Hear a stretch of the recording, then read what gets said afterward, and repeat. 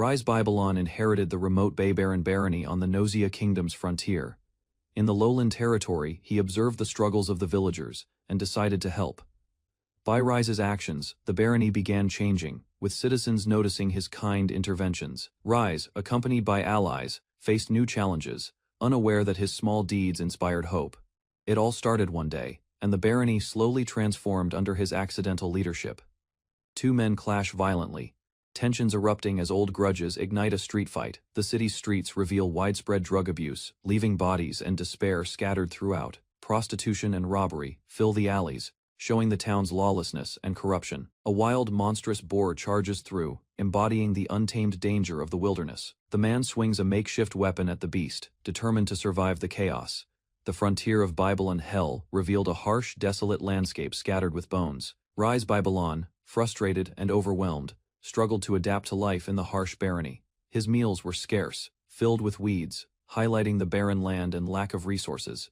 He lamented his noble upbringing, longing for luxury he had never experienced. Despite personal hardship, Rise focused on the citizens' welfare, prioritizing their safety above his desires. Rise Babylon observed the barony, emptied of everyone but the sick, subhumans, and infidels. The previous leader's death left the territory in chaos, with alcohol and disorder rampant. Rise received the official letter naming him the new lord, shocked by the sudden responsibility.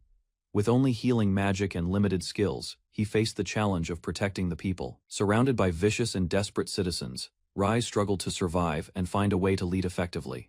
Rise Babylon panicked, unable to think of a solution to the growing chaos. A furious noble burst in, claiming the barony as his own, threatening Rise. Rise faced a group of angry and dangerous citizens, realizing it was too late to avoid conflict. The citizens noted Rise's inability to use offensive magic, seeing him as vulnerable.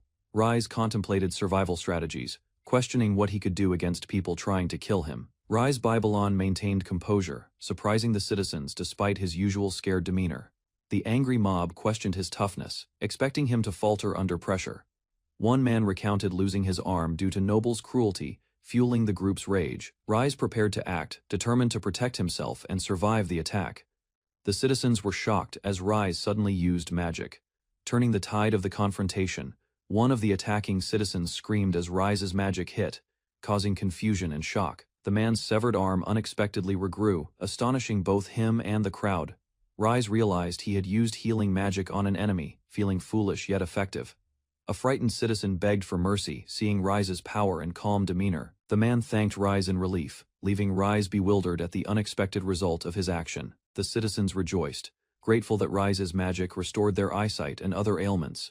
Rise realized this healing could be a pivotal moment for earning their trust and loyalty. He observed the population, noting the number of sick and wounded he could help. Despite his inability to fight, Rise resolved to use his healing magic to influence the citizens. Determined, he vowed to make the people like him and ensure their survival. Rise Babylon resolved to succeed, determined to influence the citizens through his actions. He carefully considered every move, plotting how to gain the favor of the people. Rise vowed to eat, work, and act tirelessly for the citizens' support and well-being. A few days later, the barony observed Rise using magic generously for the commoners. The citizens noticed a noble performing powerful magic on ordinary people, drawing attention from observers. The story begins in Babylon Barony, known as the worst territory in the Nosea Kingdom. Harsh and abandoned, sick and wounded villagers gather there, left with nowhere else to go, struggling to survive amid decay. Rise Babylon, the young lord, prepares to intervene, signaling a turning point for the territory and its people. He unleashes his healing magic, performing extraordinary acts that astonish all around him. Villagers recover immediately, amazed by Rise's unparalleled power, and the barony begins its transformation under his care. Rise Babylon's kindness and strategic thinking win over new followers, who see his intentions as protective leadership. Rise moves freely around the barony, observing improvements and connecting with his people like a normal young lord. He anticipates work progress, efficiently organizing villagers to complete construction and repairs without needing guidance. Villagers gain energy and confidence from Rise's healing magic, recovering fully and feeling stronger than before. The community flourishes under Rise's influence as his magic revitalizes both their bodies and morale, securing productivity. Rise Babylon plans work efficiently, imagining a shorter construction period that allows him more comfort. A visitor approaches, asking if he is indeed Baron Rise Babylon, confirming his reputation spreads beyond the barony. A new character, Alicia, is introduced, immediately catching Rise's attention with her striking presence. Rise notices Alicia's appearance, surprised by her figure, which leaves a strong impression. Alicia formally introduces herself and requests to ask Rise a question, signaling a new interaction and plot development. Rise Ballon is surprised when Alicia suddenly steps close, confronting him directly. Alicia explains the principles of Sophism, the state religion, emphasizing that magic is meant only for nobles. Rise's actions of using magic on commoners astonish Alicia, while others observe the conflict with worry. Alicia realizes Rise disregards the usual restrictions, challenging traditional expectations. She exposes that Sophism was a fabricated religion created by royalty to elevate themselves, shocking everyone. Alicia explains that her group, the Demiurgians, uses magic to guide and protect common people. She tells Rise that his actions are condemned by the state religion, making him a target. Alicia asks Rise to convert to Demiurgism, presenting a new path for him. Rise contemplates the benefits of embracing Demiurgism, understanding it will align with the people's needs. He learns that many already follow Demiurgism in the territory, reassuring him that the community supports his actions. Rise Ballon expresses his willingness to join Demiurgism at the lowest position, surprising Alicia. Alicia is thrilled, praising his judgment and offering him a symbolic position of honor. Rise considers the old meeting house at the edge of town as a place for a church. Alicia is moved to tears by Rise's kindness and dedication to helping others. She pledges her life in devotion to Rise, recognizing him as the chosen figure of Demiurge. Alicia instructs the followers to salute Rise, ensuring everything is prepared for his leadership. Rise observes the gathered followers, who appear organized and attentive, surprising onlookers. He walks among them, confirming their discipline and commitment to the new order. Alicia asserts her authority as bishop, commanding the followers under her guidance. The followers pledge their loyalty to Rise, acknowledging him as their chosen leader and protector. Rise Ballon inherits the Babylon barony, a territory called the worst in the world. He observes the bustling villagers and newcomers, deciding to gain their favor carefully. A local priest praises Rise's magic, calling him noble while condemning other nobles as corrupt. Rise realizes the town is overcrowded, struggling to manage over 3,000 residents. With his guidance, the empty land is developed, turning a simple farmland into a functional meeting house.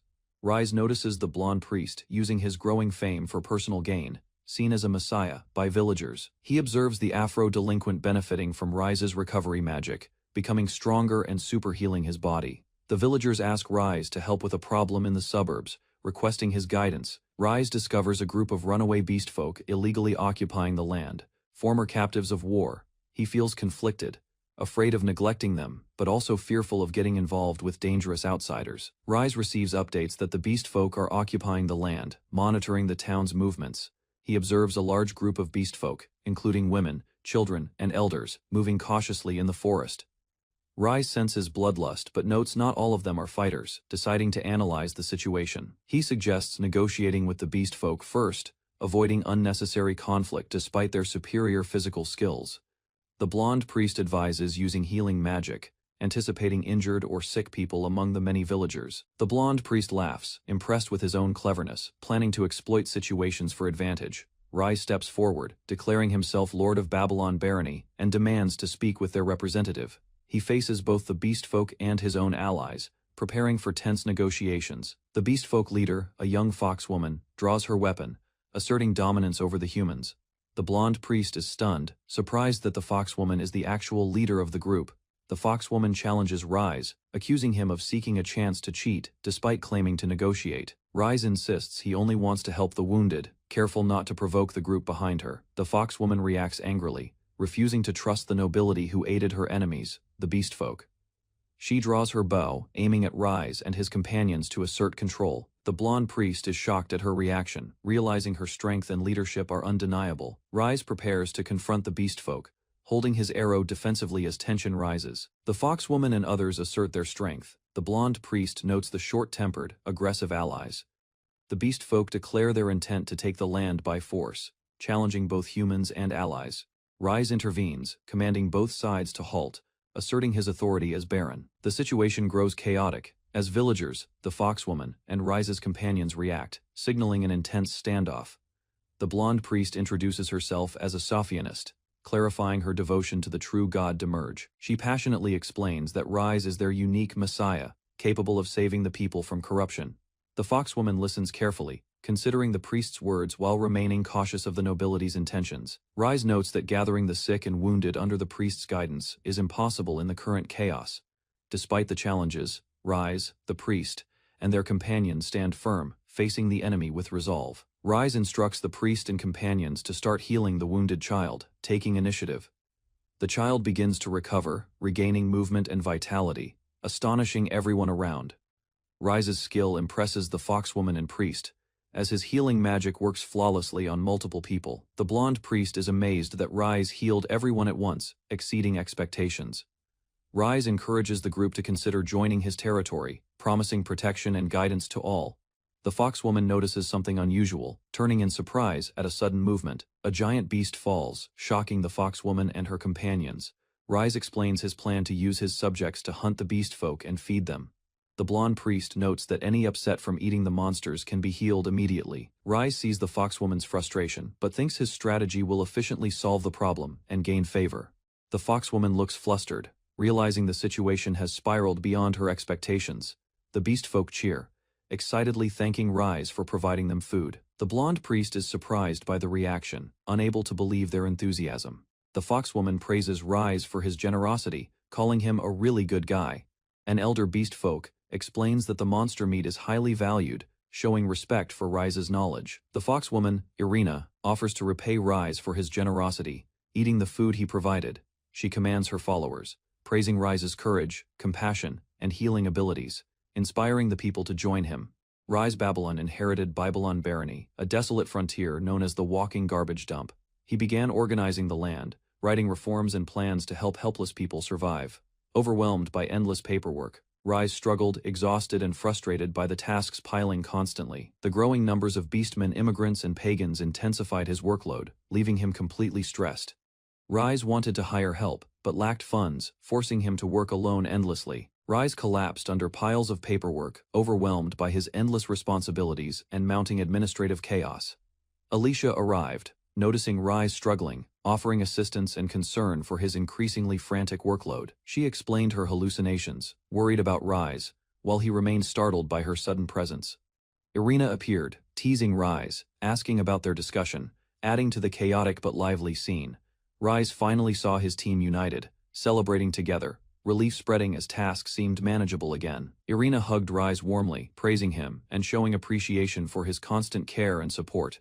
Alicia pouted gently, playfully rubbing Rise's cheek, bringing smiles and lightening the tense atmosphere. Rise found himself caught between Irina and Alicia, struggling to focus on his ongoing work. Alicia explained she had important security matters, causing Rise to worry about increasing responsibilities. Irina requested advice about education, while Rise begged them not to add extra work. Alicia explained their simple training exercises, demonstrating how they were improving skills across the fiefdoms. The trainer shouted aggressively at soldiers, demanding strict effort and discipline during the grueling exercises. Rise's team pushed through physical drills, motivating soldiers while observing the improvements and successes around them. Rise supervised elementary education for children, teaching skills, while ensuring proper guidance and instruction consistently. The children cheered happily, praising Rise and Irina, showing the results of their patient efforts. Alicia and Irina smiled warmly, inviting Rise to join them later, radiating cheerful encouragement. Rise panicked internally, wondering if the two women were romantically interested in him suddenly. He imagined the consequences, internally shouting, "No way." While trying to process the confusing situation, Rise's mind raced with conflicting thoughts, imagining Irina and Alicia in exaggerated, humorous extremes. Despite his fantasies, he resolved firmly not to touch them, focusing only on appearances. Rise reviewed documents, strategizing to assign leaders carefully and avoid mistakes, planning each crucial step. The group walked together, discovering that the inspection concerned the ranch, easing initial worries slightly. Rise emphasized the urgency of maintaining a stable food supply, discussing priorities with companions. They considered hunting monsters for meat, noting potential challenges and ensuring safety during the task. Rise decided to handle livestock issues personally, solving problems efficiently while reassuring Alicia and Irina. Alicia and Irina excitedly discussed using Rise's healing magic on livestock, imagining tasty possibilities. Rise gathered everyone, agreeing it was time to move forward with their next plan. They approached the ranch, noticing livestock resting peacefully, a sign of the barony's progress. Villagers greeted Rise warmly, requesting his help, trusting him to solve their pressing problems. Rise raised his hand, using his magic to heal the livestock efficiently and safely. The cows reacted joyfully to Rise's presence, showing signs of health and lively energy. Rise explained that healing magic could treat livestock illnesses, preventing unnecessary suffering or deaths. He considered scraping meat to regenerate it magically, but realized that method was far too extreme. Rise paused, thinking carefully, exploring alternative ways to secure more meat without causing harm. A sudden idea struck him, brightening his mind with a solution to the problem. Rise requested fresh meat from villagers, emphasizing quality and immediate availability for his plans. He prepared carefully, focusing on magical processes, while Alicia and Irina observed his every move. Rise used healing magic, concentrating intensely to ensure livestock regenerated properly for his intended purpose. The magic began affecting the livestock, transforming them in unexpected ways before anyone could react. Everyone, including Rise, Alicia, and Irina, stared in shock at the strange magical results. Rise was thrilled, amazed that healing magic could create new life for livestock safely. Everyone praised Rise, impressed with the magical results, celebrating the successful creation of life. Rise saw this as an opportunity to hire people, improving the barony's food situation. He playfully petted the livestock, enjoying their presence while supervising their magical regeneration carefully. 1 month later, the territory thrived, with carts moving supplies and livestock healthy everywhere. A weary girl appeared, battered and desperate, signaling the story's conflict would continue further. The desolate Babylon barony lay on the kingdom's edge, called the Cesspool of Gozia, feared and avoided. Rise Babylon traveled by carriage into the barony, observing the harsh and barren lands silently. Inside the carriage, crates held enslaved demi-humans, their conditions grim and cramped. Rise saw the captured girls, Alicia, Irina, and others, sitting together, exhausted and weary, dirt covering their clothes. He realized the barony's suffering ran deeper than expected, determined to help despite the overwhelming despair. Alicia and Irina overheard the cruel rumors about the barony's lord, fearing the infamous minced meat maker. The captured girls trembled, despairing at the thought of being sold into Babylon's domain and suffering further. Despite their fear, they laughed bitterly, realizing they were despised and trapped by fate in the harshest level of slavery. Rise watched them quietly, suggesting a desperate plan to survive and fight back against the cruel nobles. One girl clenched her fists, her resolve building as they prepared to endure the barony's dark trials together. Rise announced the barony's border was near, alerting the captured girls who stiffened with fear. The carriage creaked over rough roads, carrying them closer to the unknown territory. Outside, farmers tended fields and livestock, an ordinary life contrasting the girls' grim reality. The girls stared in shock at the lively farmlands, unaccustomed to peaceful sights. Rise guided the carriage toward the village, hinting at a chance to survive and change their fate. The girls stepped off the carriage, finally entering Babylon, their eyes wide with both fear and curiosity. Local villagers reassured them, praising Rise's protection and hinting at safety, despite the barony's grim reputation. Alicia, Irina, and the others looked around, skeptical that this could truly be the dreaded territory. Footsteps approached, and the girls stiffened as a commanding presence made them uneasy. Rise appeared, and the villagers quickly apologized and bowed, recognizing his authority and the security he provided. Rise stood confidently, smiling at the girls who blinked in shock, struggling to believe their eyes. He introduced himself as the barony's lord, explaining his plan to heal the wounded slaves and gain their loyalty. The girls stared at him in disbelief, surprised that a noble would speak directly and kindly to them. Rise offered his magic to heal them first, showing care beyond what they expected. He cast his healing spell, radiating power, and the girls felt a glimmer of hope for the first time. The girls felt a miraculous change. Pain disappeared, limbs moved, and they could stand freely for the first time. They stared at Rise in awe, realizing his noble status had not stopped him from using divine healing magic on slaves. Rise told them they would work as maids in his mansion, but first needed rehabilitation. He assigned Alicia to the church's care while the others embraced their new life, calling her Wani-chan. The villagers cheered, welcoming the girls as part of Babylon's fiefdom, showing hope and belonging in the barony. The girls observed that humans and beast folk were beginning to coexist peacefully, a change brought by Rise's influence. Irina smiled warmly, telling the girls to treat humans and beast folk as equals and abandon titles of royalty. She asked for their strength and support to help Rise, and the girls gladly pledged themselves to him. Rise felt encouraged as the fiefdom grew more loyal and trusting, welcoming the bonds forming among all inhabitants. Rise's healing magic enriched crops, improving the land, and the barony thrived under his guidance and care. Rise playfully imagined creating a harem, surrounded by the girls, enjoying his mischievous thoughts. Months later, he realized he had gone too far, overwhelmed by the number of new slaves he brought in. He scolded himself, understanding he had overextended, struggling to manage all the newcomers. Despite running out of cash, he used his healing magic to provide food, shelter, and safety for everyone. A visitor entered his office, interrupting Rise's reflections, showing life continued with new challenges and responsibilities. Alicia introduced Belle as the first maid to serve Rise, signaling the start of their official duties. Belle stepped forward, greeting Rise and presenting herself with confidence and poise. The youngest girl of the first group knelt, pledging to serve him with all her heart. Rise set boundaries, playfully noting age restrictions, careful with his new household staff. He was surprised that the girl was the youngest of the first group, realizing the responsibility ahead. Belle's loyalty and skills impressed everyone. She was trained in reading, writing, math, and proper etiquette. With Alicia's guidance, Belle expressed excitement to serve Rise, earning praise and the nickname Messiah Rise Sama from the girls.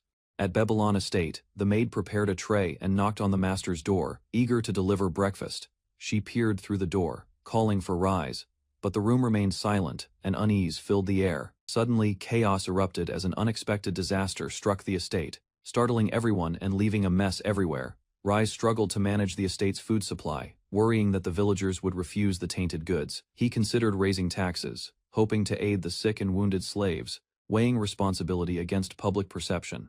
The maid nervously approached Rise with apples, fearing harsh reactions from the barony workers. Rise calmly reassured her, thinking about the estate's finances while hiding his stress internally. The maid apologized repeatedly, but Rise smiled, maintaining order and delaying decisions about noble affairs. Rise sampled the apples, carefully considering taste and quality before making any judgments about them. After tasting, he expressed satisfaction, delighting the maid with his approval and cheerful reaction. The maid proudly presented goods from Bonclay territory, hoping Rise would approve her effort.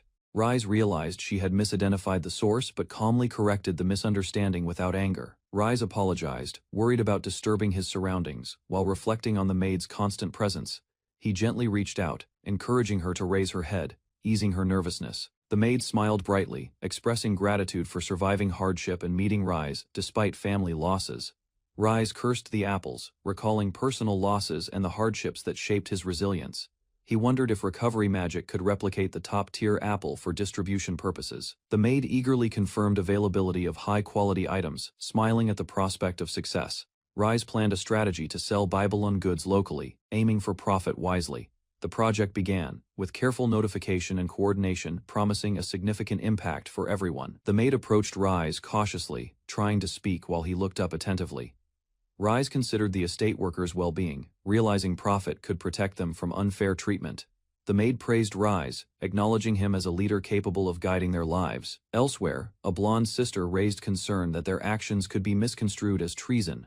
Rise stressed caution, mindful of timing, to avoid suspicion and maintain stability within Babylon. The maid prepared carefully, acknowledging Rise's instructions and committing to handle everything responsibly. Night fell at Demiurge's church, Mecca's II, a shadowed place for secretive plans and plotting. The head maid, Belle, recalled Rise's words, determined not to be seen as rebellious. Alicia, church founder, appeared, expressing surprise and excitement at the unfolding situation involving Rise. Irina, former princess of the Beastfolk Kingdom, observed attentively, intrigued by the developments around Rise.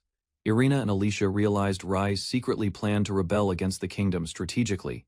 Rise opposed using magic on commoners, acting against typical nobles' practices and expectations. The first step in his rebellion was economically copying neighboring territories' specialties. Successful copying would divert money into Babylon, weakening rivals while strengthening Rise's own lands. Plans included using insiders, smuggling routes, and territorial forces to expand influence carefully. Belle praised Rise as magnificent, acknowledging his kindness and cleverness toward his slaves. Irina admired Rise's fairness, treating beastfolk as equals, despite their status in society. The group discussed maids' loyalty, ready to sacrifice for Rise's guidance and protection. Alicia noted Rise's uniqueness among nobles, highlighting his selection of partners and allies. A new character expressed willingness to partner with Rise, impressed by his reputation. A new character offered to become Rise's partner, impressed by his actions and kindness. Irina tried to confirm, unable to discern clearly, asking for Belle's assistance cautiously. The character wondered how Rise resisted temptation, struggling with embarrassment and unexpected situation. A female beastfolk revealed herself, shocked by sudden exposure, caught in a compromising moment. Irina reacted similarly, blushing and surprised as Rise and companions observed the chaotic scene. Belle pleaded as Alicia and Irina teased, creating a chaotic but humorous situation at Babylon. The girls laughed, teasing each other, showing camaraderie and playful rivalry within the group. Night fell at Babylon, and chaos continued. As the head maid observed quietly, 2 months later, the map revealed Babylon and Bonclay territories, setting future political tensions. Lord Jaikov of Bonclay discovered numerous copies, shocked by the scale and quality presented. Lord Jaikov demanded an explanation for the sudden surge in goods from his inventory. Guard Captain Klaus tried explaining, reporting stores closing due to unexplained inventory discrepancies. Klaus lost control, frustrated at failing to notice the counterfeit situation earlier. He attempted to investigate quickly, ordered identification of those responsible for producing counterfeit goods. Jaikov angrily confronted Klaus, criticizing a commoner while chaos and explosions marked the moment. Klaus angrily yelled, charging forward, demanding obedience and immediate action against the counterfeit issue. Lord Jaikov complained, frustrated by proximity to Babylon and the sudden economic impact nearby. He swore vengeance, insisting someone must be held accountable for Babylon's rising influence. The story begins at Noja Kingdom's frontier, Bonclay Barony, where dangers and isolation define the territory, despite its perilous location near the Babylon territory. The city thrives thanks to abundant local products. The peace is broken when vicious copies begin spreading chaos through the streets, unsettling the citizens. Klaus is urgently called by Resi and rushes through the building, preparing to confront the threat. Inside, a fallen figure lies on the floor, evidence of the violent confrontation and the chaos that has erupted. Klaus discovers the fallen man is a slave merchant, whose business suspiciously thrives despite chaos. He realizes the merchant sold many slaves to Babylon, gaining enormous wealth from desperate people. Ree pleads for Klaus to stop, fearing the merchant's violent punishment will cause his death. The merchant arrogantly claims no evidence links him to the copies, ignoring Klaus's attempts to intervene. Klaus launches an attack as the merchant demands evidence, threatening chaos and showing no mercy. Klaus receives orders to catch the real culprits by dawn, or execution awaits him. The enemy recalls rumors that the current head of Babylon cannot even use attack. Magic determined, the enemy plots to duel the Babylon Lord and destroy the territory entirely. Exhausted, Klaus doubts they will ever identify the true culprit behind the recent chaos. Alicia appears, revealing herself as the smuggling guide, offering Klaus a path to stop it. Klaus and Alicia sit on a bench, discussing why she helped with the smuggling operation. Alicia admits she enjoyed seeing Jaikov get angry, even if it caused damage in territory. Klaus considers how removing Jaikov could allow a lord who cares for the poor to rule. Alicia insists Klaus cannot abandon the weak people, inviting him to join Rise's cause fully. She encourages Klaus to see Babylon himself, promising he will not regret witnessing the land. Klaus arrives at Babylon Estate, a grand manor, signaling a shift from chaos to strategy. Two maids eagerly offer assistance, showing loyalty and readiness to serve their master in every task. Klaus notices former slaves from Bonclay territory are lingering, attracting attention and complicating his plans. A new figure identifies themselves as the estate guard captain involved in handling the copies. The maids recall his kindness in Bonclay, realizing he may be as sly and gentle. The guard wonders what a man of Klaus's abilities could want with their assistance indoors. Klaus desperately pleads to Rise Sama for asylum, hoping for protection after surviving recent chaos. Klaus is inspired by Babylon's harmony, amazed at how differences in status and race coexist. The captain notices Klaus is bruised from previous conflicts and expresses concern for his condition. The captain begins healing Klaus, using magic to restore him from the injuries he suffered. Klaus is shocked as Rise Sama heals his wounds, restoring him from the injuries he suffered. Klaus thanks Rise Sama, thrilled she matches her reputation, and acknowledges her help with Bonclay dealings. Rise Sama analyzes Jaikov's behavior, realizing he treats his fiefdom like livestock, confirming Klaus's warnings. Rise Sama encourages Klaus to serve her fully, offering food, rest, and freedom to obey orders. Klaus warns Rise Sama about Jaikov's intentions, explaining he plans to kill her and destroy Babylon. Klaus reacts in shock, realizing someone intends to destroy the land he worked hard to develop. He defends his actions, explaining that distributing good quality copies at low prices made people smile. Klaus panics at the idea of dueling alone against a nobleman, capable of using attack magic. Klaus checks on Rise-sama, concerned for her safety after the confrontation and tense situation. The maids explain Rise-sama is calmly predicting future moves, using intelligence to stay several steps ahead. Rise-sama instructs Klaus to prioritize an emergency, signaling that his rest must be postponed immediately. Klaus and Rise-sama walk through the town, greeted by people with admiration and trust. Rise-sama surveys the situation, contemplating strategies carefully, ensuring her decisions protect her people effectively. She declares that the Bonclay territory has declared war, planning to involve her citizens if necessary. Rise-sama challenges her people to protect the land, demanding commitment even at the risk of life. Rise-sama commands her people to take up arms, declaring that defending their land is officially war. The townspeople gather, signaling that the long-awaited conflict has begun under Rise-sama's leadership and planning. Alicia and her companion comment on Klaus's decisive actions, acknowledging his quick response and reliability. Alicia playfully checks if everyone is prepared for battle, teasing Klaus about his dedication to Rise-sama. Rise-sama and Klaus confirm the other side's guards are neutralized, ensuring freedom to act strategically. Klaus is exhilarated, determined to elevate Rise-sama and the Demiurge cult to unprecedented glory today. He rallies the group with enthusiasm, signaling the beginning of an all-out coordinated effort immediately. Rise-sama steps forward with confidence, declaring the fight officially started and motivating everyone to engage fully. The Lord panicked, demanding to know why the criminal was not caught and blaming Jaikov. A framed portrait of the Baron loomed over the room. As officials shouted in anger, the citizens protested outside, accusing the Lord of high taxes and the economic recession. Jaikov crouched in despair, labeled as the true culprit by the frustrated Lord. The crowd considered using magic or force to resolve the situation, contemplating their next move. Rise Babylon faced a furious mob outside his barony, weapons raised, shouting for his removal. A projectile struck one of the aggressors, creating chaos and panic among the attackers. A noble bystander was injured, shocked that a commoner had caused him harm. The crowd watched in disbelief as Rise defended himself, causing destruction around the gates. Rise's rage intensified, and he prepared to retaliate against anyone threatening his life. Rise Babylon stood on the rubble, commanding the ground to break apart as his golems began to emerge. The massive stone golems fully formed, surrounding Rise and ready to follow his orders. Citizens and onlookers scrambled in panic, dodging the advancing golems as debris rained down around them. A figure confronted Rise, boldly challenging the wicked lord as the golems advanced.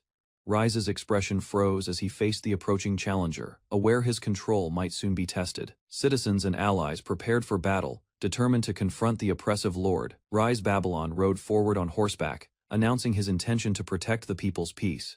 Rise's companions assessed the situation, aware that the timing aligned perfectly with the church's secret schemes. The enraged lord questioned why Rise led such a large army through his territory. The lord scolded his guards, frustrated that so many intruders passed through his defenses unnoticed. A cheerful ally greeted the lord mockingly, reporting their completed transfer to Babylon territory. The group moved together, ready to escort the people safely through the streets. The lord reacted in shock, unable to comprehend the situation unfolding before him. Rise's golems appeared behind him, intensifying his panic and disbelief. Rise's companion reflected calmly, questioning whether the chaos had been planned or just coincidental. Rise's allies reflected on the lord's arrogance, mocking him while emphasizing that the people were their true defense. The enraged lord shouted threats, vowing to erase Babylon from the map in fury. Rise explained his plan, using recovery magic to turn citizens into an eternal protective wall. He instructed his companions to stay close, attack with projectiles, and form a human castle around him. His allies prepared for the assault, understanding that destroying Babylon would require defeating Rise and his human walls. Rise's golems surged forward, prepared to crush any threat in their path while he stayed alert. The citizens rode with Rise, surprising the lord and questioning where his walls had gone. The lord panicked, fearing he had no protection if Rise had an ace up his sleeve. Rise realized the conflict had escalated into a full-scale war between Babylon and Bonclay territories. The battle began, with Rise, his allies, and the human walls confronting the furious lord and his forces. The Babylon forces faced Bonclay's massive golem army, preparing for a decisive battle. Rise Babylon urged his fiefdom to act quickly, ensuring no danger threatened them. Bonclay laughed confidently, claiming his golem army was superior to any commoner's effort. The golems charged violently, striking the front lines while soldiers fought desperately on horseback. Babylon warriors smashed the golems, coordinating attacks to stop them, defending against overwhelming force. Babylon fighters attacked golems directly, grappling them with strength and determination. Rise observed carefully, noting the soldiers' unusual courage and resilience against overwhelming foes. One golem was struck violently, shattering under the combined force of Babylon warriors. Bon Clay panicked, unable to believe his golems were failing against these common soldiers. Rise organized aid for the injured, guiding his team to stabilize and protect everyone. Bon Clay was shocked, unable to believe Rise's magic could instantly heal mortally wounded soldiers. Rise confidently demonstrated his recovery magic, surprising everyone with his immense power and control. Bon Clay realized Rise's skill with livestock and battlefield strategy made him unexpectedly formidable. Acknowledging Rise's abilities, Bon Clay admitted he was worthy of facing such an enemy. The ultimate golem emerged, advancing toward the battlefield, threatening everyone as the ground cracked violently. Bon Clay's ultimate golem rose, massive and terrifying, dwarfing everyone on the battlefield. Bon Clay commanded it to attack, aiming to crush Rise and his allies completely. The enormous golem wreaked havoc, throwing soldiers and crushing structures with overwhelming force. Babylon soldiers struggled, their horses refused commands, unable to adapt to the golem's size. Rise observed calmly, preparing a counter-strategy to stop the golem and protect his army. Bon Clay laughed maniacally, claiming victory as his army prepared to crush Babylon completely. The ultimate golem charged, trampling through soldiers while Rise and his allies faced imminent danger. Rise's female allies vowed to protect him, placing themselves in harm's way courageously. The soldiers panicked internally, struggling with fear and the overwhelming number of enemies. Rise hesitated, realizing the situation had escalated beyond what he could handle alone. Rise shouted defiantly, refusing to die, despite the overwhelming battlefield danger surrounding him. He prepared a risky move, commanding the golem to act with unusual precision. Bon Clay struggled, realizing Rise's magic items could turn the tide against his massive forces. The golem reacted, dispersing powder unexpectedly, shocking soldiers and disrupting Bon Clay's strategy entirely. Rise focused intensely, ready to unleash his ultimate power, determined to protect his army.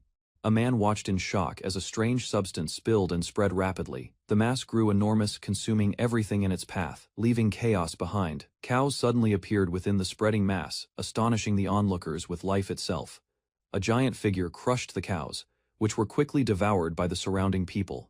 A young hero celebrated triumphantly, declaring the power of justice that creates countless lives. A week after the evil lord's defeat, the land was still recovering. The villagers mourned the losses, especially the cattle. In enemy territory, the people began recognizing Rise-sama. They approached eagerly, asking for handshakes and autographs, celebrating his presence. Crowds gathered as Rise-sama walked through the streets. Everyone wanted to see him, grateful for his efforts and protection.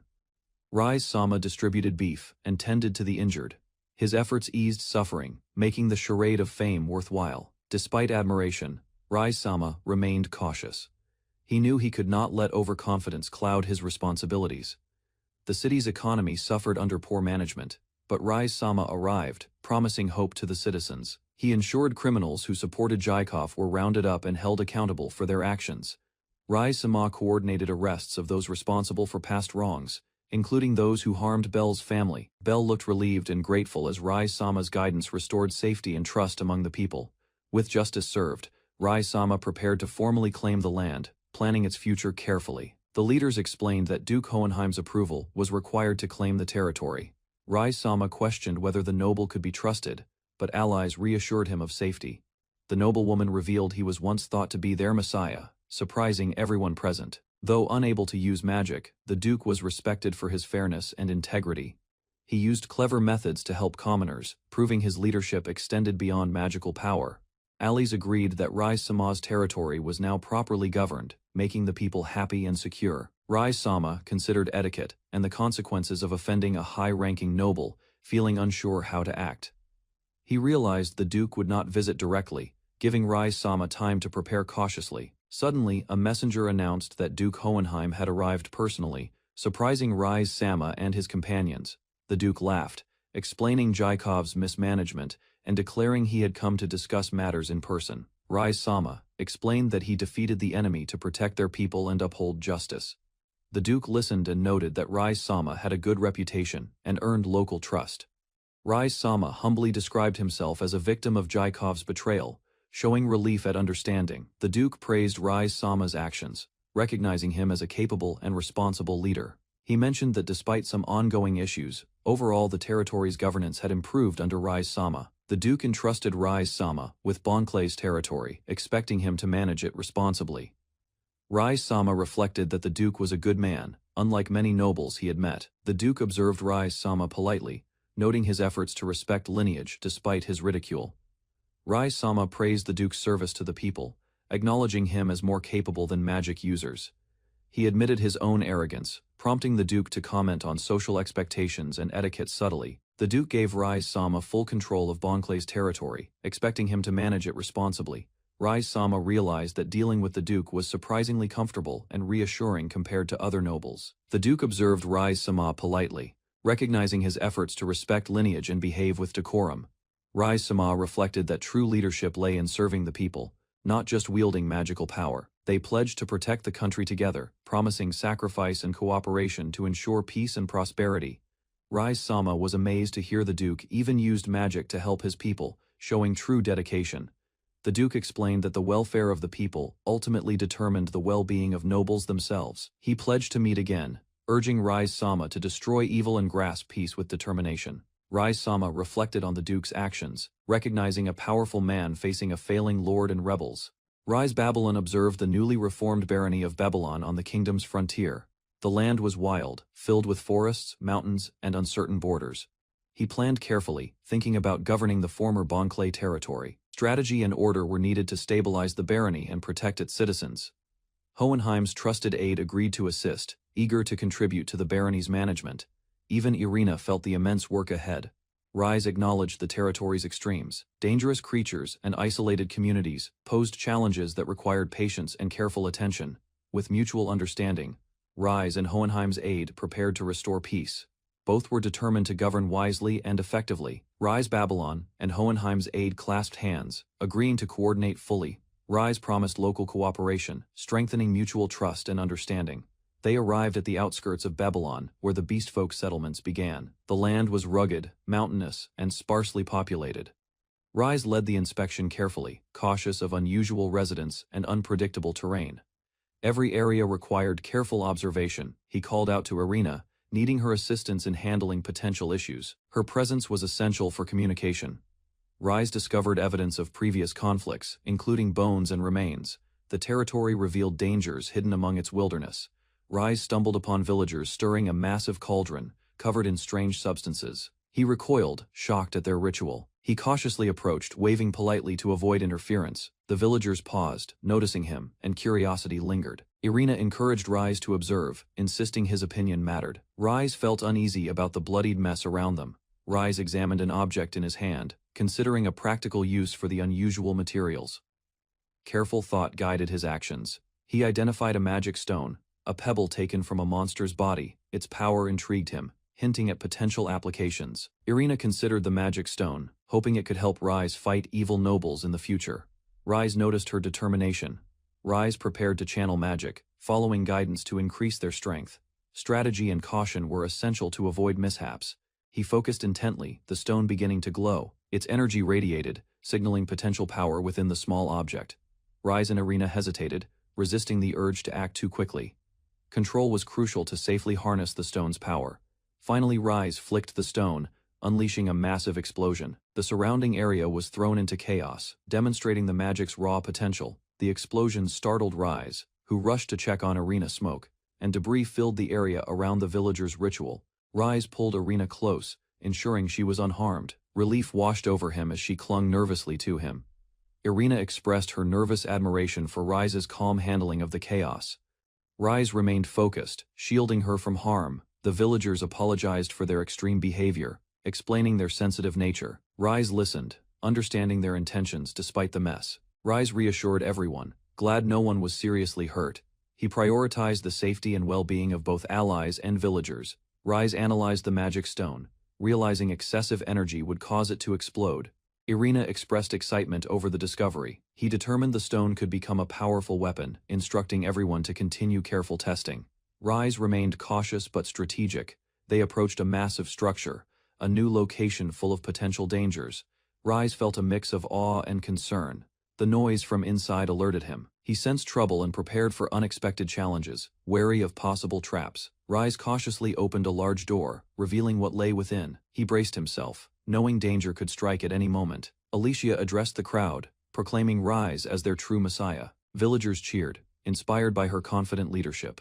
She raised her voice, inviting everyone to join in a hymn, emphasizing unity and devotion to Rise. The crowd followed Alicia's lead, declaring Rise their one true savior.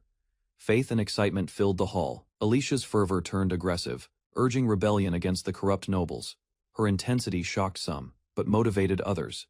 The congregation erupted into chaotic energy, ready to act on Alicia's command. Enthusiasm and disorder surged through the crowd. Alicia celebrated Rise and announced her plans for a child with him. The crowd cheered, energized by her words. Rise observed from a distance, hearing the villagers' support and their wish for the child to inherit royalty. After the chaotic event, Rise reflected alone in the hallway, trying to process what had just happened. A companion called out to him, concerned. Rise remained silent, still recovering from the spectacle he witnessed. Another ally reported completing tasks for the guard, seeking Rise's approval. Rise listened, balancing leadership with personal overwhelm. Rise was relieved to see Claus safe. He expressed gratitude, acknowledging the importance of trusted allies. Claus addressed Rise respectfully, but Rise insisted on simplicity, asking to be called just Rise. The bond between them strengthened. Rise offered to cook, hoping to share a meal and care for Claus. Claus eagerly volunteered to help. They walked down the hallway together, discussing responsibilities and daily tasks, blending leadership with camaraderie. A young observer watched, heart racing. Seeing Rise with another gentleman stirred emotions, highlighting the intensity of admiration and affection. In the frontier barony of Nausea, Baal surveys the seedbed of unusual things. An old ruin quietly waiting, across open fields. Villagers run together, unaware their peaceful land hides changes, slowly spreading beyond the distant mountains. Children play nearby while Baal's influence grows, shaping lives subtly as the territory begins shifting into something different. Baal sits confidently, believing events went smoothly, unaware his accidental decisions created results far beyond his simple expectations. As Bonclay territory is secured, Baal relaxes while attendants serve him, and others question how his plan succeeding. Alicia reports to Baal after handling complaints, ensuring villagers remain satisfied, while minor issues are dismissed without concern. Strange individuals gather within the territory, increasing population rapidly as Baal unknowingly attracts dangerous yet loyal followers. Baal confidently explains his ability to secure resources, relying on healing magic to maintain food supply without difficulty. With Duke Hohenheim's support, Baal feels reassured, believing his safety is guaranteed despite unclear intentions behind alliances. Alicia becomes flustered and leaves quickly, while Baal notices her behavior, remaining unaware of the situation's deeper meaning. With duties reduced, Baal finds himself with too much free time, feeling uncertain about how to use it effectively. Suddenly inspired, Baal decides to leave the territory, seeking excitement and purpose through an unexpected personal adventure. Recalling rumors, Baal focuses on an abandoned mine, said to house a dragon. Seeing it as opportunity, Baal prepares recklessly, determined to defeat the dragon alone, convinced his actions will bring results despite risks. As Baal departs, others react urgently, calling for Alicia and allies. Realizing his impulsive decision may cause trouble, Baal proposes forming a small elite group, including a warrior, scout, priest, and wizard, to handle the mission. Rise reacts with surprise, but quickly shows interest, while Baal clarifies their destination is the abandoned mine. Rise moves closer to Baal, acting playfully, while he remains confused by her behavior and unclear intentions. Alicia observes them silently, stepping in as tension rises, showing awareness of the developing situation around Baal. The moment continues with Rise's teasing attitude, while Baal stays uncertain, unaware of the attention and implications surrounding him. Alicia interrupts as Baal and Rise stand close, showing she has been listening and monitoring their situation carefully. Aistkin girl appears outside the window, joining the mission, surprising Baal and expanding the group unexpectedly. She explains dragons as valuable prey for beastfolk, increasing Baal's interest while others react to her excitement. Baal calmly considers the idea, maintaining composure while trying to understand the situation and its practical details. The beastkin compares dragon meat to premium food, leaving Baal confused about their motivations and unusual perspective. The group acknowledges the beastfolk's success, and Baal accepts her participation, allowing the team to expand further. Rise suddenly proposes an absurd idea involving Irina, showing her excitement while others struggle to follow her thoughts. Bal dismisses Rise's behavior as useless, while others question her condition, recognizing her unusual and unstable mindset. Attention shifts as the final member is mentioned, completing the group needed for the upcoming dragon mission. Claus arrives before Rise, answering the call, as Alicia observes, confirming the party is now fully assembled. Claus questions Bal's decision, confused about the dragon mission, while the unusual group gathers behind them silently. Bal insists on Claus joining, trusting him completely, seeing him as the only reliable member in the situation. Alicia nervously volunteers to follow as caretaker, unable to leave Bal alone despite her visible anxiety. The party forms with distinct roles, though their actual abilities seem unclear, creating an unbalanced yet determined group.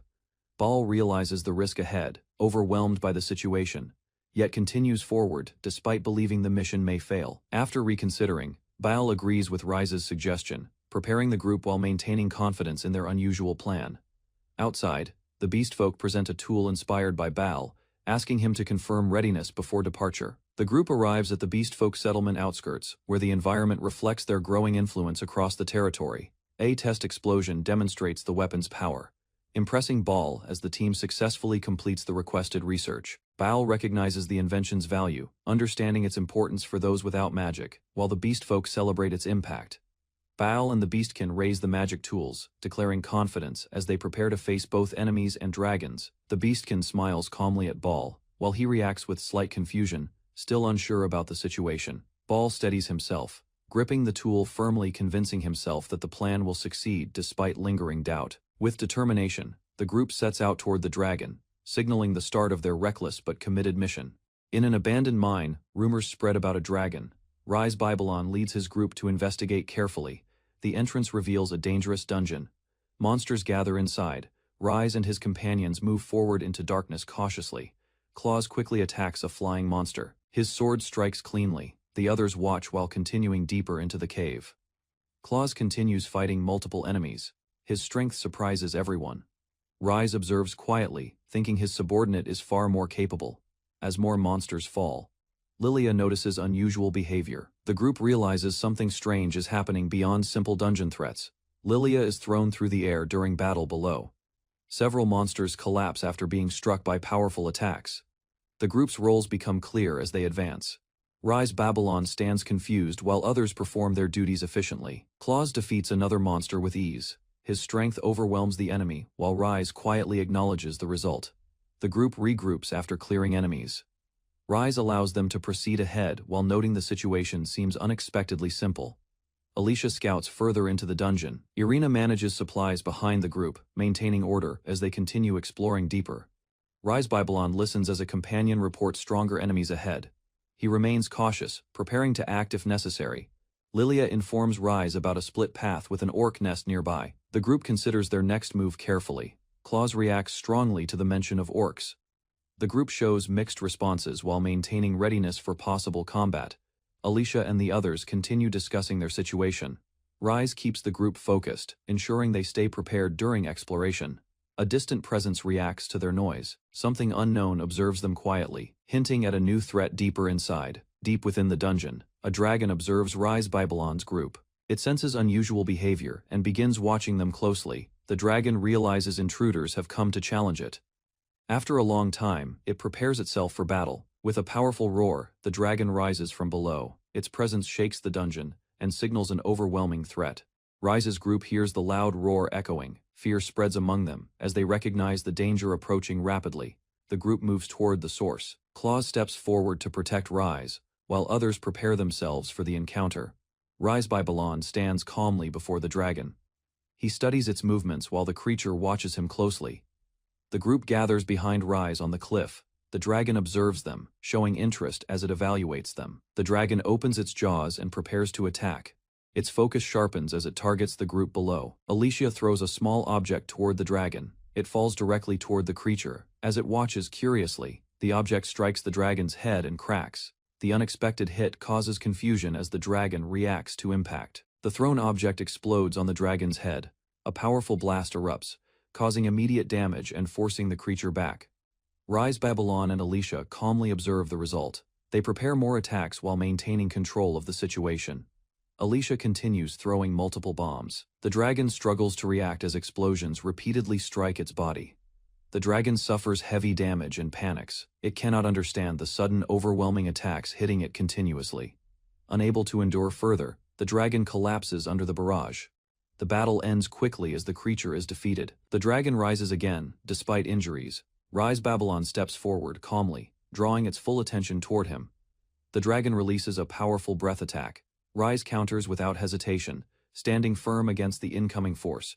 Rise extends his hand and activates his ability. A strange power spreads, confusing the dragon instantly. The dragon begins weakening rapidly. It realizes something is wrong as its strength fades under Rise's influence. Rise declares the outcome with certainty. The dragon collapses completely, unable to resist the overwhelming power anymore. The dragon's body begins shrinking and destabilizing. Rise Babylon's group watches from a distance as its form changes. The dragon suddenly struggles to breathe. Its body swells unnaturally, reacting to the strange power affecting it. The creature transforms into a small, harmless form. Its overwhelming presence disappears, leaving it completely weakened. After the battle, the group departs the area safely. Their journey continues as they leave the dungeon behind.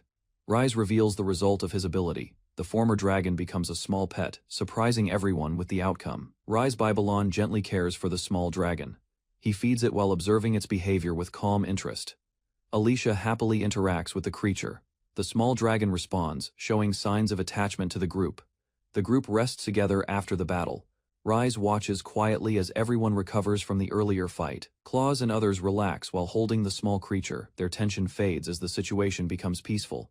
The group reflects on the quick battle. They realize the dragon was defeated far faster than expected. The small dragon continues making noises. It remains harmless, confirming the battle has completely ended. Babylon sits alone in his territory office, thinking seriously about future plans. After the dragon incident, feeling uncertain and pressured. Dorotora plays happily with a small creature while Alicia watches nearby, creating a lively atmosphere inside the normally quiet room. Dorotora and Alicia become noisy and energetic, disturbing the space, while Babylon remains seated, trying to stay calm and focused. Alicia moves closer to Babylon and asks about his thoughts, while Dorotora reacts playfully without understanding the situation. Babylon regains composure and reflects seriously, focusing again on developing the Babylon territory, despite constant distractions around him. Dorotora worries about the territory's poor reputation and lack of tourists, realizing the situation keeps repeating without improvement or outside attention. Babylon sits quietly in his office, thinking carefully about possible ways to improve the territory and attract more visitors. Alicia suggests cultural exchange with beastfolk in the forest, showing activities that could bring interest and new opportunities. Dorotora proposes teaching demiurgism at the church, but the idea is considered dangerous and quickly rejected due to risks. Babylon considers another plan involving dragons, aiming to create something unique that could entertain visitors and improve the territory. Alicia studies the map and realizes the mountains block access to the ocean, but confirms a possible route exists. Babylon understands the idea and begins forming a plan, seeing a way to connect the territory beyond the mountains. Workers begin digging through the mountains, creating a tunnel as Babylon's plan moves forward with strong physical labor. The tunnel construction progresses successfully, supported by magic and effort, allowing steady advancement through the difficult terrain. Babylon reflects on the teamwork, appreciating everyone's cooperation while believing his simple idea may not deserve such dedication. A worker informs Babylon that someone is injured inside the tunnel, requesting Rise's recovery magic to handle the situation quickly. Rise confidently steps forward and prepares to use her recovery magic, assuring that the injured worker will be restored. After receiving healing, the worker's body becomes excessively muscular, surprising everyone as the recovery magic produces an unexpected result. Despite the strange effect, the worker feels energized, and Babylon decides to use this strength to continue pushing the tunnel forward. Rise enhances the worker further with magic, increasing energy and stamina, allowing rapid progress as the tunnel breakthrough approaches. The overpowered worker suddenly releases immense strength, smashing rocks violently as the tunnel shakes from his uncontrolled physical power. Alicia reacts in shock, unable to understand the situation as the worker moves at high speed through the collapsing tunnel. The worker regains awareness and examines his body, realizing he has gained overwhelming strength from the recovery magic. He continues, striking the rock with precision and force, efficiently breaking through the tunnel walls with his enhanced abilities. Babylon observes the scene calmly, while others worry, as the worker's transformation raises concerns about his condition and control. More workers gather around Rise, requesting her recovery magic, forming a line as they seek strength to continue tunnel work. Babylon reflects on the process, acknowledging unexpected outcomes while remaining satisfied that the plan is progressing successfully overall. The group reaches the ocean, discovering a completed path through the mountains, marking a major achievement for the territory's development. Babylon quickly plans the next step, deciding to build a resort and port, aiming to attract visitors and improve the territory. Rise approaches Babylon at the beach, showing excitement, while he reacts calmly as the group begins enjoying the new location. Alicia stops Rise from changing clothes, warning about unknown dangers near the beach, while Babylon observes their behavior calmly. As the group stands near the shore, something begins moving beneath the water, signaling a hidden threat approaching from the ocean. Babylon ordered a route through the mountains to the sea, aiming to build a resort and attract visitors. The map showed Palisade territory across the shore, known for luxury, making Babylon consider competing for customers. His retainer carefully summarized the plan, ensuring Babylon's vague intentions sounded like a calculated strategy for development.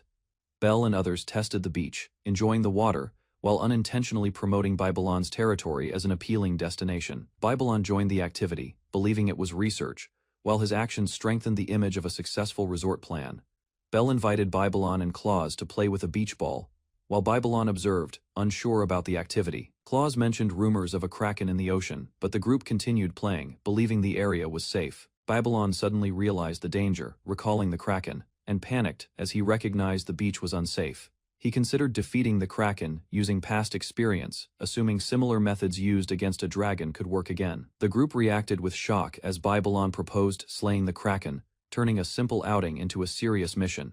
Babylon proposed defeating the kraken, then using healing magic to create a controllable pet, imagining a unique resort attraction. Belle and others supported the plan, believing luring the kraken would also strengthen their forces and weaken Palisade territory. Rise watched the group play on the beach, unsure whether to follow Babylon's dangerous plan or continue harmless activities. Belle approached Rise enthusiastically, drawing attention, while Babylon reacted awkwardly, struggling to maintain focus on the situation.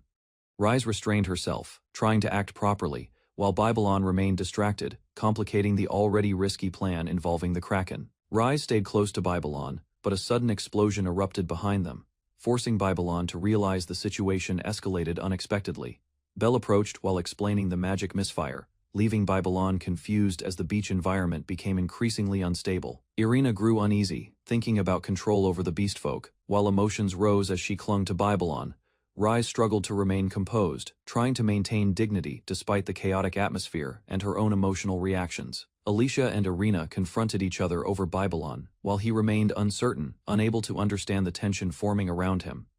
Claus warned everyone to leave the ocean immediately, as Babylon noticed a massive presence approaching from behind the shoreline. The kraken emerged from the sea, towering over the beach, confirming the danger Babylon had previously feared. Claus rushed forward to protect Rise, pushing her away as the kraken's attack struck toward their position. The impact hit Claus directly, sending him crashing into the sand while Babylon stood frozen, unable to react quickly. Babylon finally realized the severity of the situation as panic spread, forcing him to face the kraken directly. Irina and Alicia were suddenly grabbed by the kraken's tentacles, struggling as they tried to free themselves from its grip. The kraken revealed its full form, towering over the beach as the true threat of the sea became clear. Babylon released Dorotaro toward the kraken, hoping the creature could fight, but it showed no effectiveness. Dorotaro failed to act properly, leaving Babylon realizing his plan was ineffective against the kraken's overwhelming strength. Babylon acknowledged the situation was worsening, understanding he needed a stronger method to defeat the kraken immediately. Babylon realized using the bomb would endanger Irina and Alicia, since they were still trapped by the kraken. He reached a conclusion, forming a new plan after recognizing the risks and limitations of his current approach. Babylon ordered Belle and Claus to prepare the bomb, while others objected, concerned about leaving him alone. He decided to rely on his healing magic, believing he could weaponize it and endure while protecting everyone nearby. Babylon sent the group away, standing alone on the beach as he prepared to confront the kraken directly. The kraken launched a powerful attack, forcing Babylon to raise his arm and endure the incoming strike alone. Babylon countered immediately, striking back with force, committing fully to his plan to stop the kraken's advance. His healing magic transformed, creating multiplying organisms that spread rapidly across the battlefield and overwhelmed surrounding space. The multiplying creatures latched onto the kraken, consuming its surface while Babylon confirmed his strategy was working effectively. The kraken struggled under the relentless spread, showing signs of weakening as Babylon's unusual ability dominated the fight. Babylon launched starfish-like creatures toward the kraken, continuing his attack while refusing to stop the assault. The starfish multiplied rapidly, overwhelming the kraken as natural predators consumed it and weakened its massive body. Belle and Alicia pulled the others free, confirming the kraken's grip was loosening as Babylon's strategy took effect. Babylon added more creatures, including jellyfish, intensifying the attack and ensuring the kraken could no longer resist. With the kraken defeated, the group gathered safely. Recognizing Babylon's actions had saved everyone on the beach, Claus returned with materials as the group regrouped. While Babylon confirmed preparations for the final step were complete, Babylon rallied everyone, distributing tools and leading them with confidence as they prepared to execute the final plan. The group launched the bomb attack together, striking the ocean and causing a massive explosion to finish the kraken. The sea calmed afterward, filled with remains, as Babylon acknowledged their success in restoring safety to the area. Babylon reflected calmly, believing nature would recover while accepting the cost of their actions during the battle. 2 months later, the sea near Palisade territory appeared calm, but changes beneath the surface began affecting surrounding regions. Silica received reports that fish production had dropped sharply, causing concern about the territory's economic stability. Her subordinate struggled to explain the situation clearly, as confusion spread due to unexpected environmental changes in the ocean. Silica decided to act personally, confident in her abilities, determined to resolve the crisis affecting Palisade territory. Silica stood on the rocky shore, exhausted and hungry after losing her noble status, staring at the vast sea alone. Rise appeared suddenly, loudly declaring himself while pointing at Silica, surprising her as he approached with confidence and strange enthusiasm. A few days earlier, Rise trained outside, breathing heavily while Claus watched, concerned about his condition and unusual behavior. Rise looked toward the sea, thinking seriously about the kraken, unaware his thoughts would soon lead to unexpected events. Claus and Rise reflected on the unknown danger, realizing the giant kraken existed, yet no one had understood the threat before. Rise faced a giant baby kraken, realizing it was still young, yet already massive and far beyond normal expectations. Claus complained about the creature, explaining it scared visitors away and consumed seafood, worsening problems in the coastal territory. Claus fell silent when questioned, causing Rise to feel uneasy as he tried to understand his subordinate's unusual reaction. Rise worried about betrayal, recalling Claus's past, yet still tried to accept him and resolve the situation peacefully. Claus suddenly grabbed Rise's hand tightly, surprising him, showing strong emotion while calling out to him with urgency. Claus credited Rise for defeating the kraken, while expressing worry about being abandoned and questioning his own usefulness. Rise reassured Claus by treating him as a friend instead of a servant, strengthening their bond and easing his concerns. Belle secretly watched them from behind a tree, surprised and emotional after witnessing their sincere and unexpected interaction.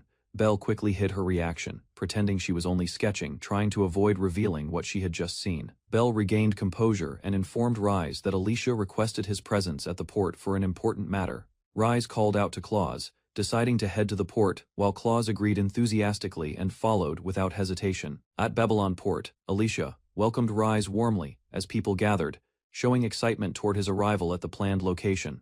Alicia pulled Rise closer and tried to lead him aside, while others reacted noisily, creating confusion around the situation. Another woman noticed Rise and Alicia together, pointing toward them as she approached quickly, drawing attention to their interaction. Everyone noticed a strange ship in the sea, realizing it resembled a pirate vessel, raising concern about a possible threat. Rise became overwhelmed as reports spread about criminals appearing, confusing him just as the territory had begun improving.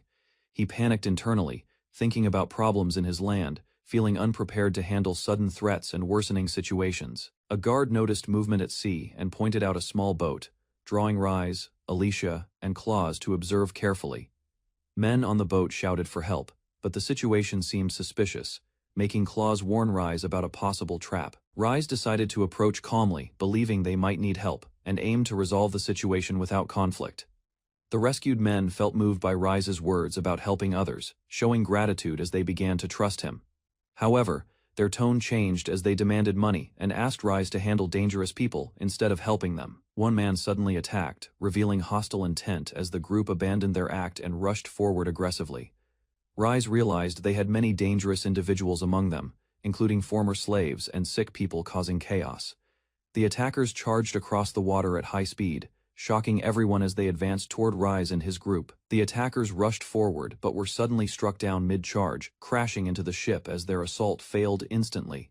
More enemies tried advancing, yet confusion spread as they realized something invisible had stopped their momentum completely. Their leader remained confident, ordering them to continue attacking despite the strange situation and unexpected resistance. He charged forward himself, aiming directly at his target, believing a direct strike would end the fight quickly. However, his attack failed, and the group froze in shock, their confidence breaking as the situation turned against them. The rescued people knelt before Rise, expressing gratitude after being saved, showing relief and exhaustion from their suffering. Rise used magic to heal their injuries, further increasing their respect as they recognized his kindness and unexpected abilities. Rise calmly asked about their situation, focusing on understanding how they became involved with the pirates. They explained they were fishermen captured at sea and intended to be sold, revealing the pirates' true actions. Alicia reacted firmly, stating such actions were unacceptable, emphasizing justice against those who kidnapped innocent people. Rise realized the situation was a serious crime, while another figure saw it as an opportunity to gain advantage. The territories were compared, showing Palicide's prosperity, while someone planned to take advantage of Babylon's situation. The hidden figure revealed selfish intentions, thinking of using the crisis for personal benefit. Despite the ongoing suffering, Rise remained determined, deciding to rely on his people, while considering how to act despite uncertainty about the situation. He approached the suffering group and questioned their situation, preparing to guide them toward a better outcome. The fishermen cried, explaining their situation was hopeless, as even their efforts could not solve the problems they faced. Rise stepped forward, offering to take responsibility for their suffering and emotions, trying to give them reassurance and direction. Alicia and the others silently agreed, supporting Rise's decision and showing trust in his leadership. Rise made a firm decision, declaring they would move to Palicide, aiming to change their situation and provide stability. At the estate, reports revealed declining fish supplies and repeated accidents, worsening the crisis affecting the surrounding waters. A noble argued that they had identified causes of the problems, while another admitted even working with pirates failed. Frustration grew as the situation remained unresolved, leading her to refuse meeting officials and avoid further complaints. She stood alone by the sea, reflecting on her troubles, as her inevitable encounter with Rise drew closer. Near Babylon's coastal territory, a massive kraken suddenly appears, disrupting shipping routes and threatening nearby waters under his fragile rule. Villagers panic as countless small kraken spawn rapidly emerge, overwhelming the coast, while his subordinates cry in confusion and fear. Fishing and tourism collapse entirely as the multiplying creatures spread uncontrollably, leaving Babylon's already weak domain facing economic disaster and pressure. Believing sacrifice is the only solution, Babylon plans to lure the Kraken away, thinking it is his final desperate act. Meanwhile, a hidden figure manipulates pirates and schemes sacrifices, deepening the crisis, while Babylon unknowingly moves toward unintended consequences. A pirate ship approaches Babylon's territory, cutting through rough waves, raising suspicion as unknown forces arrive near the troubled coast. A subordinate notices movement and reacts with shock, recognizing the return of enemies as tension quickly spreads across the area. On the rocky shore, a girl signals loudly toward the approaching ship, trying to draw attention and reveal her presence. The crew observes her from afar and concludes she must be Babylon, misinterpreting her actions as confident authority over the land. Among the pirates, a calm strategist realizes the misunderstanding, noting Babylon remains unaware of their presence and hidden intentions. Rise Babylon gathers evidence against the corrupt lord, believing this situation will help her gain influence and future advantages. Confident and determined, Rise leads her group forward, declaring justice as she moves to confront the enemy controlling the territory. She arrives at the rocky hill where the supposed lord stands, boldly revealing her identity and purpose to condemn wrongdoing. The girl on the hill reacts with confusion and fear, questioning why someone like Rise would appear in such a place. Meanwhile, Babylon watches with a dark grin, deciding to exploit the situation and let events unfold to his advantage. Babylon remains calm despite the situation, while Silica worries that the pirates may have already revealed their plans and secrets. Silica steps forward with confidence, deciding to eliminate all evidence and obstacles, determined to protect her position and authority. A massive surge of water erupts violently, shocking Rise and her group, as the unexpected display of power changes the battlefield. Silica proudly demonstrates her magic, while Rise observes carefully, recognizing the strength behind the attack despite the chaotic situation. As the waves crash, villagers panic and flee, while approaching forces create further danger, leaving Babylon's territory in deeper crisis. Rise's actions confuse the observers, who criticize her behavior, while tension rises as her intentions remain misunderstood by everyone present.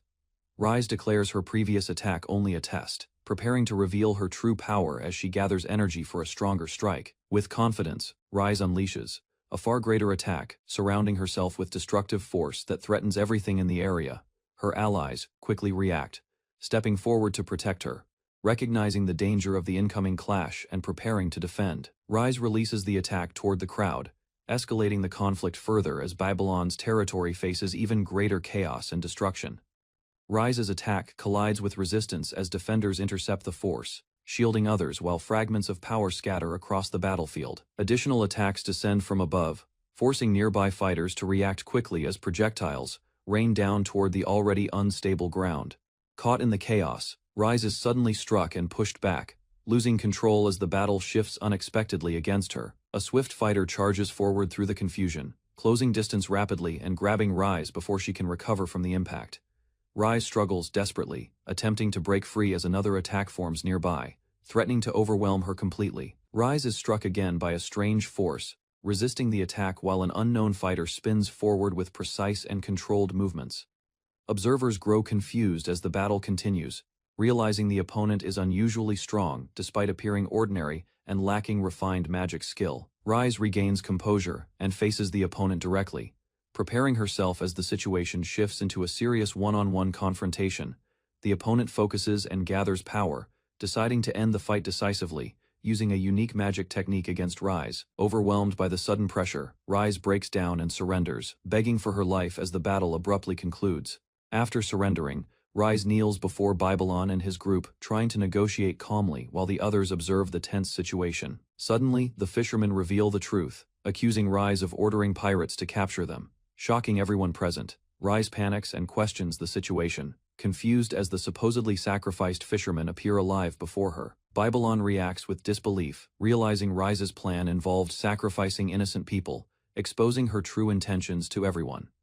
Cornered by the accusations, Rise breaks down and blames the Kraken crisis, claiming her actions were forced by circumstances. Babylon reacts quietly as the mention of Krakens arises, showing little emotion while the situation becomes more complicated around him. Rise breaks down and explains the environmental damage and sea creature outbreaks, revealing the scale of the disaster affecting the region. Babylon reflects internally, realizing the situation may connect back to him, while others watch his calm and composed behavior. Observers interpret Babylon's actions as calculated strategy, believing he cornered Rise intentionally for Babylon Beach's benefit. His subordinates further misunderstand, assuming Babylon predicted everything, even Silica's actions, and credit him for controlling the Kraken crisis. Babylon steps forward and interprets Rise's actions as concern for her people, believing she acted to protect lives rather than herself. Rise quickly agrees with his conclusion, hiding her true motives while presenting her actions as selfless sacrifice to gain sympathy. The fishermen discuss her fate, acknowledging her wrongdoing but considering leniency as she offers compensation and shows apparent remorse. Relieved, Rise tries to move past the issue, but the unresolved Kraken problem remains, bringing attention back to the larger crisis. Babylon confidently takes responsibility, assuring Silica he will handle every Kraken, unknowingly reinforcing his image as a capable leader. The coastline becomes quiet again, with no sign of Krakens, as Babylon's territory slowly returns to normal after the conflict. A few days later, the sea appears calm and clear, showing signs of recovery as the crisis seems to have ended. Villagers resume their daily lives along the beach, with fishing and normal activities returning under peaceful conditions. Rise observes the results, surprised by the scale of recovery, realizing the impact of the recent events on the environment. The villagers praise Rise, recognizing her efforts, while her reputation improves, despite the misunderstandings surrounding the entire incident. Villagers celebrate Rise's actions, praising her for restoring the fishing area and regenerating the coral reefs in Babylon's territory. They also credit Babylon, believing he controlled the Krakens, and even turned them into a benefit for the community. Some villagers compare her to Silica, noting Silica did nothing, while Rise quietly listens and grows increasingly uncomfortable. Unable to handle the attention and pressure, Rise suddenly runs away from the crowd, overwhelmed by the situation.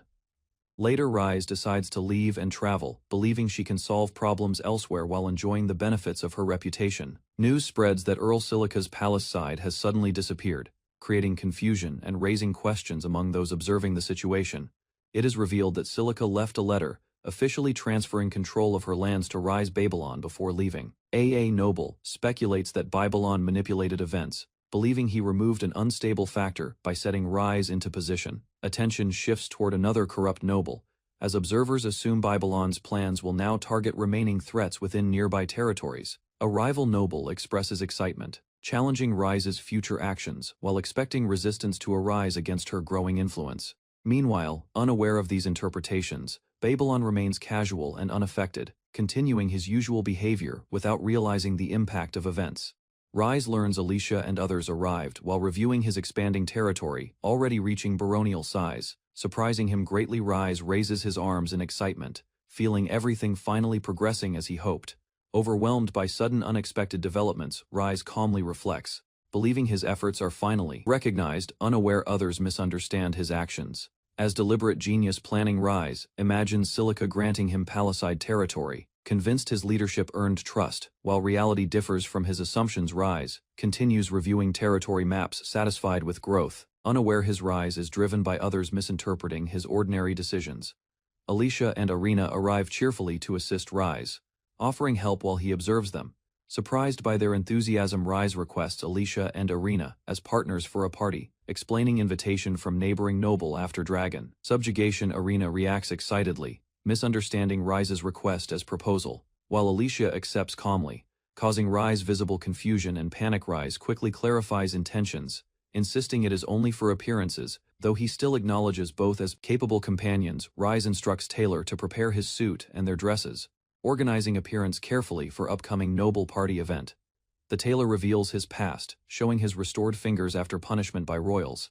Explaining his exile and hardship, the tailor kneels gratefully before Rise, pledging lifelong service after receiving his fingers back. While Rise reacts indifferently, Alicia prepares confidently for the party, determined to represent Babylon territory, while another quietly reflects on lacking companions that evening.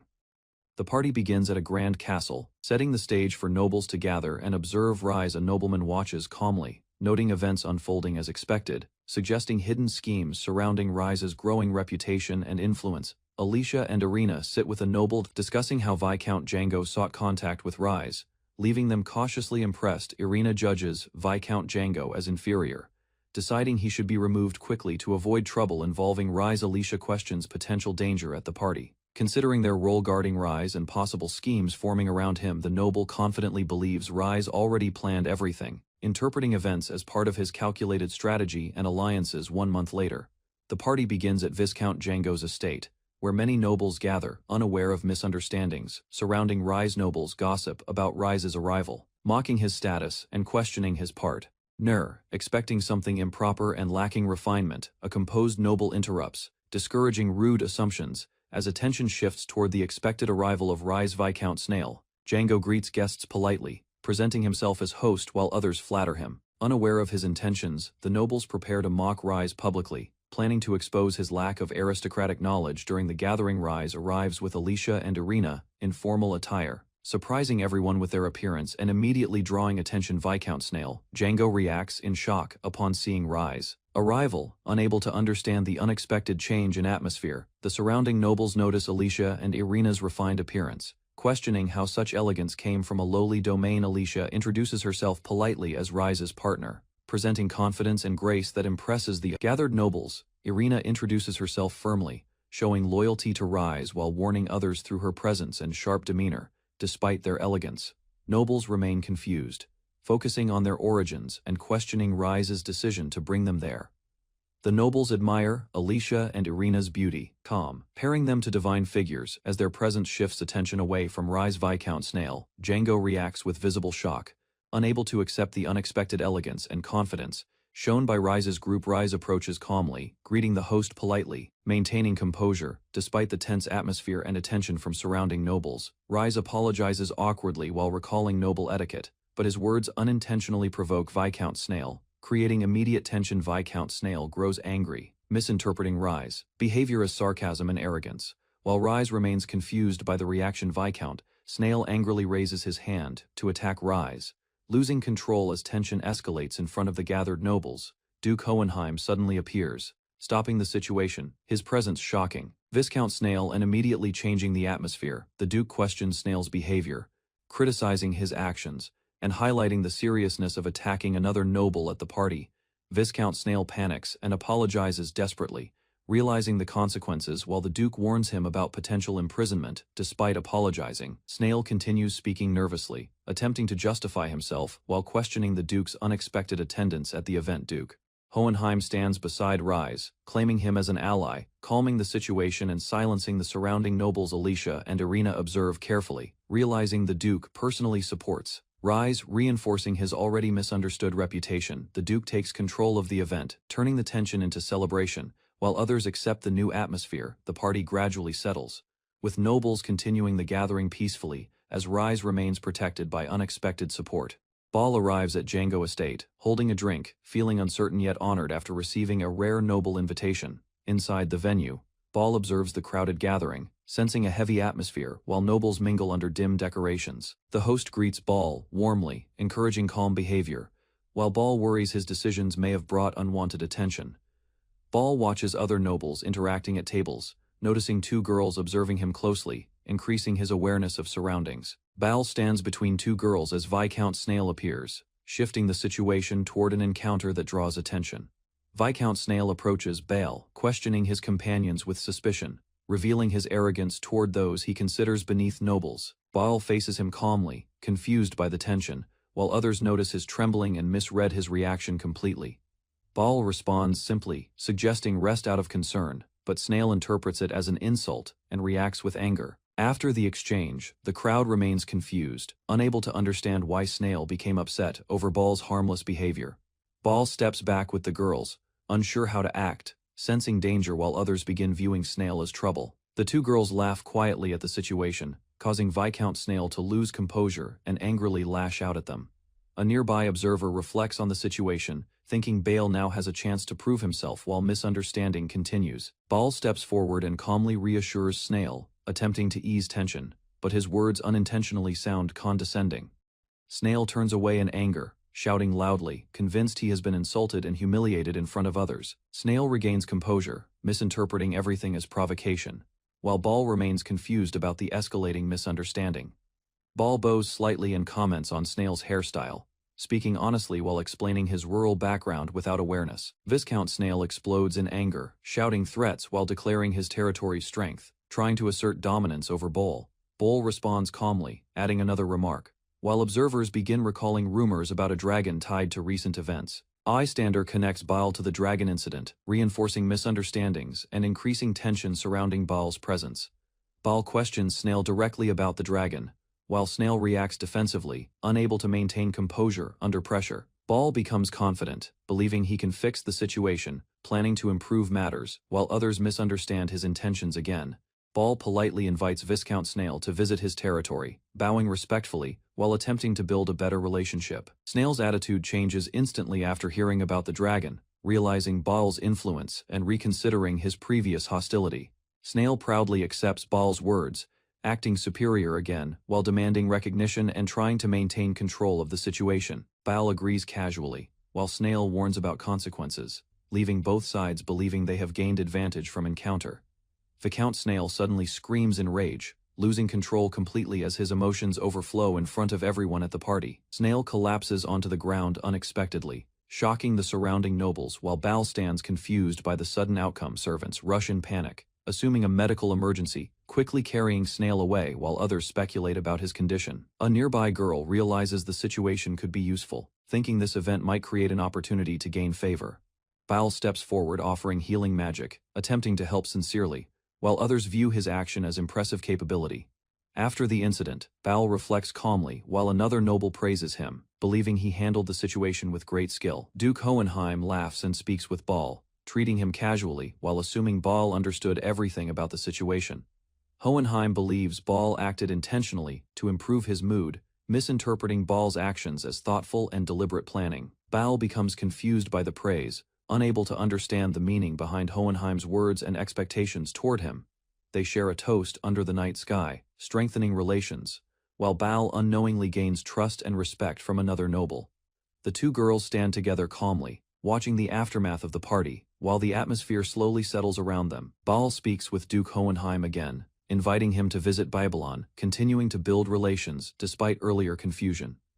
Hohenheim escorts Baal out confidently, while nearby nobles watch in surprise at their sudden closeness and cooperation. The scene shifts to Baal's mansion in Babylon, marking the continuation of events following the party encounter. Later, Baal collapses from exhaustion and alcohol, ending the night while others reflect on his unexpected achievements. At Babylon Mansion, Baal rests at the table while others continue drinking, and Duke Hohenheim observes the situation calmly. The beastman speaks openly, praising the drink while addressing Hohenheim without hesitation, showing confidence in her stance. Discussion shifts to discrimination, as she firmly explains her views, while Baal remains unconscious beside them. She reveals preparations involving beastmen and a weapon, informing Hohenheim about actions taken with Baal's approval. Another girl thanks Hohenheim, acknowledging his role in providing information, strengthening their position within Babylon territory. Duke Hohenheim acknowledges Baal's influence, deciding to keep Babylon's situation hidden while recognizing the importance of his actions. Hohenheim declares his support, raising his resolve, showing readiness to back Baal when the situation escalates further. While Baal sleeps unaware, others align around him, as plans move forward quietly under his name and growing reputation. At Babylon State's coast, Babylon stands alone, crying quietly after failing to impress nobles during an important gathering earlier. A wasted chance troubles Babylon deeply, as his plans collapse unexpectedly, leaving him shocked and reflecting on his poor timing. Suddenly, a large fish leaps violently, striking Babylon and sending him flying, interrupting his thoughts and changing the situation instantly.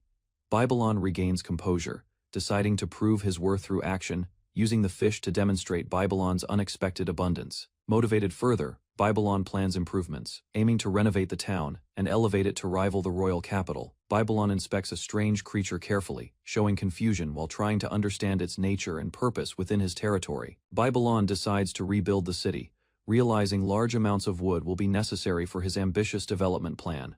Standing in a wide empty land, Babylon chooses a suitable location, preparing himself to begin construction work immediately. Babylon activates his power, focusing intensely as he uses multiple abilities to manipulate materials and generate building resources.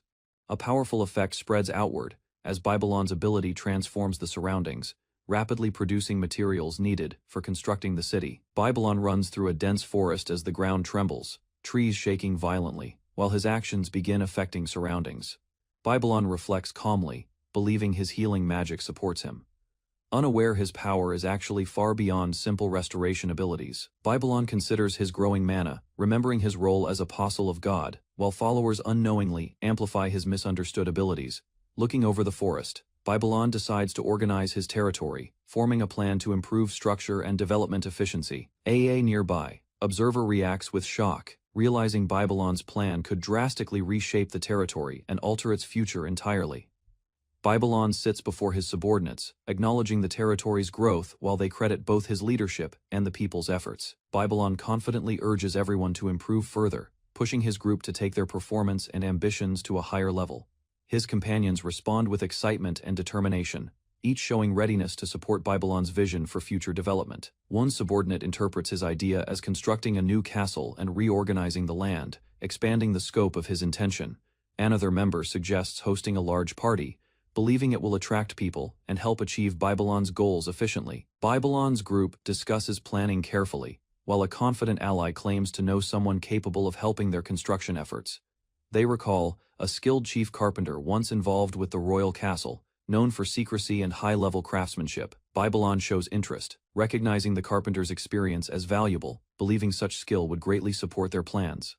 His companions expand the idea, suggesting copying the royal castle's design to elevate their territory's appearance and status. The group becomes excited, praising Babylon's direction, convinced his plan will impress nobles and strengthen their growing reputation. Alicia pledges loyalty to Babylon, while the people increasingly believe in him, strengthening his influence across the territory. Babylon reflects on the plan, thinking copying the design with changes will show loyalty and improve their standing. Babylon confidently signals the start of the project, as his group immediately prepares to follow his ambitious orders. Left alone, Babylon realizes the plan has grown larger than expected, far beyond his original simple intention. Babylon considers additional needs, understanding that besides wood, stone will also be necessary to complete the construction project. Babylon plans to improve transportation, deciding to accelerate dragon training to support the growing demands of his expanding territory. 3 months later, near Snail, Django State's border, the area remains tense as movement in the forest begins drawing attention. A group of exhausted men pushes forward through dense foliage, struggling while encouraging each other to reach their destination. Among them, one man expresses deep resentment toward a powerful snail figure, blaming it for their current suffering. A fierce individual glares ahead, filled with anger and determination, silently vowing to confront and defeat the enemy someday. At Babylon's border, Babylon led dwarves through dense forest, aiming to secure cooperation and improve his struggling territory. A dwarf leader followed behind, exhausted but determined, trusting Babylon's judgment. Despite the harsh journey through unfamiliar lands, the dwarves pushed heavy loads forward, showing pride and strength, believing their effort would prove loyalty to Babylon's leadership. Some dwarves questioned Babylon's reputation, unsure if escaping their homeland for this place was truly a wise decision. The dwarf leader silenced doubts, maintaining discipline, ensuring the group continued forward under Babylon's misunderstood, yet effective guidance. The dwarf leader remembered humiliation in Babylon's territory, urging his group to seize their only chance to escape. Babylon calmly addressed the dwarves, proposing improvements to their food, drawing attention from both guards and exhausted workers.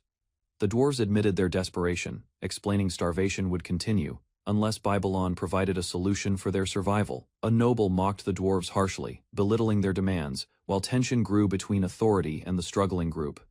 The dwarf leader responded firmly, offering blacksmithing skills in exchange for materials, asserting value despite insults from opposing nobles. The noble insulted the dwarf leader harshly, exposing deep discrimination, while the dwarves endured humiliation within the confined territory. The noble unleashed violent power, striking the dwarf leader, asserting dominance as the dwarves reacted in panic and desperation. Chaos spread among the dwarves, some attempting escape, others protecting their leader, while danger escalated rapidly within the enclosure. The noble mocked their suffering, maintaining control, as imprisoned workers watched silently, unable to resist the oppressive authority surrounding them. Despite fear, the dwarf leader resolved to resist oppression, believing any outcome was better than enduring constant abuse under tyranny.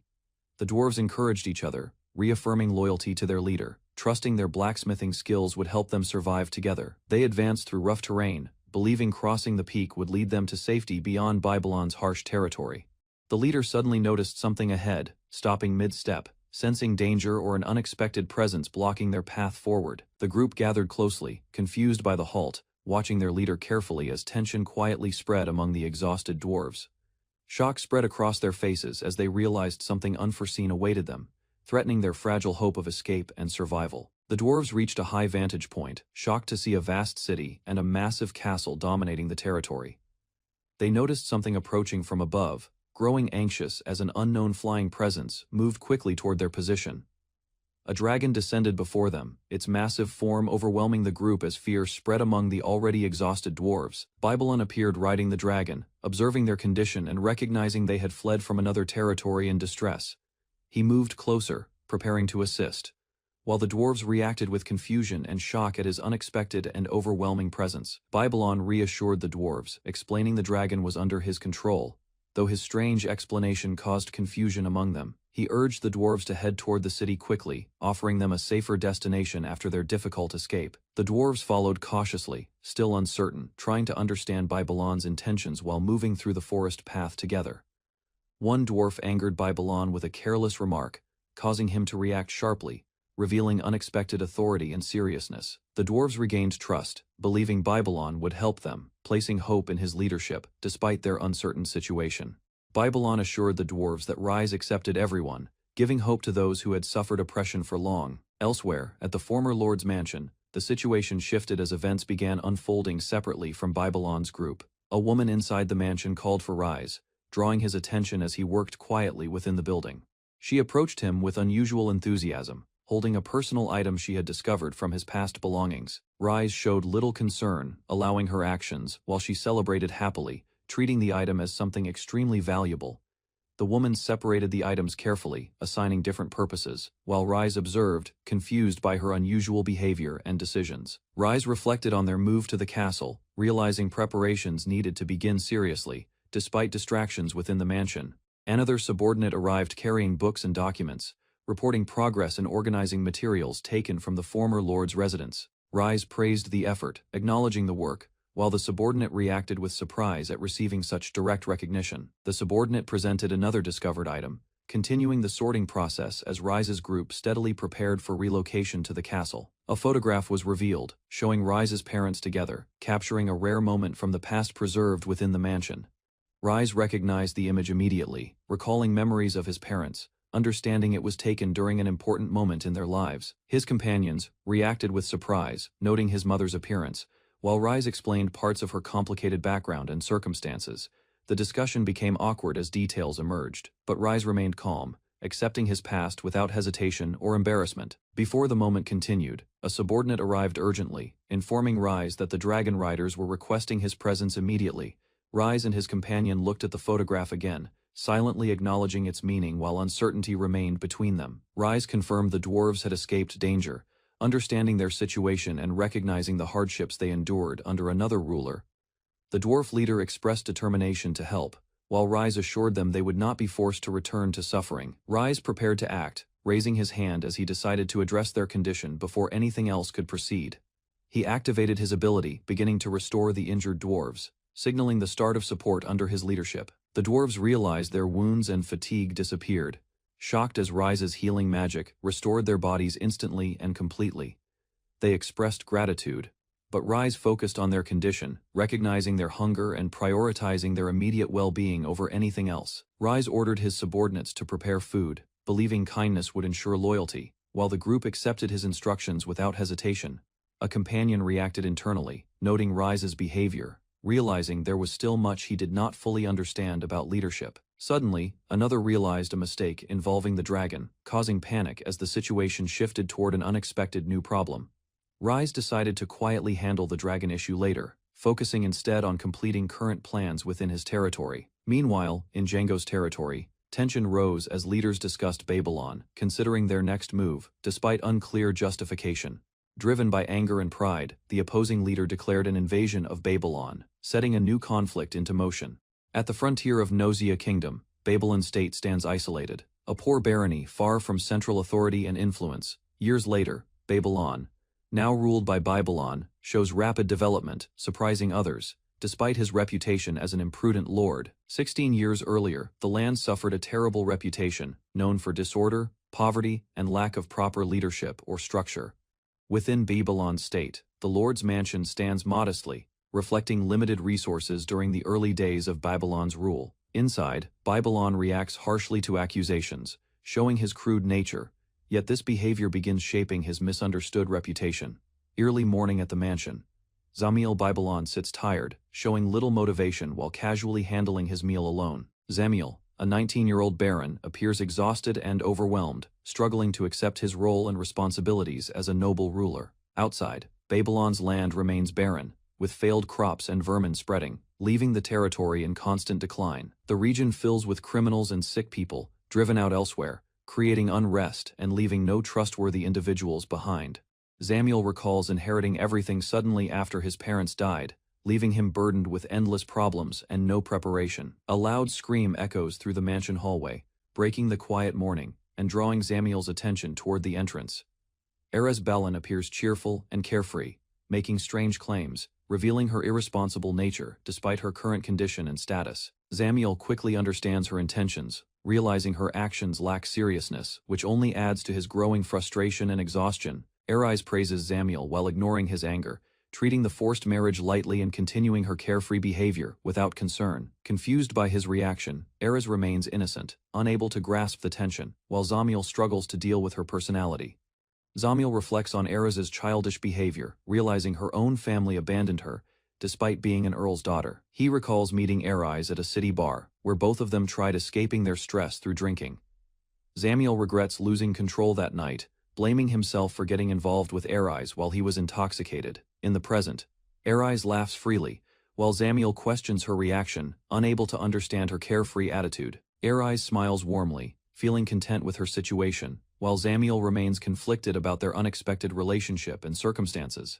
Arise explains her lonely past and current situation, expressing simple hopes while Zamiel listens with restrained reaction and growing tension. Suddenly, a loud voice interrupts, demanding Zamiel come out, bringing hostility and signaling trouble approaching the already unstable household. Zamiel leans closer to Arise, his expression sharpening as he prepares himself, shifting from passive frustration to focused awareness. Intruders appear, surrounding the room, their presence threatening, as they confront Zamiel and disrupt the fragile moment inside the mansion.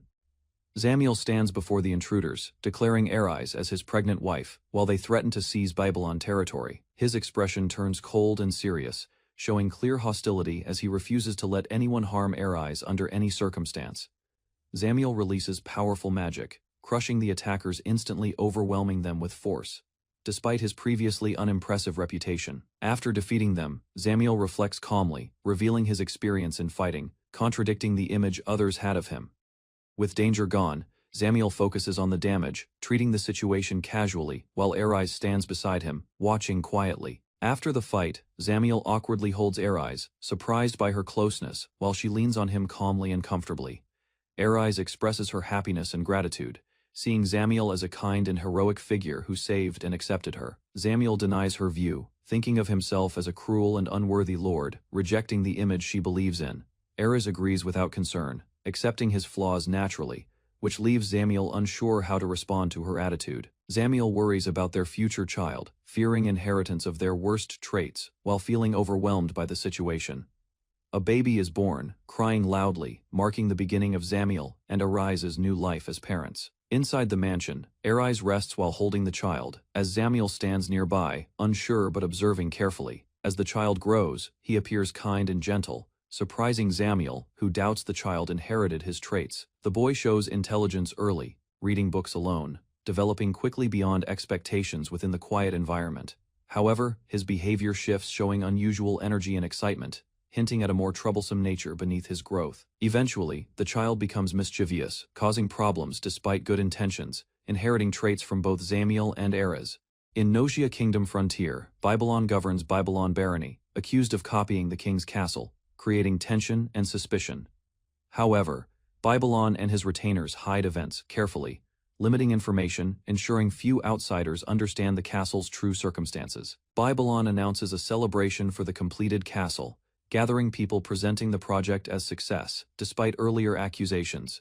Before the grand structure, Babylon raises his hand confidently, encouraging citizens to enjoy food and drink during festivities. Citizens celebrate together happily, drinking and socializing, believing Babylon's leadership brought prosperity, while his reputation quietly grows stronger. During the celebration, Rise praises Babylon's efforts, while he reflects on supporting citizens who improve the territory together. Babylon invites Irina to enjoy the festival, encouraging her to relax despite her usual reserved and cautious behavior. Irina hesitates while watching the lively crowd, uncertain about joining, as people celebrate freely across the busy square. Another girl teases Irina, mentioning special meat prepared by Rise, increasing temptation while Irina struggles with her restraint. Alicia notices the situation and quickly moves forward, determined to act, as the celebration continues actively around them. During the festival, Irina loses control slightly, behaving unusually, while Rise watches carefully as she insists everything remains acceptable. Irina approaches Rise closely, appearing affected by alcohol, while he stays cautious, aware of the surrounding crowd and situation. Suddenly, a loud impact occurs nearby, interrupting the moment, as both react to the unexpected disturbance behind them. Rise becomes flustered, realizing Irina's state has escalated, leaving him uncertain how to properly manage the situation. Irina, now emotional, looks at Rise seriously, questioning his feelings, while the festive atmosphere continues around them. Rise struggles internally, trying to endure Irina's actions, reminding himself of his resolve to remain unaffected by her charm. Alicia approaches urgently, noticing the situation between Rise and Irina, while others nearby observe with curiosity. Rise responds calmly, welcoming Alicia's timing, shifting attention away from Irina while maintaining composure during the tense moment. Alicia explains the alcohol is spreading faster than expected, as nearby citizens continue drinking and celebrating energetically. Rise walks away with Alicia, already aware of the situation, preparing to handle the developing problem carefully. Rise stands before the fountain, raising his glass, calling out to the people as the crowd gathers around him. He prepares a simple trick, moving his hand confidently, intending to entertain the citizens during the celebration.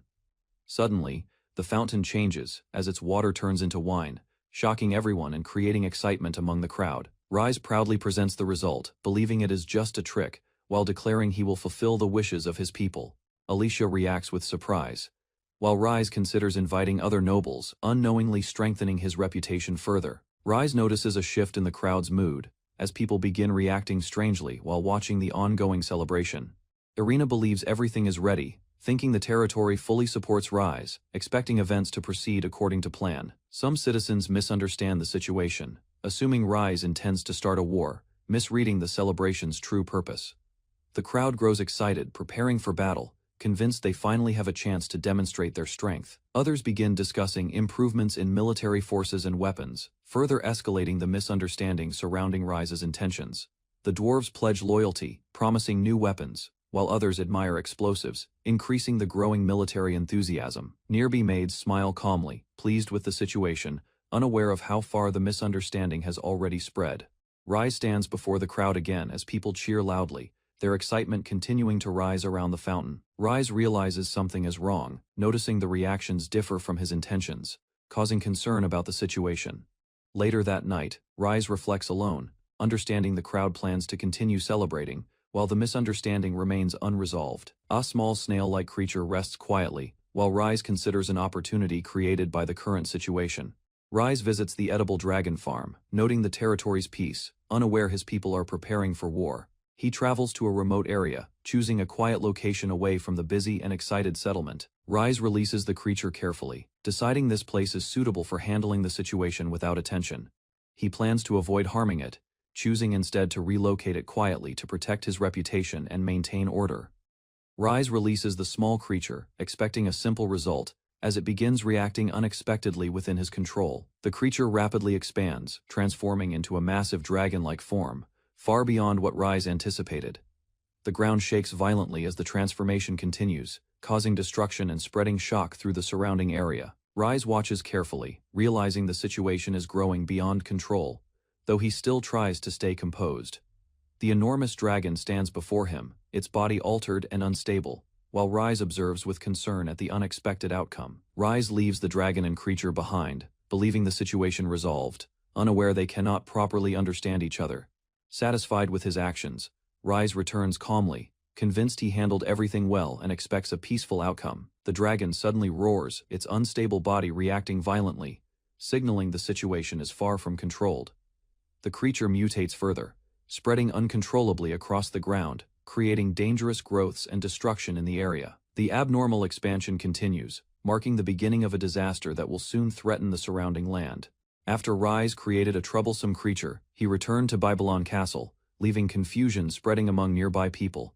Despite Rise's absence, the castle celebration continued through the night, with citizens cheering and working tirelessly until morning news spread across Giano State that Babylon territory stood exposed, drawing attention from rival forces planning sudden invasion. Giano leader misunderstood Rise's actions as strategy and ordered all troops to march toward Babylon, preparing immediate attack. Crowds gathered as Giano army advanced, their excitement rising. Unaware they were walking into another misunderstanding caused by Giano, Lord reacted angrily when questioned, rejecting hesitation and demanding loyalty as his subordinates struggled to justify invasion. Soldiers discussed rumors about Rise, suspecting hidden motives, but dismissed concerns and prepared excuses to continue their mission. Some troops doubted the invasion's purpose, noting Babylon lacked wealth. Yet they followed orders under the kingdom's authority. Giano Lord, convinced of victory, commanded total slaughter, planning to erase all resistance and secure dominance over Babylon territory. Afterward, he intended to blame dragons or internal conflict, hiding responsibility while believing his actions would remain unquestioned and justified. Giano Lord suddenly sensed danger as a loud roar echoed across mountains, interrupting his confident advance toward Babylon. An explosion struck the marching army, causing chaos as soldiers panicked while debris and shockwaves spread through their formation. A massive dragon appeared, the creature Rise created, descending violently and overwhelming the battlefield with its terrifying presence. The soldiers realized the dragon was far stronger than expected, questioning why it remained nearby, instead of leaving earlier. Giano Lord panicked as troops scattered, losing control while his plan collapsed under the unexpected arrival of Rai's creation. Dejano Lord watched in shock as the dragon roared again, its attacks continuing while smoke and destruction spread nearby, the battlefield filled with thick dust, reducing visibility as soldiers struggled to understand the situation around the raging creature. The dragon unleashed another powerful strike, shaking the ground and crushing forces, leaving survivors disoriented and overwhelmed by fear. A massive explosion followed, scattering debris across the area and completely breaking the formation of Jano advancing army. Jano Lord, confused by events, believed victory was his, misinterpreting destruction as fortune while ignoring the true cause behind it. Jano Lord screamed in pain as unknown effects spread across his body, losing composure while chaos intensified around him. Soldiers began collapsing, their bodies burning and breaking down, unable to withstand the dragon's overwhelming destructive presence nearby. One soldier struggled to remain standing, but his condition worsened rapidly as fear and confusion spread among the remaining troops. The dragon roared fiercely, attacking without restraint, crushing resistance and treating the battlefield as its hunting ground, with wings spread wide. The dragon dominated the sky, leaving surviving soldiers in despair as their invasion completely failed. The dragon multiple lied and rampaged wildly, overwhelming remaining soldiers as its hunger drove it to continue destroying everything nearby. Jano Lord suffered intensely, his body breaking down, while Rai's presence nearby contrasted the chaos, with calm indifference realizing his failure. Dejano Lord blamed our eyes for everything, regretting his invasion as his body continued collapsing under pressure at Babylon. Rise calmly observed the peaceful morning, unaware that his actions had completely destroyed the invading army. Rai's companions praised his restraint, believing he intentionally stopped the threat, further deepening the misunderstanding surrounding his abilities after the incident. Rise's companions relaxed, noting the celebration continued as people enjoyed themselves without concern for recent events. Rise's bodyguard stayed close, insisting on protection due to possible tension with nobles. While Rise remained uncertain about situation, the bodyguard observed the surroundings carefully, hinting that others nearby were behaving differently than usual. Within the castle, maids secretly watched Rise from a distance, whispering among themselves while trying to hide their growing admiration. The maids continued observing quietly, expressing their feelings indirectly, while Rise remained unaware of their attention and intentions. Rise kindly offered the maids a day off, hoping to improve relations, though he felt uneasy without understanding why the maids politely refused, expressing gratitude while insisting on continuing their duties. Despite Rise's consideration toward their rest, Rise reflected on their response, believing they were simply tired. Remaining unaware of their true admiration and intentions, the maids excused themselves, claiming post-celebration duties, while mentioning Beal-sensei's work, leaving Rise confused by the topic. Rise's companion explained Beal's popularity within the territory. While Rise struggled to understand the ongoing situation around him, Rise reflected that Babylon had grown prosperous, believing his territory now allowed citizens to appreciate culture and artistic works. While speaking with his bodyguard, Rise was suddenly called by someone approaching quickly from inside the castle. A messenger arrived in haste, drawing attention as Rise noticed her urgency and asked about the situation immediately. The messenger reported refugees from Jano territory, explaining their village had been destroyed by an unidentified monster attack. Rise and his bodyguard reacted with shock, unable to connect the disaster to the events caused by Rise's earlier actions. In Babylon outskirts, villagers gather anxiously after destruction spreads from Jiangfei state, leaving fear and uncertainty across the settlement. Babylon, the young lord, steps forward and listens carefully. As reports about the ruined village reach him with urgency, the villagers beg Babylon for help, grieving their losses, while he prepares himself to respond, despite his uncertainty. Babylon uses his healing magic to restore their condition, focusing on relieving fatigue and stabilizing their weakened spirits. The villagers recover quickly, their pain gone, expressing gratitude as Babylon's simple action brings relief and renewed stability. Rise calms the villagers and gathers information, feeling confident while his companions support him and trust his leadership. An old man explains the incident happened before dawn, describing the sudden disturbance that struck their village unexpectedly. In the rural Django area, a frightened cow reacts wildly, showing signs of panic as something approaches nearby. The cow breaks into a barn, alarming villagers, while warriors are called as confusion spreads about a possible beast. The noise suddenly stops, leaving the barn quiet, and the villagers realize the cow has disappeared without any trace. The old man cautiously enters the damaged barn, noticing broken walls and darkness inside, while sensing something dangerous nearby. Inside, a large monster feeds on the cow, revealing its presence as it calmly devours its prey in silence. The old man peeks closer and locks eyes with the creature, realizing too late that he has been noticed. Terrified, he runs out shouting about a monster, while the creature steps forward from the barn and begins pursuit. A villager runs past in panic, warning others to flee, as confusion spreads and no one understands the real danger. A wounded villager struggles forward, revealing he was bitten, while his body begins reacting strangely under growing pain. His condition worsens as heat rises and scales appear, alarming others who realize something unnatural is happening to him.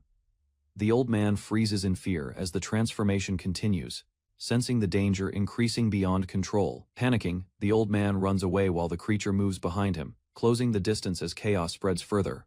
A large monster emerges fully, unleashing a loud roar as its presence confirms the true threat facing the village. Rise reacts to the report, realizing the threat involves a massive creature resembling Viscount Snail attacking the area. The old man confirms the details, while Rise listens seriously and begins analyzing the situation with growing concern. Rise concludes the creature can infect others, identifying it as a dangerous monster capable of turning victims into similar beings. His companion reacts in surprise, as Rise quickly reaches a conclusion showing confidence in understanding the enemy's nature. Rise steps forward and addresses the villagers, declaring the attackers are artificial monsters while taking control of the situation. Rise explains the monster's nature, stating such a creature could not exist naturally and must be created artificially. He considers the possibility of a magic user, suggesting only someone with power could produce such dangerous beings. The villagers understand his reasoning, connecting the attack to prior events, and realizing the situation was carefully planned. Rise identifies Snail as the main culprit, concluding the attacks were intended to turn villagers into a controlled monster force. More details emerge about Snail's deception, revealing his broader ambition and confirming his role behind the unfolding crisis. Rise turns as his name is called, remaining calm while preparing to respond to the urgent situation unfolding nearby. Claus and Irina report that refugees from Django are arriving, describing widespread attacks by an unknown monster across villages. Rise reflects on the information, realizing time is limited while his companions watch and wait for his decision. Rise addresses the people of Babylon, revealing Snail as the culprit and explaining his plan to create monsters and spread chaos. Claus and Irina accept Rise's orders, gathering fighters quickly as preparations begin to rescue the remaining citizens of Django. Rise assigns Alicia to care for the refugees, ensuring the injured are treated while organizing support within Babylon. Rise declares his resolve to stop Snail, stepping forward with determination as he prepares to confront the true enemy. Django territory had long prospered under capable lords, remaining remote, yet stable, with Babylon quietly governing its distant lands. Suddenly, destruction spread across the capital, fires rising as the peaceful territory collapsed into chaos and suffering without warning. An evil mage transformed the current lord into a monster, creating dragonfolk soldiers who began attacking and destroying everything. A massive dragon-like creature rampaged through the city, crushing buildings while overwhelming the remaining forces within Django territory. Driven by confusion and fear, Babylon returned, facing the raging monster as the situation worsened beyond control. And danger spread. Terrified citizens prayed for help as destruction continued, believing no one could stop the dragon and its spreading chaos. Rise Babylon stepped forward with his allies, declaring himself boldly while confronting the evil dragon's army threatening the territory. Rise identified the true enemy and prepared to stop the tyranny, though he felt nervous, seeing the overwhelming number of enemies. The dragon creatures charged forward, roaring loudly as they attacked, forcing Rise and his group to face them directly. Despite fear, Rise resolved himself, believing in his allies, and prepared to confront the evil dragon and end the disaster. The dragon charged through the forest, destroying trees as Babylon stood ahead, forcing the creature to focus on him. A sudden impact struck the ground, throwing dragonfolk aside as the force scattered enemies and disrupted their advancing formation. The dragon crashed violently, its body slammed into the ground, weakening as Babylon's unexpected power overwhelmed the battlefield. Witnesses watched in shock, believing Babylon possessed divine or magical abilities after seeing the overwhelming attack destroy the enemy. Babylon calmly explained the situation, recognizing everyone as victims of Snail's plan, while maintaining control over the battlefield aftermath. Babylon stepped forward and decided to save the victims, focusing his strength to restore those affected by the dragon's curse. He activated his power, releasing a bright energy from his hand as his ability spread across the battlefield. The dragon and infected humans reacted in shock as the strange power began affecting their transformed bodies. Witnesses noticed the monsters changing, realizing something unusual was happening as Babylon's power continued spreading. The dragon folk bodies dissolved, returning to normal forms, as Babylon successfully removed the curse and saved the victims. The transformed victims returned to normal, their bodies restored as Babylon's power removed the effects of the dragon's curse. Across the city, those injured by fire also recovered. As the healing effect spread and restored the suffering citizens, people realized the scale of the miracle, watching survivors stand again as the destruction no longer claimed their lives. Babylon remained calm, having reversed the transformation and saved countless people from death through his unexpected ability. The citizens gathered around Babylon, praising him as their savior, while he became the central figure of hope. Babylon stepped forward confidently, declaring his intent to end the chaos caused by the evil mage snail. With his allies beside him, Babylon led the group, aiming to restore peace and protect the people of the territory. The remaining dragon creatures roared as they prepared to resist, refusing to retreat despite the overwhelming situation. Babylon's allies launched a coordinated attack, sending arrows forward as they pushed back the advancing enemies. The battlefield shifted as enemies were struck down, weakening the dragon army while Babylon's side gained control. Babylon's allies engaged the enemies directly, cutting through advancing dragonfolk while maintaining formation and protecting their leader. The battlefield spread wider as fighters moved across the area, keeping pressure on enemies while preventing further destruction. Babylon directed the group and prepared healing magic, relying on his allies to defend him during the process. Injured people were carried to safety as the team secured the area, ensuring survivors received immediate treatment. The operation stabilized, with Babylon's forces rescuing civilians while maintaining control, as others believed everything followed his plan. A hooded subordinate appeared before Babylon's side, responding quickly as new orders were quietly prepared during the ongoing battle. Another ally planned to capture remaining enemies, aiming to secure targets before Babylon restored them to normal again. Some believed the dragon's power could strengthen Babylon, thinking the situation could still be turned into an advantage. Others trusted Babylon's kindness, knowing he intended to save everyone rather than sacrifice victims for power. The rescue operation neared completion, with allies confident that Babylon's plan had prevented casualties and secured the territory. Meanwhile, the dragon continued raging, as Babylon prepared to confront and defeat the source of the disaster. Rise Babylon restored the cursed villagers to normal, ending the spread of dark magic. The chaos began to settle, and the people slowly regained their senses. However, one threat remained. Viscount Snail had transformed into a massive dragon, becoming the source of the remaining evil. Rise prepared to confront him directly. Aki, observing the situation, realized that defeating Snail might not return him to normal.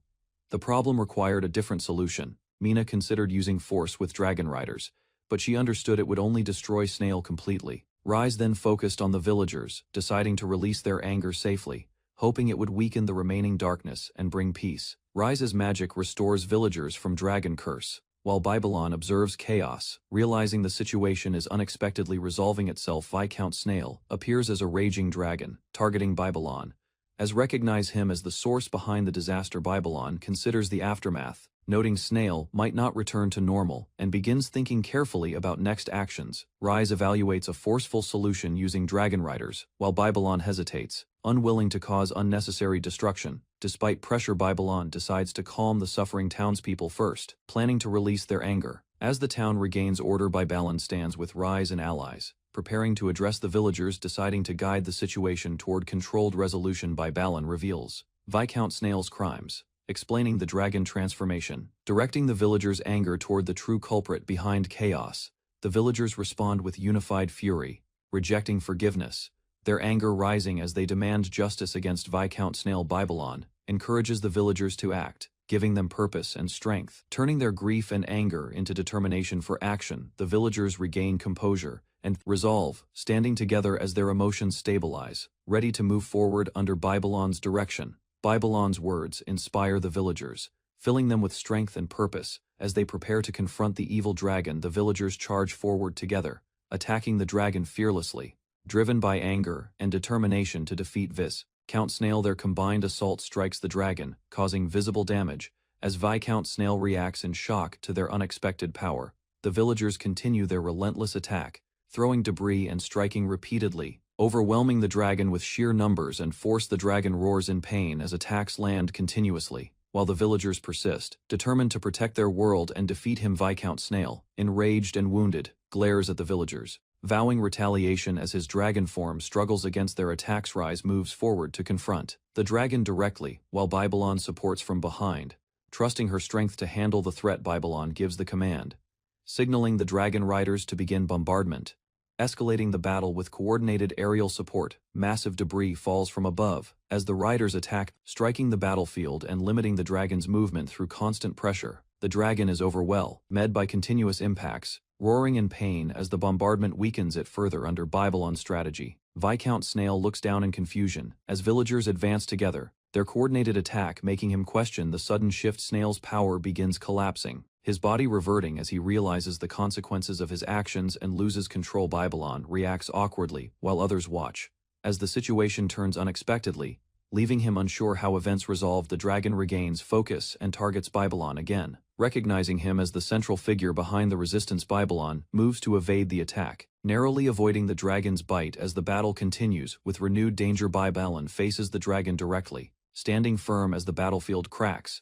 While rejecting the dragon's distorted claims about justice, the ground splits violently under pressure, spreading destruction across the area as the clash between forces intensifies further. Strange vines bind the dragon's body, weakening it steadily. As its strength fades and control over the situation slips away, the dragon becomes immobilized within stone and debris, as Babylon's plan confines it, delivering final judgment upon Viscount Snail. Viscount Snail revert and screams in defeat, buried under rubble as his ambition collapses, and the battle finally ends. Rise and the others stare in shock, realizing the battle has ended unexpectedly. Struggling to understand what just happened, Viscount Snail transforms completely into a large tree, frozen in place, marking the final consequence of his actions. The villagers accept the outcome, seeing the tree as punishment, while deciding to protect their land and move forward. The destruction becomes clear as the town lies damaged, leaving behind heavy losses. Despite the victory over the threat, Rise encourages everyone to rebuild, guiding the villagers to recover together and restore the town after the battle ends. Babylon excitedly proposes using the transformed tree as shelter, planning to turn it into a massive home for everyone. While Snail suffers silently in tree form, the villagers begin working together, following Babylon's idea to rebuild their lives. Rise defeats Viscount Snail, who transformed into an evil dragon through wicked magic, ending the threat during chaos. The land remains a barren desert, a world without water, where survival is harsh and resources are extremely limited. Silica shows confidence in her abilities, believing her power as a water mage surpasses others, despite harsh conditions. She explains her magic, creating water barriers that reflect sunlight and reduce heat, helping people endure the desert. The traveler is revealed as Silica, the hidden water goddess, whose presence quietly supports the desert town's survival. Silica admits her disguise as a normal traveler is pointless, deciding to stop pretending and act freely instead. She plans to solve water problems, hoping her actions will earn recognition from Rise and impress the people. Silica creates water around her body, enjoying the sensation as she relaxes. After enduring the harsh desert heat, she continues using water magic to clean herself and her clothes, maintaining comfort despite the dry environment. Silica evaporates the water into the sky, unintentionally forming clouds that begin changing the desert's condition. Silica finishes her preparation, satisfied with her condition after using water magic to refresh herself in the desert. She follows underground water flow across the desert, searching for a large town before her limited supplies run out. Silica reaches Suncradle, a desert city located at the frontier of the Noshia Kingdom, known for harsh conditions. People in the town notice her unusual arrival, observing her appearance, and wondering about her identity and purpose there. As Silica walks closer alone, the townspeople grow suspicious, fearing she might be a dangerous being despite her human form. Silica misunderstands the townspeople's reaction, believing they mistake her for a goddess, while she enjoys their attention confidently. The townspeople grow uneasy, discussing water shortages and deciding to report her presence to Lord Dramon cautiously. They choose to hide and observe from a distance, suspecting her behavior and waiting for guards to handle the situation. Silica notices the empty area, assuming her presence overwhelmed them. Unaware they intentionally avoided her out of fear, she ignores their reaction and decides to act quickly, planning to demonstrate her abilities to gain recognition and admiration. Silica declares she will help the desert people, confidently preparing to use her power to solve their constant thirst problem. Clouds gather above the city as her magic spreads, slowly changing the sky over the dry desert settlement. Rain begins falling unexpectedly, shocking the townspeople who cannot understand how water suddenly appears from the clouds. They question the source of the rain, realizing powerful magic is involved, and wondering why such help comes freely. Silica, unable to see their reactions, assumes her effort is insufficient and decides to increase her power further. Silica promises the people constant water, assuring them their suffering will end as long as she remains with them. She expresses satisfaction in helping others, believing their happiness proves her greatness and brings her personal fulfillment. Some townspeople doubt her actions, questioning her motives and worrying her magic may oppose established religious teachings. Despite concerns, the people kneel before her, showing submission and gratitude for the water she provided. Silica feels proud of their reaction, believing she has gained admiration, though she is confused by their sudden behavior. Silica is suddenly arrested, confused, and unable to understand why her actions led to punishment, despite helping everyone. She explains her reasoning, believing bringing rain made people happy, not realizing her actions caused unexpected consequences. A guard steps forward, preparing to explain the situation while maintaining strict control over the detained Silica. Drummond, the ruler of Suncradle, states water is extremely valuable and cannot be freely distributed without control. He explains the law forbidding unauthorized magic use, leaving Silica shocked as she realizes she unknowingly broke serious rules. Drummond explains that magic is dangerous and controlled, accusing Silica of causing trouble and even destroying villages unintentionally. Silica responds lightly, unable to fully grasp the seriousness, while Drummond leaves the final judgment to the court. Despite that, Draymond decides punishment is necessary, preparing to enforce the law against Silica for her actions. Silica protests desperately, insisting she did nothing wrong, but remains imprisoned as Draymond stands firm on his decision. Suddenly, a massive surge of water appears, breaking the situation and shocking everyone within the prison area. Silica panics as the water surge spreads uncontrollably, realizing her magic has overwhelmed the entire territory beyond her control. Draymond reacts quickly, using his own magic to block the incoming flood, while confronting Silica about the dangerous situation. Silica continues crying as the water spirals violently, unable to stop the power she released in panic. Draymond orders everyone to escape, recognizing the danger, while struggling to contain the overwhelming force of water. He warns Silica to stop immediately, fearing both of them will be consumed if the flooding continues unchecked. Silica remains calm, explaining she can survive the flood, unaware others face danger from her uncontrolled magic. The people accuse her angrily, believing she caused destruction, while Silica insists she only wanted to help them. Overwhelmed, Silica cries, feeling hurt by their reaction, as her water magic continues forming unstable masses nearby. She regains composure, deciding to stop crying and take action instead of staying trapped in her emotions. Silica leaves the desert, determined to become a hero like Rise, unknowingly beginning her reputation as a dangerous figure. 2 weeks after the battle, Babylon Castle stands quiet, as Babylon prepares for unexpected royal attention and scrutiny. Duke Hohenheim praises Babylon as a hero, amazed by his achievements and growing reputation across the entire kingdom. Babylon calmly receives the Duke inside his castle, remaining humble, while others continue to misunderstand his true intentions. The Duke treats Babylon warmly, acting familiar and impressed, further strengthening the misunderstanding of Babylon's supposed greatness. A companion observes the situation, noting Hohenheim's interest, and comparing Babylon's castle to the royal residence itself. Duke Hohenheim decides to grant Babylon the Django territory, surprising him with unexpected responsibility and future political consequences ahead. Babylon's allies celebrate loudly inside the castle, believing this decision proves his rising influence and success within the kingdom. Hohenheim explains that the incident has reached the king, despite attempts to conceal details about the events surrounding Django territory. Babylon learns he must meet the king soon, realizing the situation has escalated beyond his expectations and control. One companion reacts with excitement, believing Babylon's reputation has grown, while misunderstanding the seriousness of the royal attention entirely. Duke Hohenheim reassures Babylon, stating the royal family views him as obedient, though Babylon remains uneasy about the upcoming audience.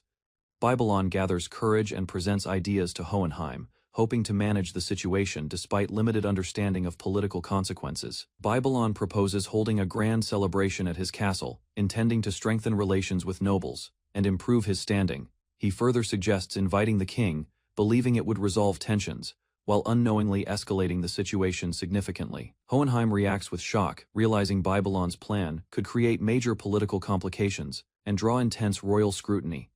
A companion confidently believes inviting the king will improve Babylon's reputation and prove his growth to other nobles. Babylon's maid suggests sending a message to the king, requesting him to personally witness the current state of Babylon territory. Duke Hohenheim listens carefully inside the castle, considering Babylon's proposal, while evaluating the potential political consequences of such actions. Hohenheim accepts the plan with determination, deciding to proceed despite understanding the risks involved in inviting the king. Trusting Babylon completely, Hohenheim commits to the plan, while the misunderstanding about Babylon's intelligence continues to deepen. Duke Hohenheim suddenly prepares to leave, confusing Babylon, who still wonders about the true purpose behind his visit. Hohenheim departs quickly by carriage, leaving Babylon territory as events begin moving toward larger consequences beyond the castle. Elsewhere, Hohenheim reflects seriously, preparing for upcoming developments and positioning himself carefully within the unfolding political situation. A masked figure acknowledges that the situation can no longer be hidden, as information about recent events begins spreading outward. Scenes of destruction reveal the scale of past incidents, suggesting that an official investigation from the capital will soon begin. Concern rises as observers consider threats against Babylon, believing powerful groups are secretly monitoring and protecting him from danger. Hohenheim reflects on Babylon's actions, convinced they are calculated moves meant to provoke higher powers despite his low status. The situation is interpreted as the beginning of a major conflict, as others believe Babylon has chosen to trigger a massive war. Hohenheim commits to delivering the message, expecting the king to react strongly to Babylon's bold and unexpected actions. News spreads through the castle as others react with shock upon learning Babylon plans to invite the king and nobles. The maids quickly spread news of Babylon's plan, realizing the duke's sudden departure was caused by this shocking decision. One maid grows serious, deciding urgent action is needed and preparing to contact spies to gather information immediately. She approaches Alicia, requesting a private discussion, indicating the matter has become important and requires careful coordination. Alicia listens and connects the situation to earlier incidents involving captured dragonfolk, recognizing deeper complications behind recent events. Alicia reflects calmly, showing understanding of Babylon's actions while preparing to address the situation with careful planning. Alicia realizes the true obstacle is not rival factions, but the king himself, who stands as the greatest threat. She recalls witnessing the king's overwhelming power during the destruction of the Beastfolk nation, leaving a lasting impression. 10 years earlier, Alicia faced the royal forces, determined to resist despite overwhelming strength and elite magic users. She charged recklessly into battle, refusing to retreat, driven by anger and desperation against the invading nobles. The aftermath left her alone, as her family perished, shaping her resolve and fear toward the king's power. Young Alicia prepares to defend her people, gathering resolve as signs of approaching enemies and destruction appear nearby. She detects the enemy's presence drawing closer, realizing the royal forces have already advanced deep into their territory. Alicia confirms their identity and position, understanding the situation clearly while trying to react before it is too late. She rushes forward toward the battlefield, witnessing her father surrounded as enemy nobles close in from all sides. The nobles confront them mercilessly, declaring dominance while belittling beastfolk, showing no intention of allowing any survival. Alicia's father admits his failure as king, while enemies mock him and prepare to finish the weakened beastfolk leader. Despite his injuries, he suddenly strikes back, launching a powerful counterattack that shocks the surrounding enemy nobles. The nobles panic and attempt to stop him with magic, realizing his speed and strength exceed their expectations. He continues advancing through their attacks, breaking their formation and overwhelming them despite heavy damage to his body. From afar, Alicia watches in awe, seeing her father's strength as he fights alone against the enemy forces. Alicia's father confronts the enemy, warning them to return and deliver a message of retaliation to their king. He eliminates the remaining enemies swiftly, sensing an ominous presence as the battlefield suddenly grows unnaturally tense. A powerful figure descends, revealing himself as the king, overwhelming the area with an aura that halts all resistance. The Beastfolk king faces him directly, realizing the true enemy has arrived and questioning the king's sudden appearance. Despite his injuries, Alicia's father attacks, but the king effortlessly counters, defeating him with absolute and terrifying strength. Alicia's father launches a final attack against the king, gathering his remaining strength to strike with everything he has.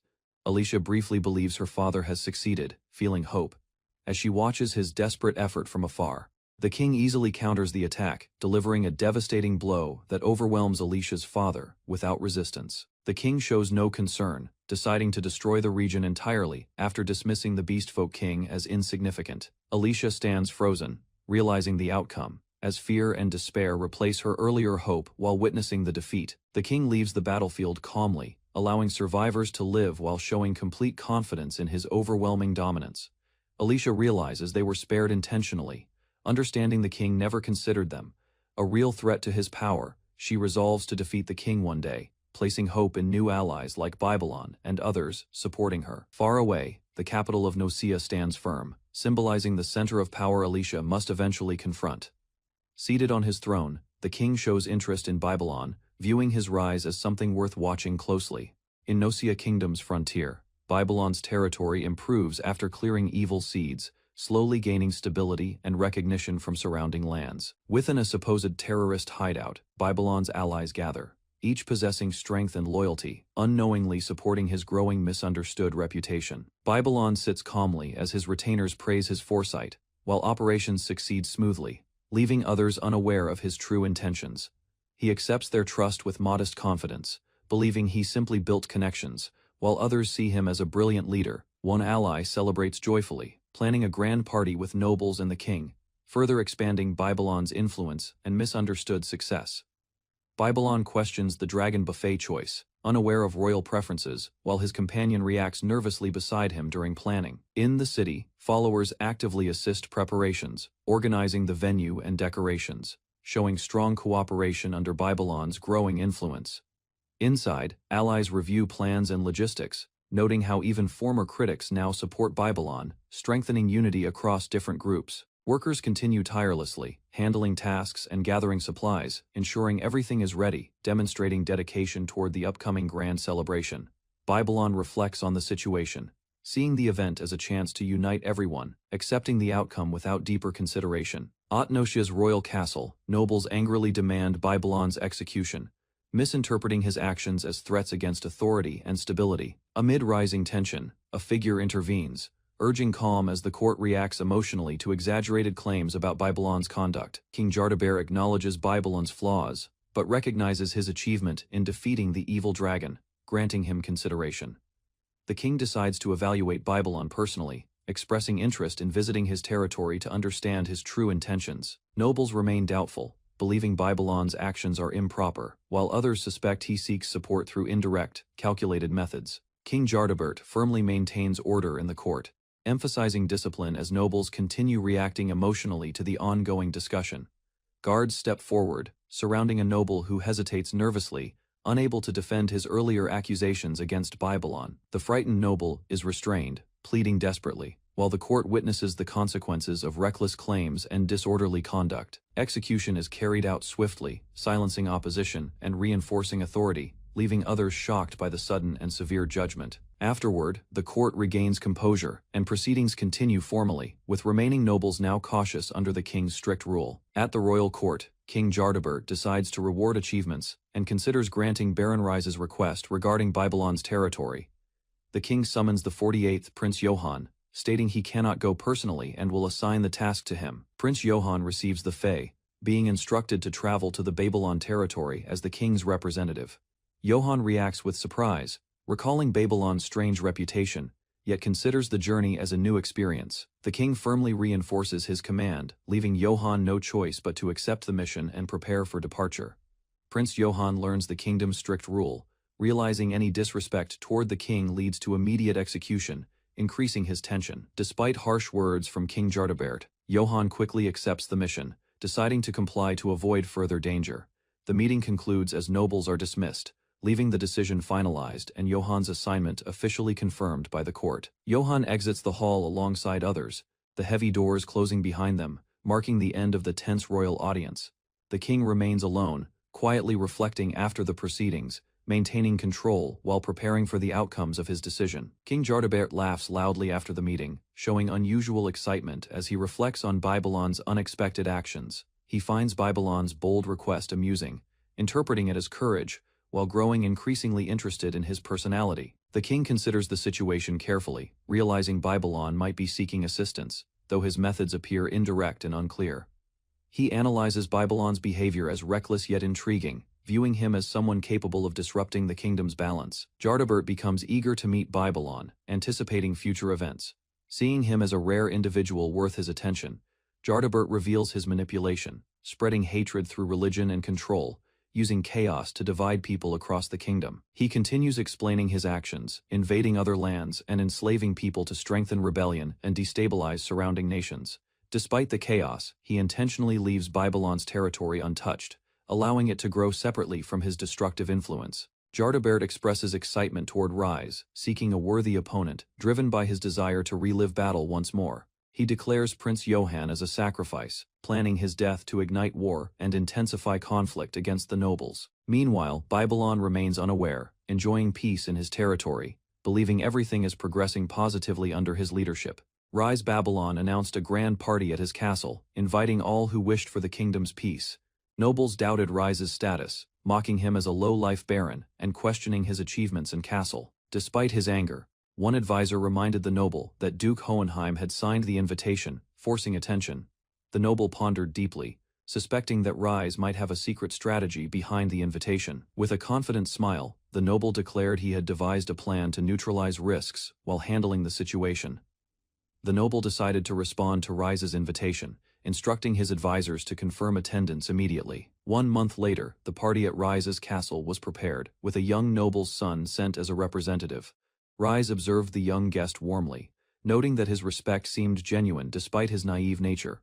Rise and his attendants reviewed the guest list, ensuring all preparations were complete for the upcoming arrivals. The attendants noticed the distinguished guests approaching, signaling that the party would soon begin as planned. Rise noticed that many lords and their sons had fallen ill simultaneously and considered using his healing magic strategically. The attendants agreed, seeing the situation as an opportunity to prepare for future visits and demonstrate Rise's influence. Rise focused on preparations inside the castle, ensuring everything was ready to welcome the incoming guests efficiently.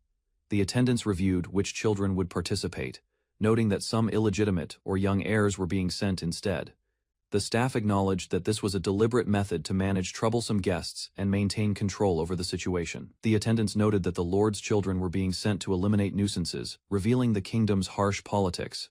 One attendant realized that Rise had anticipated the situation and prepared accordingly, showing his strategic foresight. They observed that the children shared similar experiences of neglect and mistreatment, making them relatable to Rise's own background. The attendants believed Rise intended to care for the sadness in the children's hearts, demonstrating his kindness and foresight. Rise called to Irina, signaling that the preparations were complete and the party was ready to officially begin. Rise's attendants carefully moved through the castle, ensuring security for the upcoming party and checking all preparations. Rise reminded them that they must stay close, emphasizing safety as the top priority during the event. One attendant noted the challenge of dealing with noble children, anticipating at least 1 or 2 unusual personalities. The staff mentally prepared, counting on each other to manage the guests efficiently and maintain order. Rise sensed that trouble might appear early, showing readiness to face unexpected issues as the party began. Irina noticed commotion near the entrance, signaling that a guest had arrived unexpectedly at the castle. A young noble confronted Rise, demanding an explanation about the castle and his status as baron. Rise calmly explained that the castle's design mirrored the royal castle, warning the young man to be careful. The young man revealed himself as Prince Johann Nocia, asserting his royal identity and expressing outrage. Rise's attendants worried about offending the prince, realizing the need to carefully manage the situation and his reaction. Rise tried to calm Prince Johann, explaining that his previous comments were only a joke about royal upbringing. Irina observed the situation, noting that Rise's words had unintentionally angered the prince. Rise teased Johann, suggesting he could use healing magic on him, further provoking the prince. The prince angrily criticized Rise's castle, pointing out its black paint and comparing it unfavorably to the royal castle. Rise responded calmly, hinting that the castle might remind the prince of home. While Johann's temper flared, Prince Johann demanded that Rise explain his intentions, expecting an immediate response to his anger. Rise noticed a group of noble children arriving, realizing new challenges were emerging beyond Johann's outburst. He observed the children, noting their short tempers and weak spirits, preparing for potential trouble during the event. Rise understood that the children had been sent for education and guidance, recognizing the responsibility entrusted to him. He instructed his attendants to restrain them as needed, showing readiness to manage the children safely and efficiently. Suddenly, Prince Johann and his group were struck, shocking everyone with the unexpected action. The children and nobles collapsed as mysterious hooded figures appeared, creating chaos in the castle hall. Rise instructed Irina to manage the situation, assuring her that the children would be properly educated and cared for. Irina stepped in to assist. while the attendants worked to maintain control and safety among the children. Rise decided to move the remaining guests to the underground temple, using healing magic to ensure none were harmed. Prince Johann awoke, confused about his surroundings, unsure of what had happened to him and the other children. He looked around and saw the other nobles' children similarly restrained, asking what would happen next. Rise and Irina appeared, smiling reassuringly, signaling that the children were under control and safe. The prince realized the situation was serious, but understood that Rise's intentions were to educate and guide them. Rise warned Johann to behave, promising that no harm would come if he followed the rules.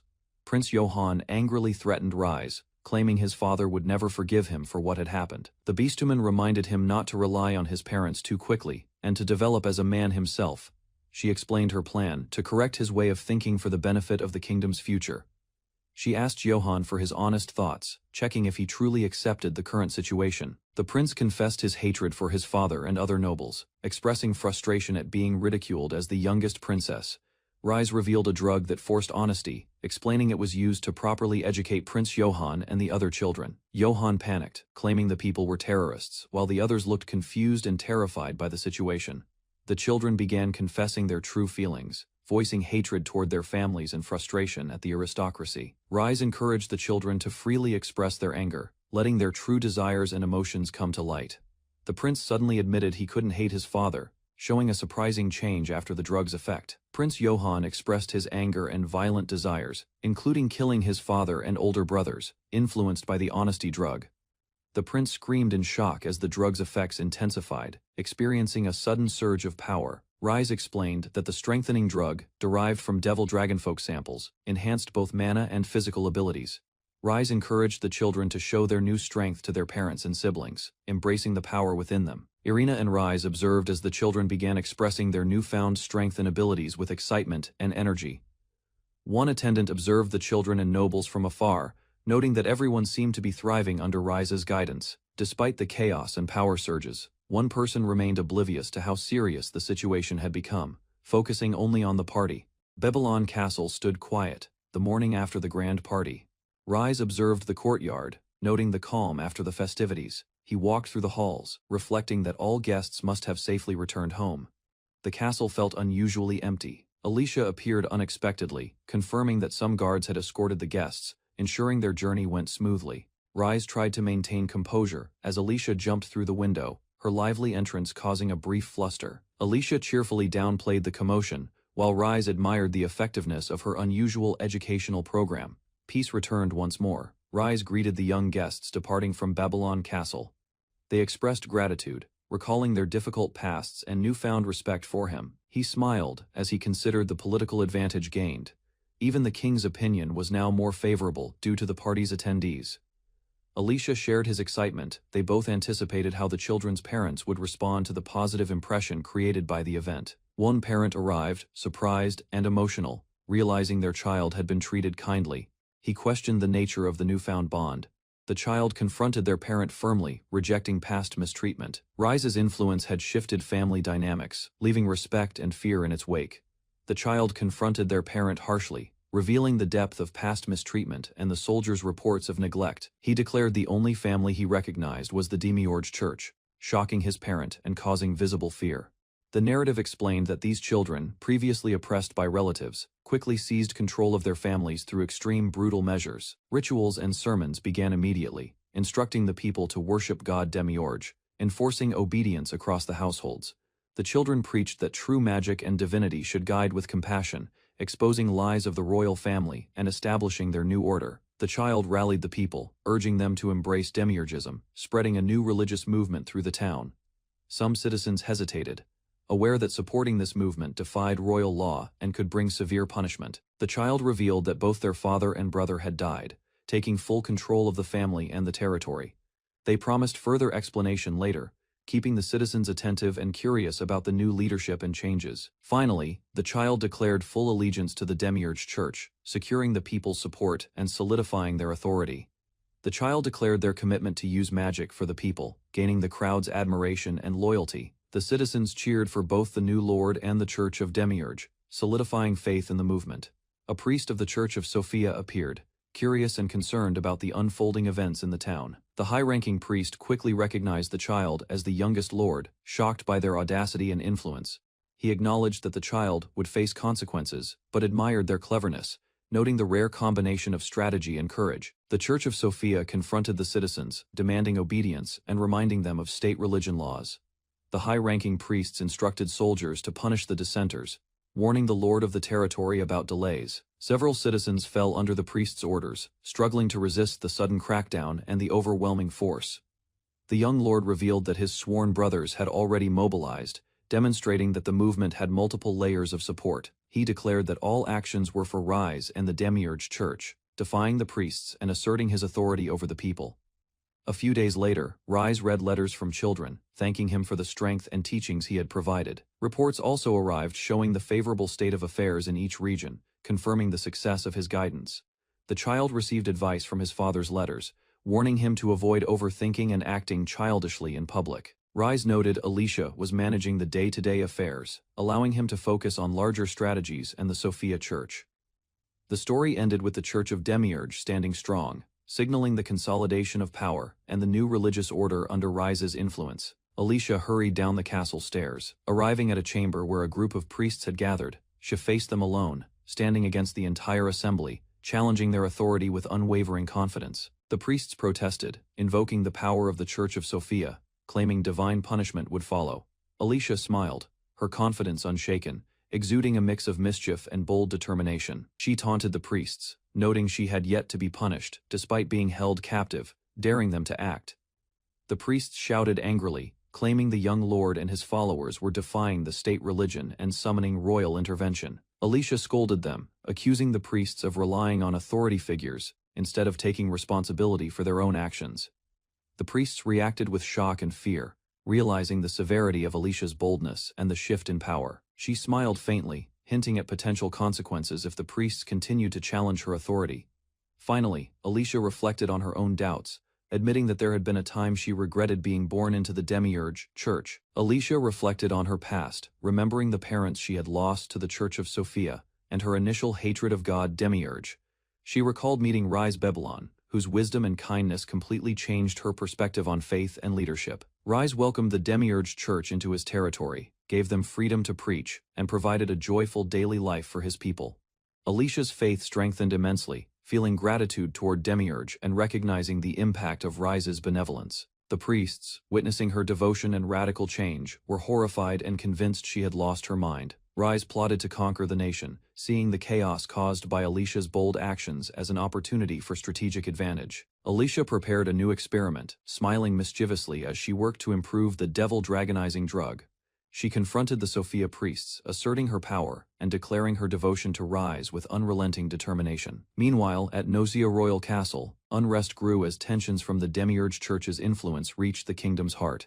The royal supporters expressed outrage, vowing to kill in the name of loyalty and avenge Rise's family. One of Rise's allies shouted, challenging the old authority figure, demonstrating the youth and zeal of the new generation rallying behind Demiurge.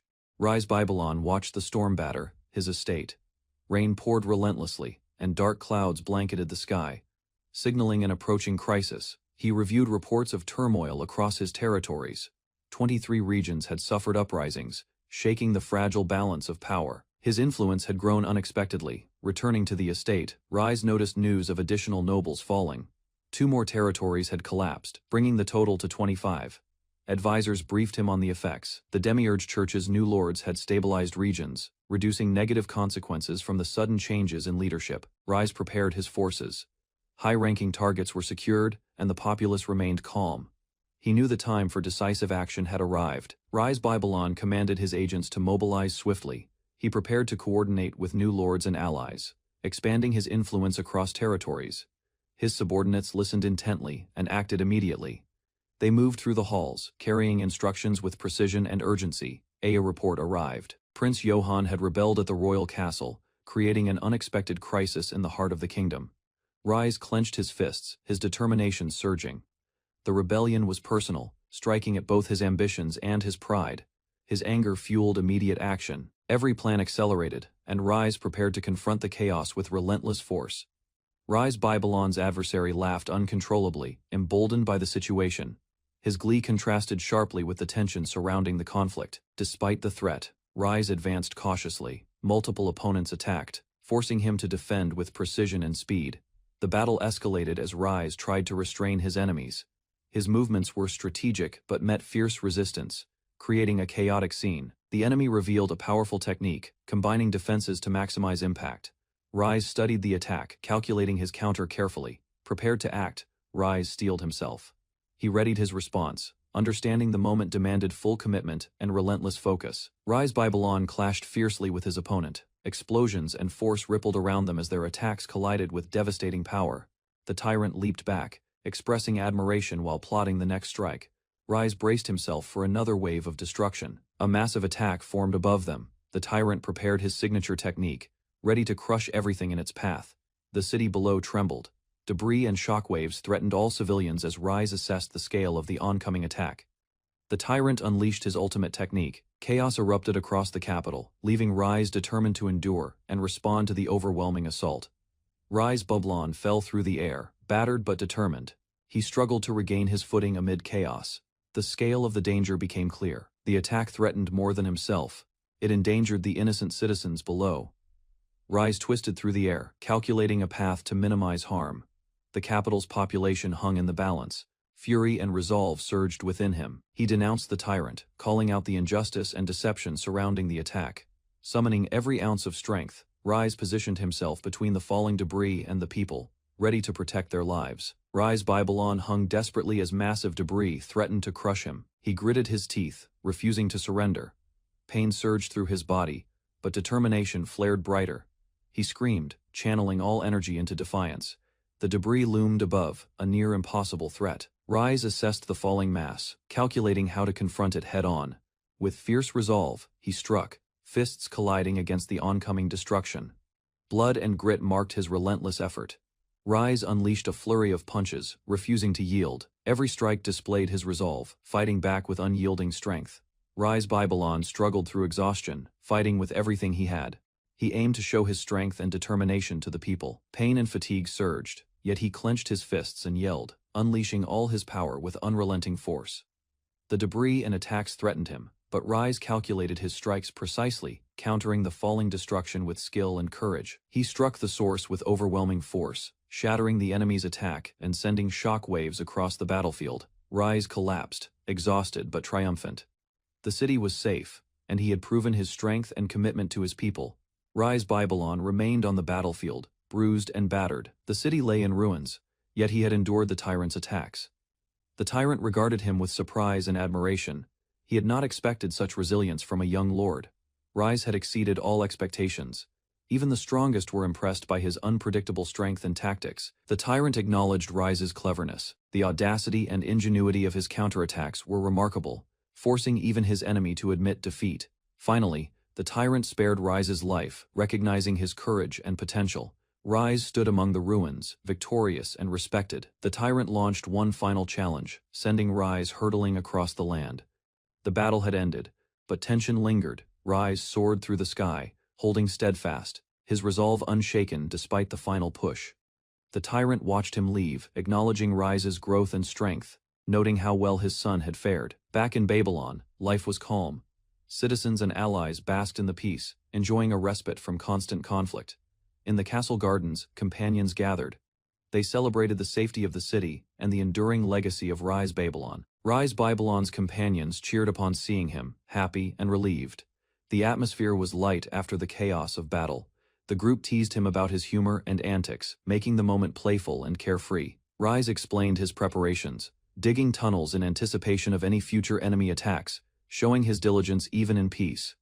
One companion revealed ambitious plans to connect their rooms through tunnels, adding a humorous twist to the calm setting. Rise observed quietly, reflecting on the charm and liveliness of his allies. The peaceful garden offered a rare moment of joy and safety. Rise Babylon's companions spotted something unusual. Alarmed, they called his attention toward the approaching threat. Rise's allies expressed their wishes for proper heroes and protagonists, unknowingly hinting at the coming chaos. A strange force rapidly approached, catching everyone's attention. The group braced for impact. Prince Johann appeared in the middle of the turmoil, spinning violently through the air, signaling a new conflict. Rise quickly intervened, protecting his companions and preparing for the sudden attack with decisive action. The attack struck the castle with immense force. Citizens and companions watched in shock as Rise stood ready to respond. Rise Babylon stood in front of the ruined castle, reflecting on Johann's return. Realizing his accidental influence had grown far beyond expectation, he quickly ran alongside Claus, moving through the grounds with urgency, determined to manage the aftermath of the destruction efficiently. Rise organized villagers to clear debris, directing them calmly while ensuring everyone remained safe, and the castle grounds were restored. Meanwhile, a strategist analyzed the situation, deducing that the incident might provoke King Jardabet to declare war imminently. Orders were sent to all regional branches, activating the kingdom's defense network in preparation for the approaching conflict. Rise Babylon and Claus ran through the destroyed hall, rushing toward Johann, whose body was trapped beneath massive rubble. Claus supported Johann while Rise assessed the injuries, preparing to use his healing magic to stabilize him quickly. Rise desperately urged Johann to survive, reminding him of responsibilities and the consequences of his actions on the castle. Johann struggled weakly, barely conscious, as the gravity of the situation weighed on him and the group.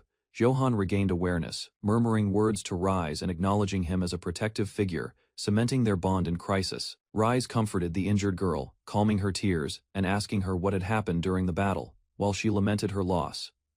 Villagers and survivors hurried through the ruined hall, working to stabilize dangerous structures and prevent further accidents. Rise guided the girl, inspecting unstable areas and organizing the rescue, ensuring safety while planning repairs. The girl explained that she had fought King Jardabet, relying on Rise's strength to survive, despite overwhelming odds. Rise reflected on the situation, noting the courage of youth and how young fighters often act impulsively but valiantly in battle. Rise observed Johann's near-death experience, realizing his father had spared him by giving up, leaving Johann stunned but alive. Children at the party experienced relief and joy, while Rise noted the father's silent oversight encouraged growth without harsh punishment. Rise supported the injured girl, feeling anger toward King Jardabet, judging his reckless disregard for others' safety. The girl, emboldened by Rise's presence, shouted defiantly, expressing determination despite exhaustion and injuries. Rise and Claus oversaw the villagers working to repair the castle, frustrated by the harm inflicted on innocent people during the battle. Rise stood silently, surveying the battlefield and considering the consequences of the recent conflict on the kingdom and its people. He expressed disappointment in the king's failure to protect his citizens and fulfill his duties as a ruler. Rise taught the injured girl about true leadership, emphasizing dialogue and care for people rather than violence, praising her understanding. The sound of approaching reinforcements indicated that Rise's allies had arrived, ensuring the area could now be secured. Rise walked through the ruined hall, deciding on the next course of action to restore order and protect the kingdom. Rise stood on the balcony, observing allies and approaching reinforcements, gauging their readiness and morale. He declared his intent to become the new king, rallying supporters to challenge King Jardabet and fight tyranny. A massive crowd gathered, inspired by Rise's speech, ready to follow him into battle for justice and reform. Followers voiced loyalty and determination, urging Rise to punish the corrupt king and restore fairness to the kingdom. An ancient adversary revealed himself, recognizing Rise after a long time, signaling that a major confrontation awaited. King Jardabet sat on his throne, reflecting on Rise's audacious actions and wondering what strategy his opponent had planned. The kingdom recognized Rise as a hero who defeated the evil dragon and inspired the people, while also being seen as a traitor by the king. Rise had transformed Prince Johann into a formidable ally, using the heretic church's teachings to gain loyalty and strategic advantage. King Jardabet issued orders to gather forces, threatening anyone who refused to fight against Rise's rebellion. The king invoked his full authority, preparing to confront Rise directly, setting the stage for a major showdown between them. King Jardabet commanded his forces to gather and prepare to crush the traitors, mobilizing his entire army. He threatened all who refused to fight, sentencing them to lose their titles or face death for disobedience. Rise's allies watched cautiously as the king's offensive began, recognizing the imminent battle and the magic involved. Observing the king's spell, his generals debated whether he was acting senile or cunningly strategic. Meanwhile, Rise and his companions used the delay to prepare and plan their next move, buying crucial time for strategy. Rise's ally reported the mobilization of troops and updates on the new weapons supplied by Babylon, including experimental explosives. The Duke reacted strongly to the revelation of a secret drug intended to enhance soldiers' abilities. The drug showed incredible promise, improving both physical and magical capabilities, though its long-term effects were still unknown. Rise watched as the Duke tested the potion, signaling approval while preparing for its tactical application in the coming battles. A veal was accidentally dropped, shocking the staff, and prompting an immediate reaction to the potential consequences of the experiment. The Duke prepared for battle, determined to lead his troops and increase their chances of victory in the upcoming war. He decided to personally take the first step, setting an example for his allies while encouraging them to act. Suddenly, an unexpected event startled the Duke, causing concern among his companions and momentarily halting preparations. He assured his allies that he would handle the smaller threats, allowing them to focus on the more dangerous opponent. The narration described how the wishes and ambitions of many people were converging, setting the stage for chaos. The ultimate confrontation began, pitting Rise, clever and impulsive, against the powerful and cunning old king in a decisive battle. Rise stood before the kingdom's gates, contemplating his decision to rebel. His heart weighed heavily as the consequences loomed over him. Silica celebrated with the villagers she had saved. Children clung to her joyfully, calling her their savior and newfound reason to live. Rise reflected silently, realizing his intentions were simple, to save people and enjoy small moments of happiness, yet complications followed anyway. In the tavern, villagers drank and laughed. Their carefree spirits highlighted the stark contrast with Rise's growing worries about leadership and responsibility. Rise felt overwhelmed, surrounded by rough men. Despite the chaos, he resolved to persevere and guide his people forward, determined and wary. Rise decided to change her methods, determined to help people after the small failure in the desert. She found herself unexpectedly leading a group of bandits, shocked by her sudden role as their guide. The bandits expressed gratitude, recalling how Rise saved them from soldiers. She realized she must choose carefully whom to help. With her magic, Rise gained confidence. She could protect her group and even rebel against the kingdom, inspiring awe and fear.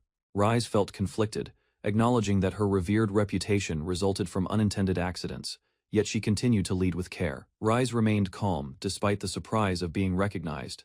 Her reputation as a skilled figure spread quickly among allies. Villagers admired her achievements, learning she saved her territory from a deadly epidemic and earned legendary status. Rise laughed lightly, calling herself friendly enemies with her companions.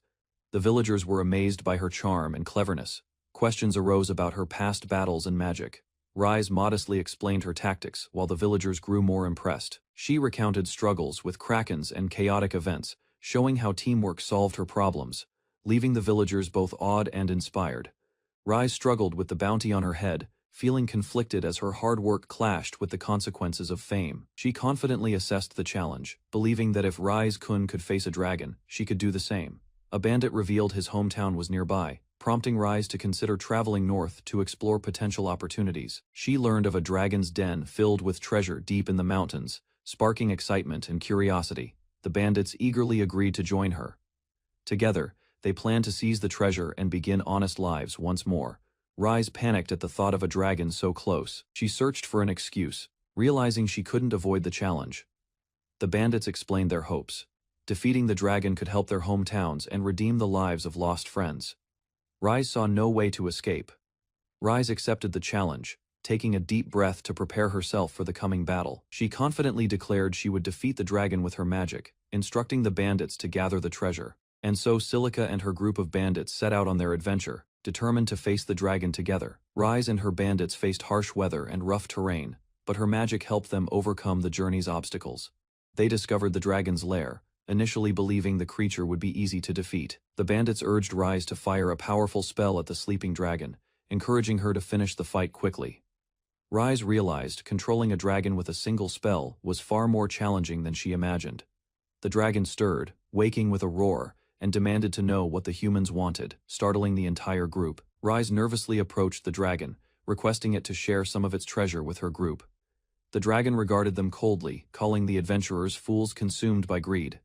It explained that previous lords had offered riches in exchange for protection and sealing the mountain. The dragon warned that anyone attempting to steal the treasure deserved death. Rearing up in a threatening posture, Rise had no choice but to unleash her maximum mana, preparing to confront the dragon with her full magical power. Rise struck the dragon with her full magical power, trapping its head as she focused all her energy. The dragon thrashed violently, struggling to breathe as Rise maintained control, showing her skill and determination.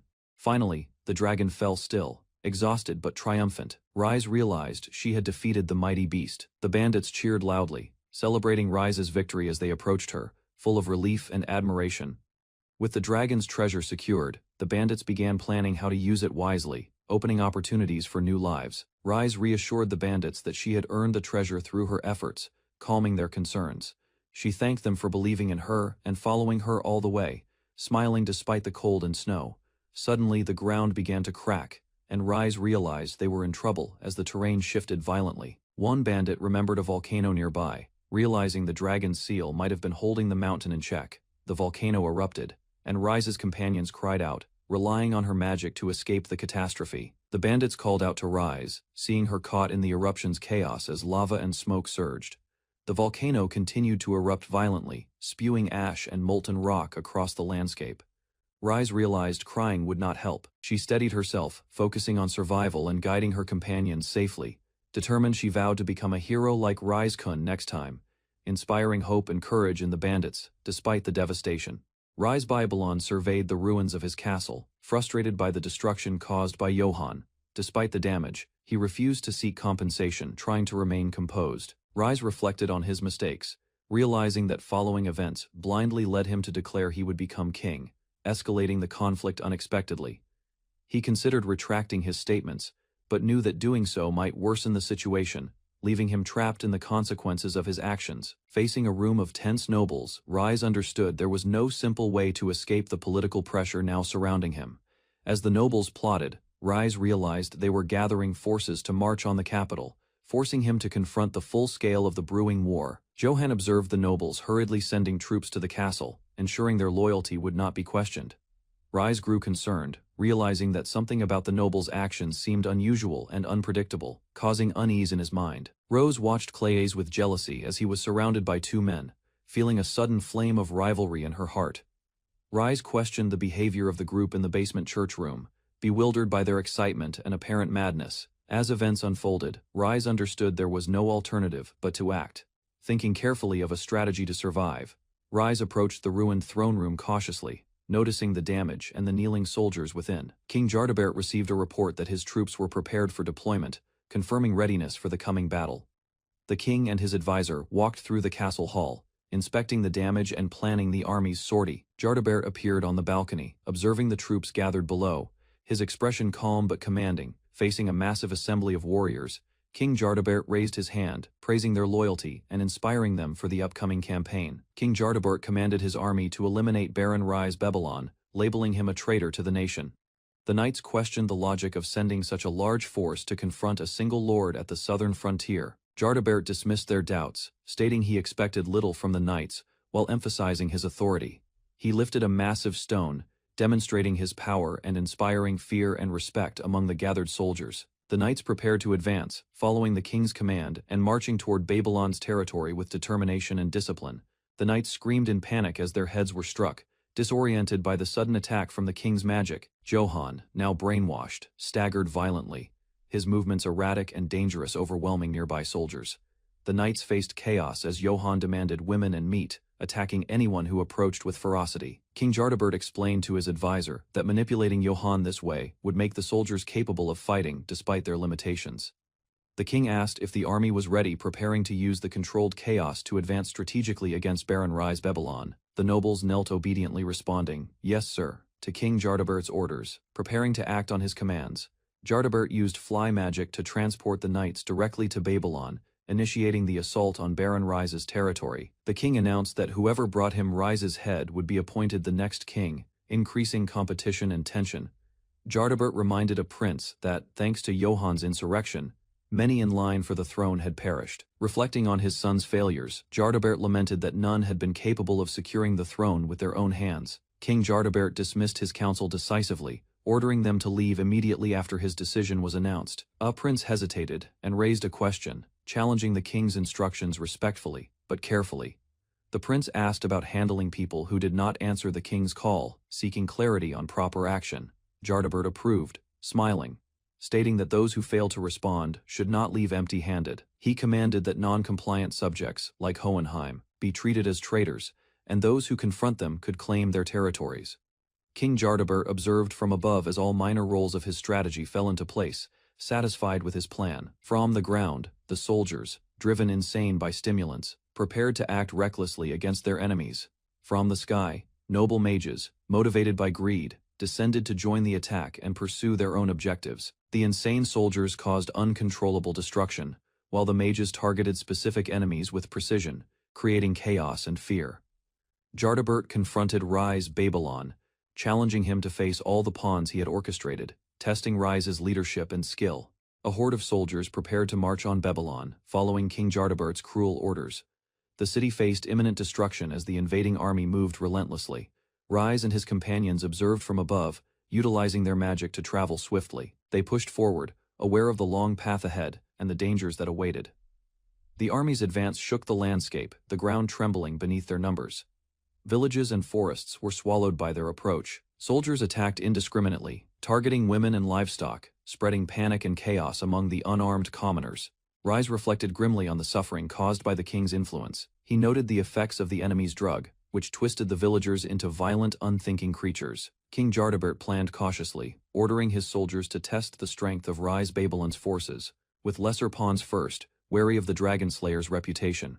Rise's enemies schemed among themselves, plotting that whoever could bring his head home would claim victory, thinking they could outsmart him. Jardabert encouraged his pawns to prove their usefulness, subtly manipulating them to gauge Rise's strength while keeping the true threat hidden. Lone Noble analyzed the greedy soldiers' mindset, predicting their reckless moves while recognizing the unexpected danger posed by Rise. He concluded that the king's unusual interest in Rise meant the young lord possessed exceptional potential, and capturing him promised high rewards for those daring enough.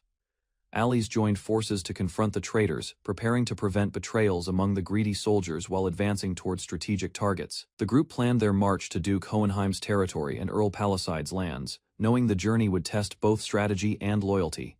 Silica Palicide emerged as a determined presence, taking command and signaling her readiness to influence the battlefield. Old grudges surfaced, as memories of past shame during a marriage interview fueled anger and determination among the nobles. With resolve, the group advanced, ready to wreak havoc on enemy territories while securing their own positions and asserting control over the unfolding conflict. Rise Babylon observed the approaching enemy, noting mages flying overhead, while soldiers marched across the land toward his territory. He expressed frustration at the sudden aggression, feeling unprepared, as he had not officially declared war despite respecting the royal family. Claus remained calm, receiving constant reports on enemy movements, demonstrating foresight and strategic control over the situation. Claus revealed he had prepared extensively, readying defenses and planning contingencies to counter the invading forces. Rise delegated command of soldiers to Claus and distributed weapons crafted by the beastfolk and dwarves, ensuring his territory was fortified against the impending attack. Rise assessed the battlefield, confident that his allies, including the Dragon Riders' units, could handle the flying mages and protect his forces. He enlisted help from Uncle Hohenheim, strengthening the army and expanding strategic options to counter the enemy's moves. Irina and Alicia were assigned a special mission, their skills critical to increasing the odds of victory while the main battle unfolded. Claus secured a safe position away from the front line under the pretext of tending to the wounded, maintaining control over operations. Despite enemy mage units invading the Palicide region, Rise remained calm, coordinating responses and ensuring the defense was organized and effective. Silica Palicide and her companions confronted strange creatures emerging from the water, shocked by their unexpected appearance. Tentacles and monstrous forms rose, creating chaos and threatening the soldiers nearby as they attempted to understand the danger.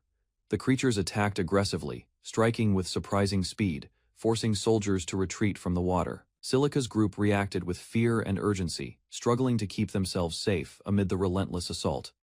The monsters revealed their full form, including massive eyes and tentacles, confirming the peril as Silica shouted in alarm, preparing for the next wave of attack. Rise's planning paid off as the krakens he dispatched wiped out enemy forces, earning praise from Irina and Alicia. He admitted difficulty controlling the massive creatures and sent them far from friendly ships, ensuring no accidental damage while still targeting the enemy. Rise considered the safety of Uncle Hohenheim and monitored how the creatures prioritized Palicide, noting unexpected but effective outcomes.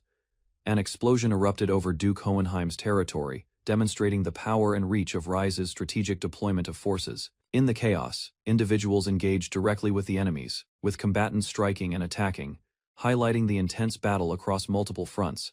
On the battlefield, Enemies were astonished at the skill and coordination of Duke Hohenheim's soldiers under Rise's indirect command. Rise and Claws launched defensive maneuvers, including casting ice shields, countering attacks with precision and protecting key positions. Soldiers engaged in close combat, combining physical skill and magic to repel enemy advances, demonstrating superior training and strategy. A skilled combatant executed aerial maneuvers, striking decisively while maintaining agility and awareness of the chaotic battlefield. Despite heavy assaults, the warrior remained unscathed, leaving enemies shocked and emphasizing the effectiveness of Rise's planning and the soldier's prowess. Enemies speculated wildly, believing Duke Hohenheim might have made a pact with the devil to gain his formidable power, astonished at his combat prowess. Silica Palisade multiplied in the battlefield, overwhelming opponents with speed and coordination, demonstrating that their fears were exaggerated and ineffective. She and her duplicates attacked from the sky, striking decisively while maintaining aerial superiority over the enemy forces. Rise's strategy proved effective as Silica executed precise, lethal strikes, causing heavy casualties and demonstrating the strength of his planning. After the battle, Silica ordered patrols to secure the area and sent one group to report back to Babylon, ensuring continued vigilance and control. Silica assured the Baron that the land would be protected in his absence, promising vigilance and safety. Rise acknowledged the support, contemplating the unfolding battle and preparing mentally for the challenges ahead. News arrived that Duke Hohenheim's spies had successfully dispersed the noble's magic assault unit, strengthening their position and reducing immediate threats. Rise calculated the enemy's arrival, estimating their speed and planning defensive measures accordingly, awaiting the main force to approach Babylon.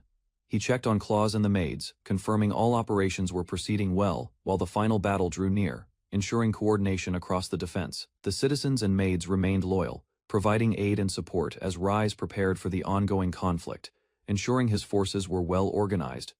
Rise considered the situation with Claws, acknowledging the strength and reliability of his allies in maintaining order and executing strategies. A brief peaceful moment allowed Rise to reflect, noticing the cheerful interactions among the maids, providing a sense of calm before the next engagement.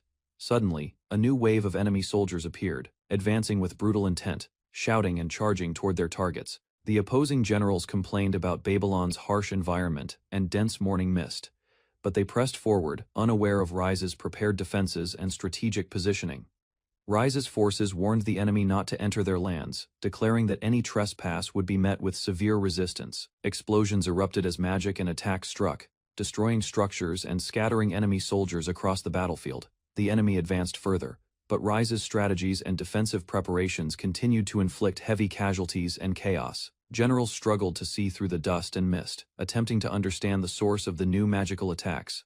Rise's magic struck unexpectedly, surprising his opponents and demonstrating the effectiveness of his defensive maneuvers. The full force of his army appeared, standing firm, as one commander declared no enemy would pass beyond that point, securing the front line.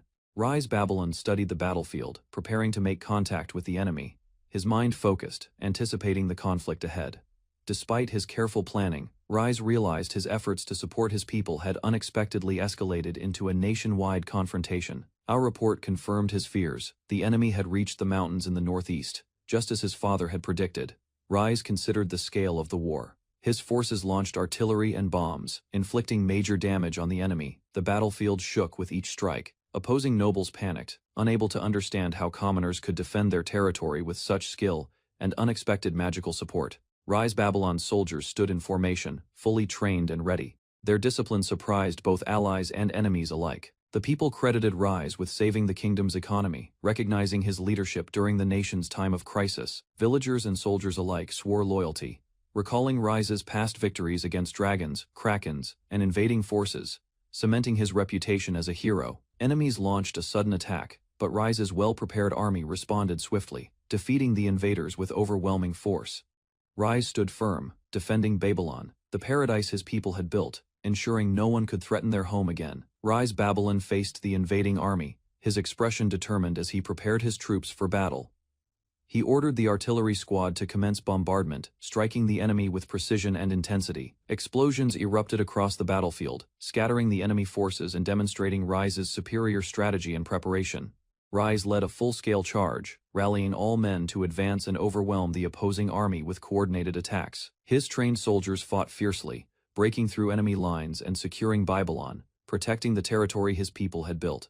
Rise's soldiers launched a fierce charge, striking the enemy with raw power and precision, breaking through their front line. The enemy attempted to steal and attack, but Rise's disciplined warriors blocked every attempt, defending their territory. The battle intensified as Rise's forces pushed forward, forcing the invaders into retreat while ensuring no civilians were harmed. Explosions and clashes rocked the battlefield, with the enemy overwhelmed by the combined might of Rise's army. Rise called out to Captain Claus, coordinating the final strike to secure victory and protect their homeland completely. Rise ordered all injured soldiers to retreat to the rear, promising to heal even those who had lost limbs.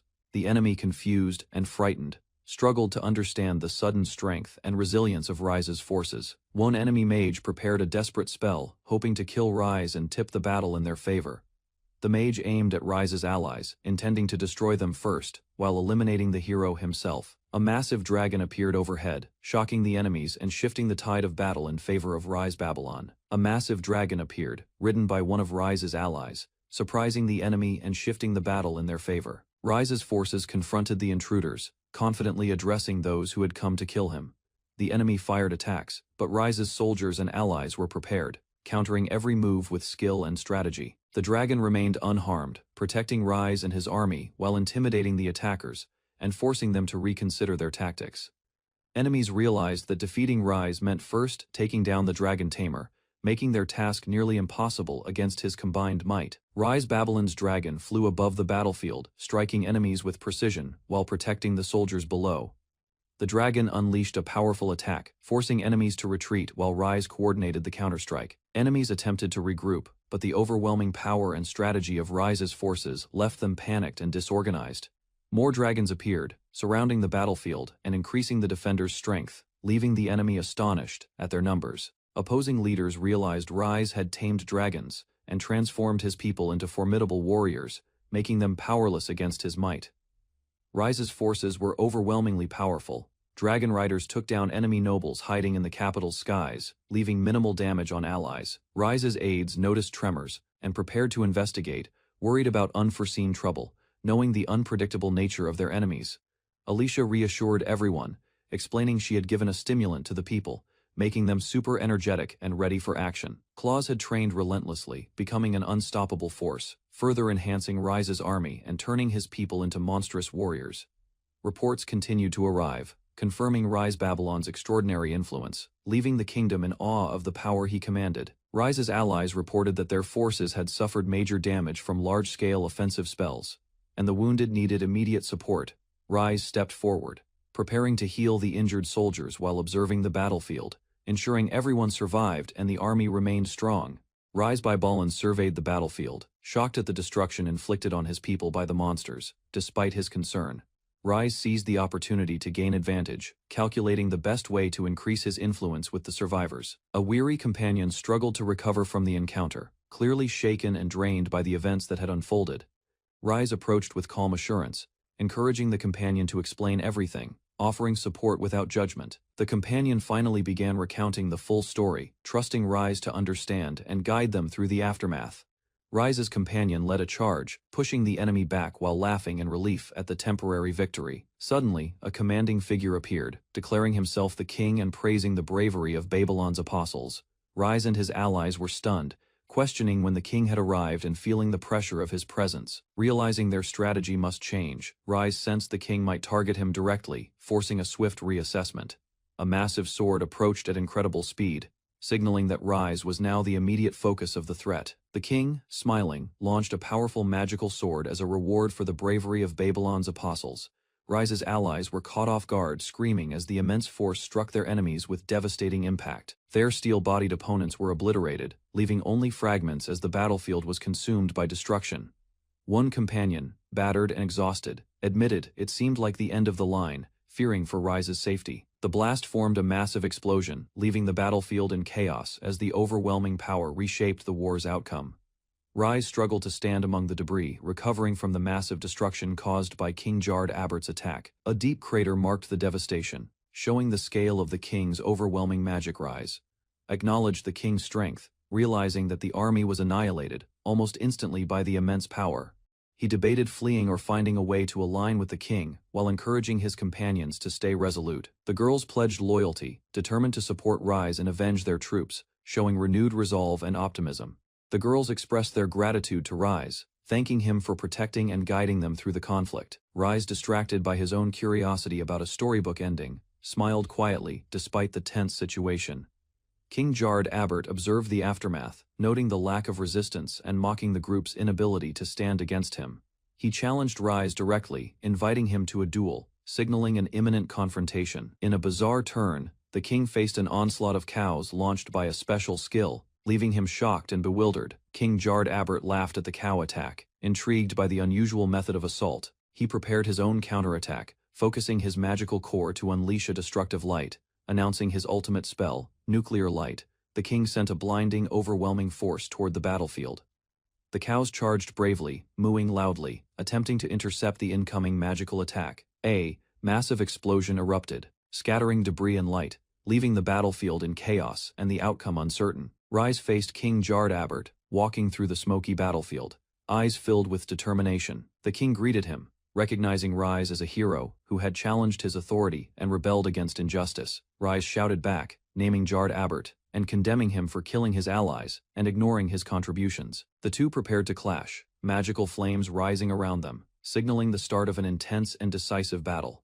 Rise Babylon turned sharply, refusing to hear pleas. The Baron's resolve strengthened as his companions begged him to reconsider. He watched the barony's residents, their hope and loyalty clear. Determined, he decided to face King Jard Abert, relying on his magic to protect everyone. Rise stepped forward, the heavy door creaking open, his cape fluttered, signaling the start of his decisive action. Kneeling, he unleashed his total healing magic. Trees, plants, and the land around him flourished, revitalized by his power. Across the battlefield, the enemy wizard invoked offensive spells. The stage was set for an epic clash between life and destruction. The enemy wizard raised his hands, casting a massive lightning spell. The sky darkened as energy surged through the battlefield. Rise countered immediately, targeting the enemy with precise magic. His attack aimed to protect the barony and his allies. A herd of cows was caught in the spell's effect, moving violently across the ground, amplifying the chaotic battlefield. The wizard laughed confidently, underestimating Rise's strategy. He believed his lightning could overcome any obstacle in his path. The cows, electrified yet unstoppable, trampled forward unexpectedly. The wizard's shock grew as his control over the spell faltered.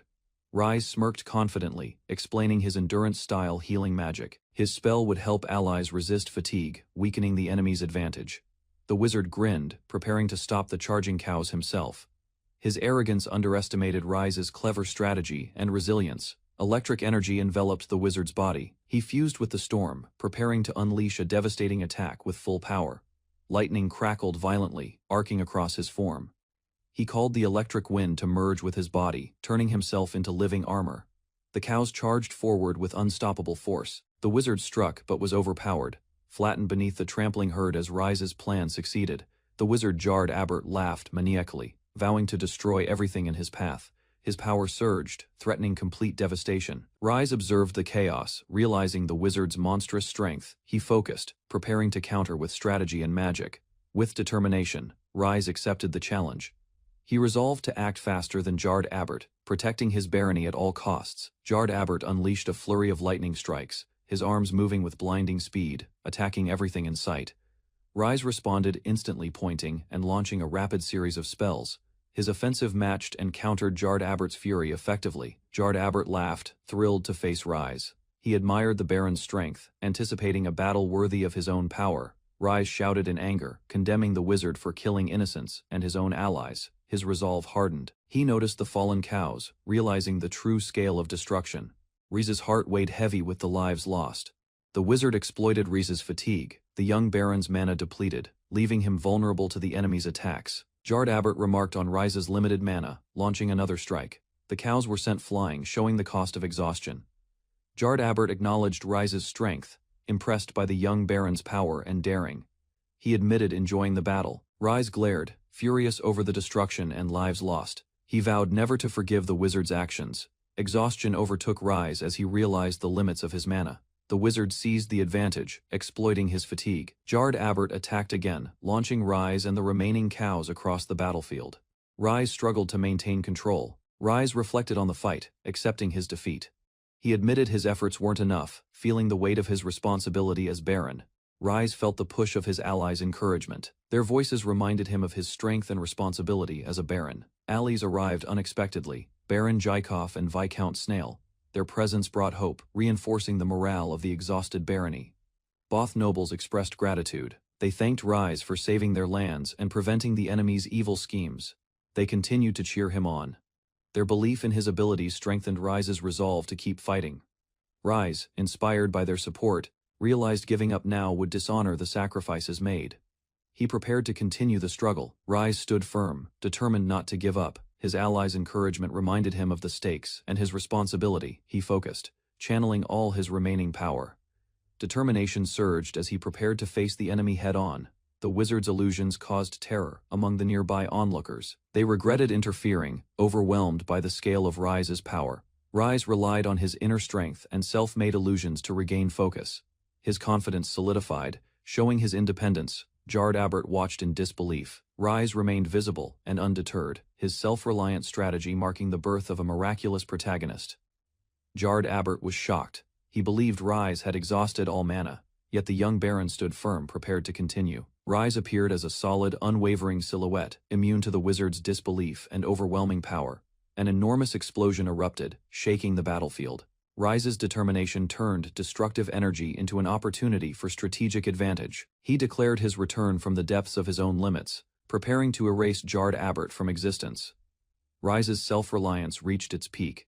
His miraculous, self-created illusions formed the basis for a new, unstoppable, heroic form. Rise Babylon appeared before the old noble, his presence shocking everyone in the battlefield. The noble realized Rise had acquired a rare skill that allowed him to resist certain death itself. Rise's power shone with an intensity rivaling ancient magic, overwhelming anyone who saw it. The noble laughed, impressed by this unknown magic, but refused to admit defeat. Standing ready, with determination, the noble unleashed a powerful attack, intending to end Rise once and for all. Rise Babylon raised his hand, preparing to demonstrate his new skill, a shining light of justice. Unexpectedly, a herd of cows appeared, forming a barrier that blocked his attack completely. The old noble was stunned, unable to believe that mere cows could stop such a powerful light. Rise hovered above the battlefield, commanding the cows to maintain their formation, while he readied his next move. The noble struggled against the unexpected defense, determined to uncover the secret behind Rise's new skill. Rise unleashed his attack, but the cows shielded him, sending shockwaves across the battlefield. The old noble struggled to comprehend the absurd amount of power contained within the strange barrier. He realized Rise's skill rivaled, and even surpassed, his own nuclear-level magic, leaving him stunned. Rise revealed that his true strength came from healing magic, the skill he had mastered above all. He explained that using his power solely for the people made it impossible for destruction-focused enemies to overcome him. Rise laughed, explaining how his magic differed from the noble's nuclear light, fueled by life rather than destruction. He activated an upgraded healing rate, amplifying his power beyond comprehension. Rise launched his ultimate attack, the planetary extinction Fey nuclear fission, cow laser, targeting the battlefield with precision. The old noble was thrown aside, unable to evade the unexpected force of Rise's offensive. Rise revealed the remaining airborne cows, prepared to counter any attack and secure his overwhelming advantage. Rise activated his next attack, the life energy exhaustion Fey cow dust, nuclear explosion, unleashing overwhelming force. The old noble was struck violently, unable to withstand the impact of the explosive blast. Rise's defensive shield protected him, allowing him to observe the battlefield safely while the attack landed. The old noble realized Rise's cunning. He had turned the fight into poison, weakening his enemy further. Rise's strategy forced the old noble to acknowledge his skill, combining healing magic and tactical poison to dominate the fight. The old noble embraced the battle, thrilled by Rise's overwhelming power and relentless determination. He acknowledged Rise's teaching, vowing to strive and match him as a worthy opponent. The noble released all his remaining energy, declaring he no longer needed his old body to fight. He visualized a new form, determined to become a young, beautiful, and powerful mage worthy of Rise. This transformation represented the culmination of his life as a mage, embodying the legend he aspired to surpass. A radiant figure emerged, glowing with divine light, capturing Rise's complete attention. Rise recognized the form as the god of magic, whose power had granted mana to nobles since ancient times. The figure solidified into goddess Sophia, her presence awe-inspiring and powerful beyond imagination. Sophia confirmed her identity, signaling the full divine support for Rise's side in the ongoing battle. With a confident challenge, Sophia invited the old noble to attack, leaving the world's fate hanging in suspense. Rise Babylon achieved the pinnacle of magic, feeling his power surge beyond limits. His body shimmered with newfound strength, prepared for extraordinary feats. He enhanced himself with earth, fire, water, and wind magic, replacing his heart with a reactor. Neural circuits flowed through his veins, making him faster than light. Rise transformed into the legendary figure, Goddess Sophia. His presence overwhelmed the battlefield, commanding awe and fear. From all who gazed upon him, enemies attempted to resist. But Rise unleashed unstoppable attacks. Chaos spread as he pressed forward without hesitation. Finally, Rise called upon his people, drawing their power and unity. Together, they prepared to change the fate of the realm. Rise's forces advanced as the beastfolk charged into battle, leading their attack with precision and strength, overwhelming enemy positions. Goddess Sophia reacted in shock as the attack reached her, her confidence shaken by the unexpected assault from below. Rise arrived at the battlefield, apologizing for his delay, but immediately assessing the situation to direct his allies. The beastfolk elites, brought by Rise's orders, positioned themselves strategically, ready to fight under his command. Goddess Sophia's anger flared as she confronted Rise, her attack colliding with his defenses, sparking a fierce confrontation across the battlefield. Goddess Sophia looked shocked as reinforcements arrived on the battlefield, altering the fight's momentum with their unexpected appearance. Rise recognized Duke Hohenheim, calling out to him in surprise, acknowledging the powerful ally joining the fray. Duke Hohenheim explained that he had secured the surrounding territories, bringing the trained fighters under his command to aid Rise. He described his own success, mentioning the damage he had dealt to previous enemies using his magic and strategy. Rise and Hohenheim discussed tactics, while Sophia observed nervously, realizing the combined power of Rise and his allies could shift the battle. Goddess Sophia shouted in rage as Rise and his allies interfered with her duel, frustration spreading across the battlefield. Rise observed her reaction, noting her anger and feeling the tension rise as the fight escalated. An enemy voice announced themselves, calling out Sophia as Evil God Sophia, challenging her authority and presence in the sky. Alicia and Belle arrived with a giant dragon, converted from villagers into devoted believers, joining the fight to support Rise. The dragon's prayers and the people's devotion resonated, reflecting the gratitude and trust they placed in Rise for his guidance and kindness. Rise observed villagers and allies praying to him, calling him a savior, though he privately questioned the sincerity of their words. He confirmed he could hear their faith, feeling its power amplify his own magical abilities and influence. Rise's mana surged dramatically, shocking Goddess Sophia, who could not comprehend how his power grew so rapidly. He proudly declared that his healing magic had reached new heights, ready to wield it for the benefit of others. Rise announced he could now restore the lives of those lost, revealing that his healing was far more potent than anyone expected. Rise observed a group of revived people, waking in confusion and wonder, unsure of where they were or what had occurred. Broken bodies and remnants of previous battles littered the area, showing the cost of the recent conflicts. Rise confronted Jard Abert directly, stating he no longer cared about maintaining a duel and would act according to his will. Goddess Sophia realized her efforts were futile. Rise dismissed her as insignificant, comparing her to a mere pebble on his path.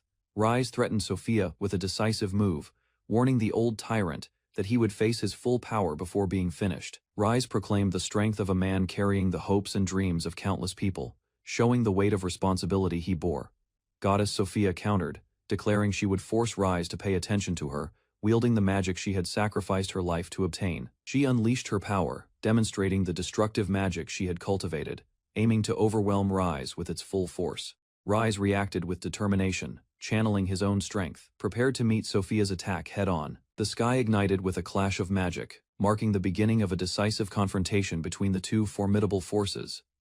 Goddess Sophia marveled at the amount of mana Rise possessed, realizing he was stronger than anyone she had faced. Rise revealed he was not alone, drawing strength from the support and faith of the entire Beastfolk clan behind him. Allies encouraged him, including Duke Hohenheim and others, urging him to unleash his spells and end the conflict decisively. Even the youngest and most timid supporters expressed trust in Rise, pledging to follow him to the ends of the world. Rise stood resolute with his allies, ready to bring peace and hope, his aura radiating strength as he prepared his final move.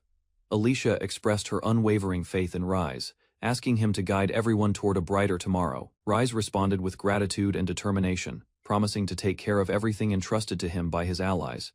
Goddess Sophia watched as Rise's healing magic surpassed the speed of light, breaking through new dimensions with unprecedented power. Rise manifested a colossal magical attack, summoning the Apocalypse Black Hole Cow, shocking Sophia and asserting his dominance.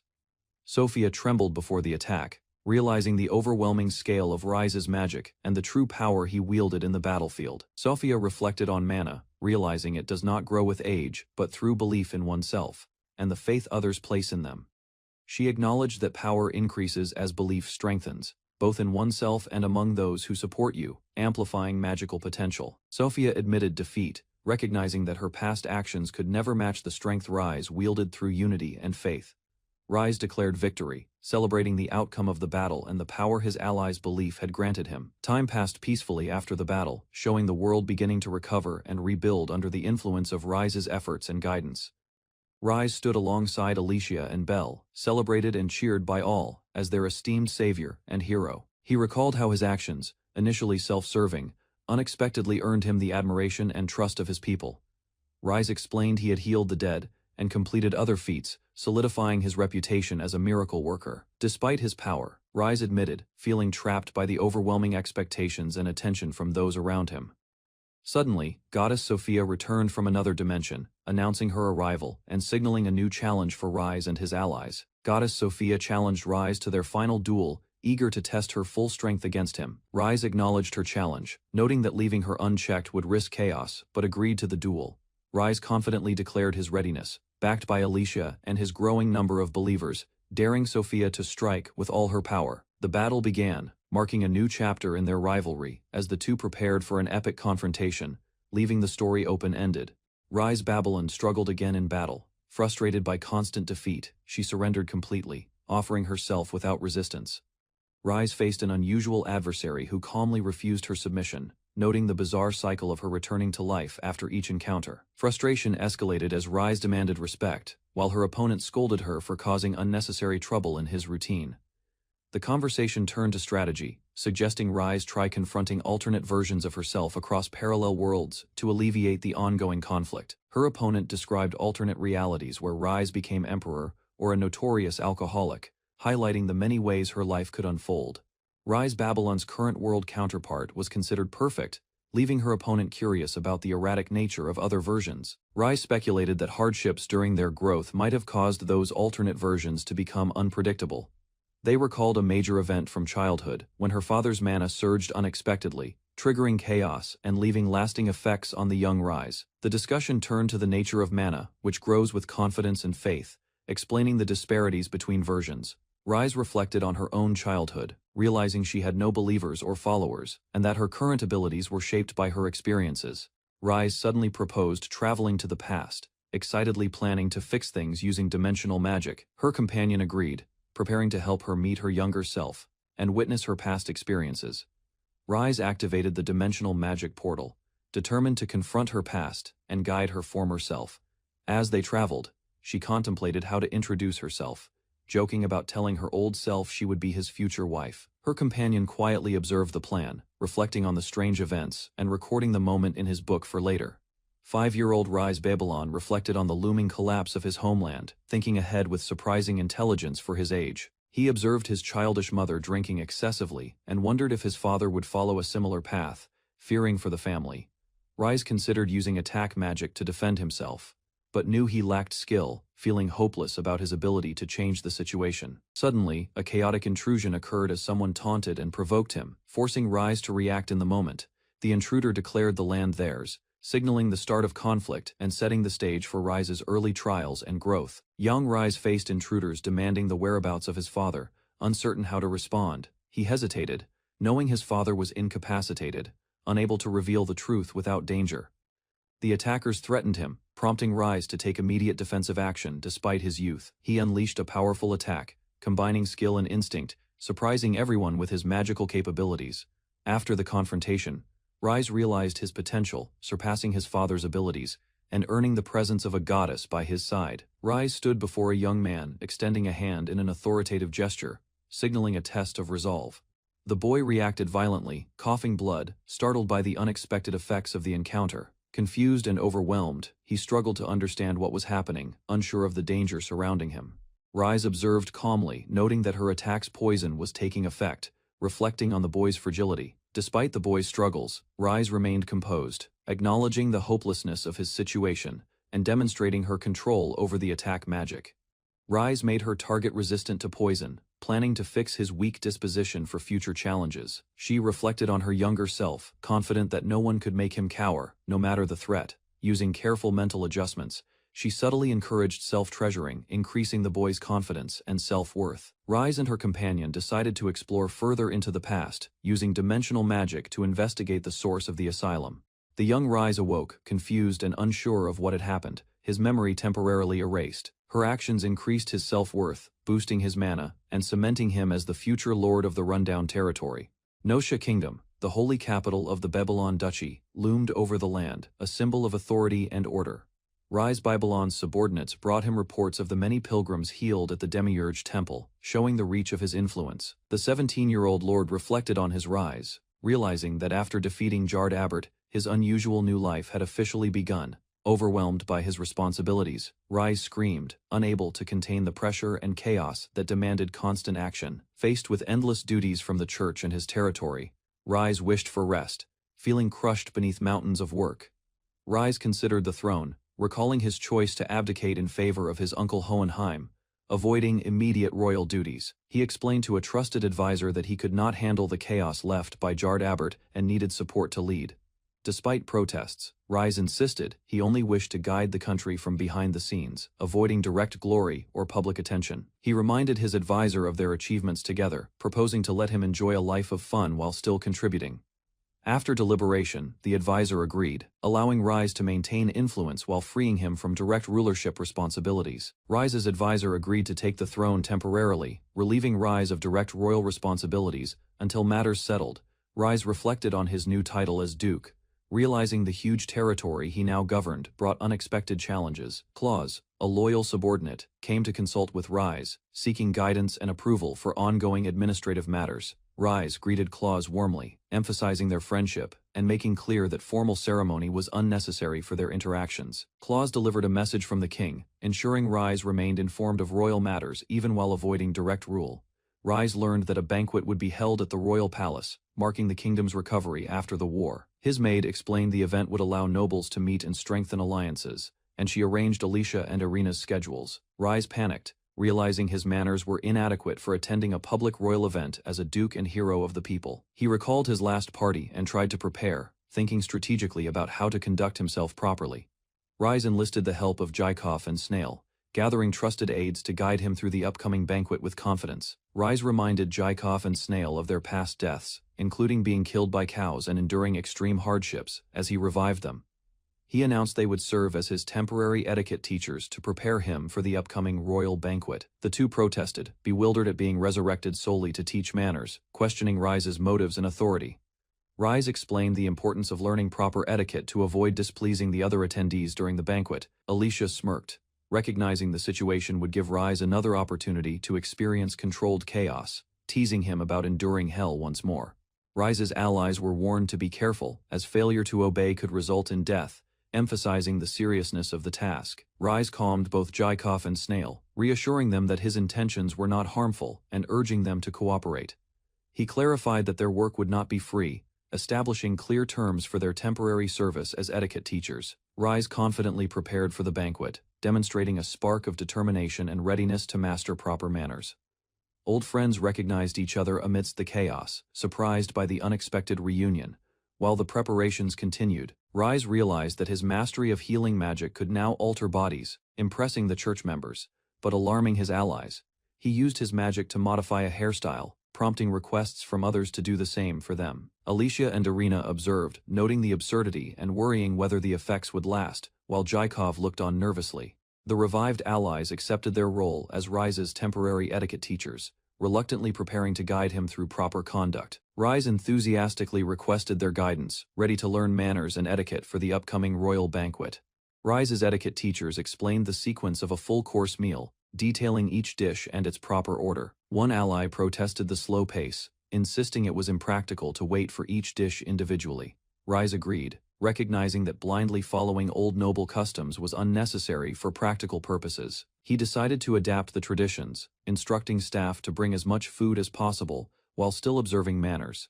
After resolving the food-related issues, Rise requested guidance on proper behavior during the banquet. Ready to learn etiquette while enjoying the meal, Rise received guidance on conversing with nobles, learning to ask about territories to create goodwill and gain valuable information. He recognized the importance of knowing each territory's details, noting that it helped in both diplomacy and governance. Rise's aides, cloaked in secrecy, stood ready to assist him in gathering intelligence efficiently.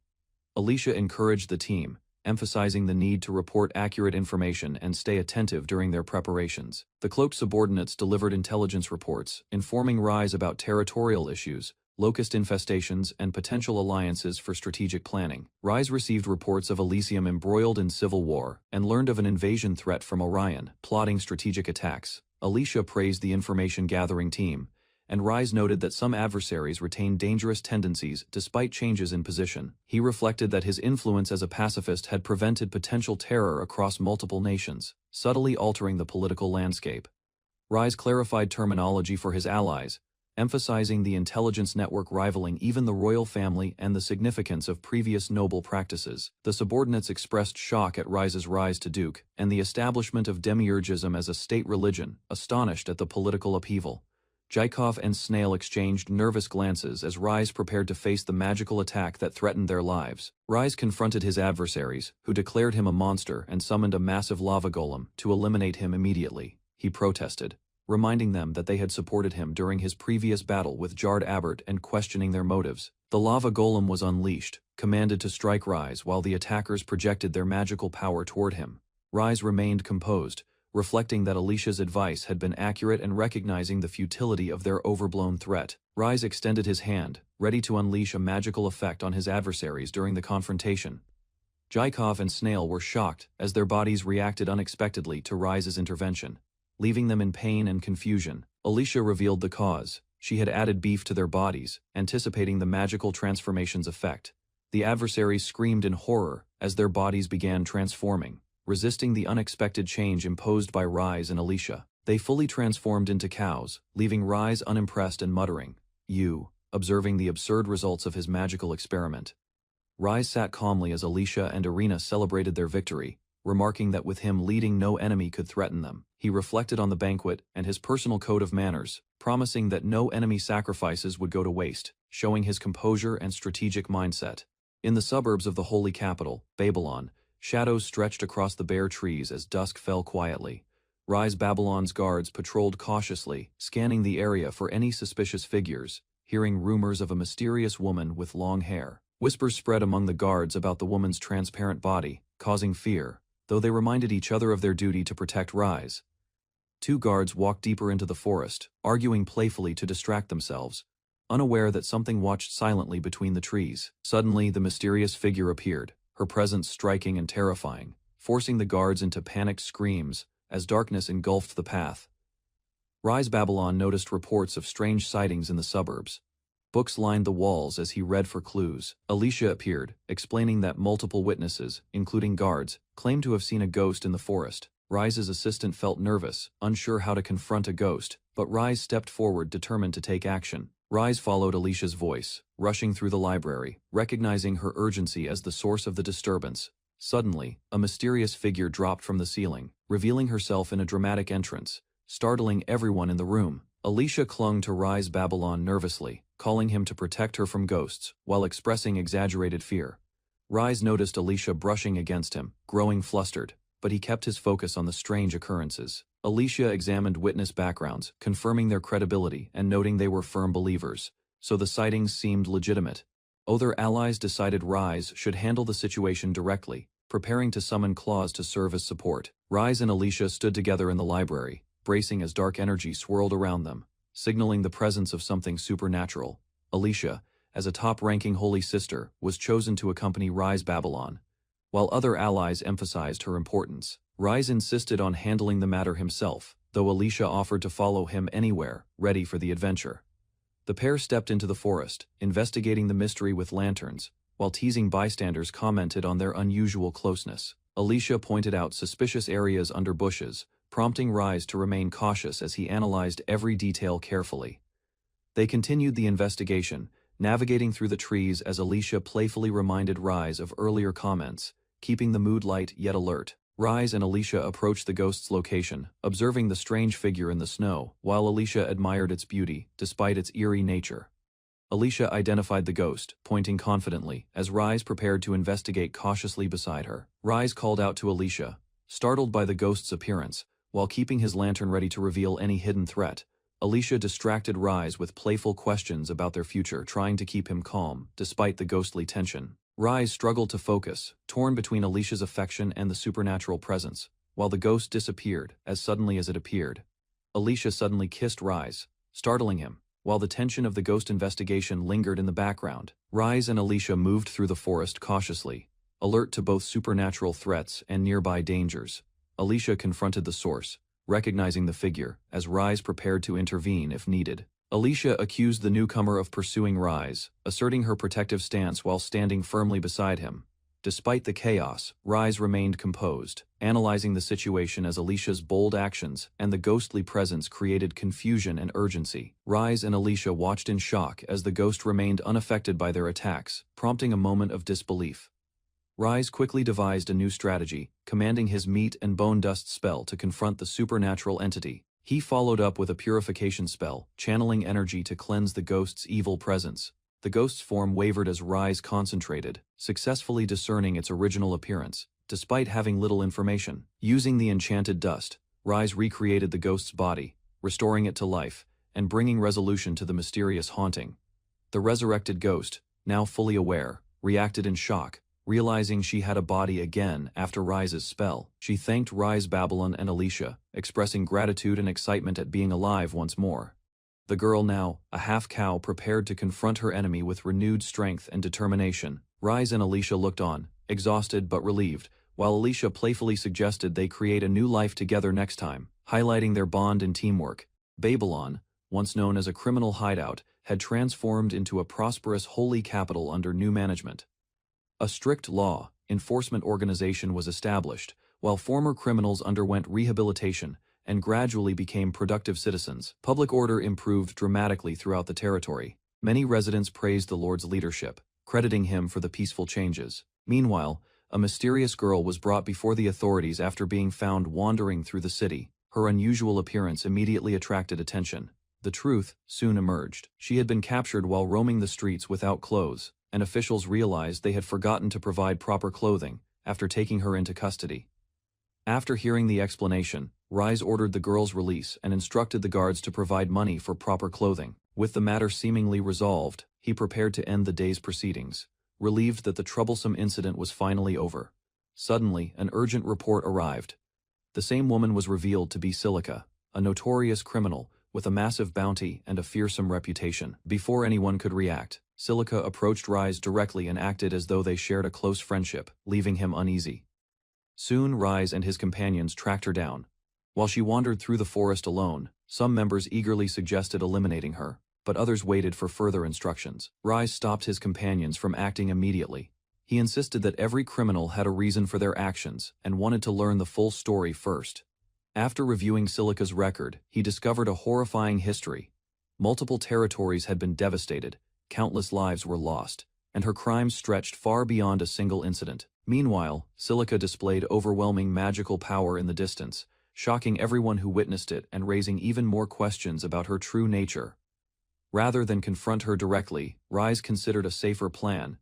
He hoped to guide the dangerous woman out of his territory without provoking her. Reaching a decision, Rise stepped forward himself and prepared to speak with Silica.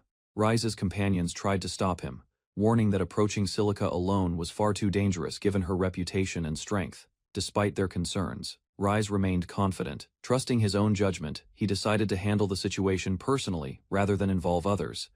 His determination convinced one of his allies. She agreed to follow his lead and pledged to risk her life to protect him if necessary. As they moved closer, Silica suddenly heard a familiar voice. The sound immediately caught her attention and stirred old memories. Turning toward the source, she found Rise standing before her. Surprise replaced her calm expression as an unexpected reunion finally took place. Silica froze when Rise appeared before her. His sudden arrival left her flustered and struggling to stay composed. Moments later, she rushed toward him and desperately clung to his side. The unexpected reaction stunned everyone watching from nearby. After calming down, Rise asked why she wanted his help. The group gathered around and waited for her explanation. Silica revealed her concern. Her bounty had spread across the country, and she hoped Rise's growing influence could help resolve the problem, rather than reject her request. Rise agreed to hear her side of the story. Relieved by his response, Silica accepted the chance to explain herself. Silica explained that she once admired Rise and left the palace hoping to help people across the world by following his example. Recalling her journey, she insisted that she always tried her hardest to do what she believed was right. One incident quickly revealed the problem. Believing she was helping hunters, Silica poisoned a spring used by animals to make hunting easier, to support her travels. She continued acting on similar ideas, convinced that her actions would benefit others and solve problems. Instead, frightened villagers pursued her wherever she went. After hearing the story, Rise realized her crimes came from disastrous misunderstandings rather than malice.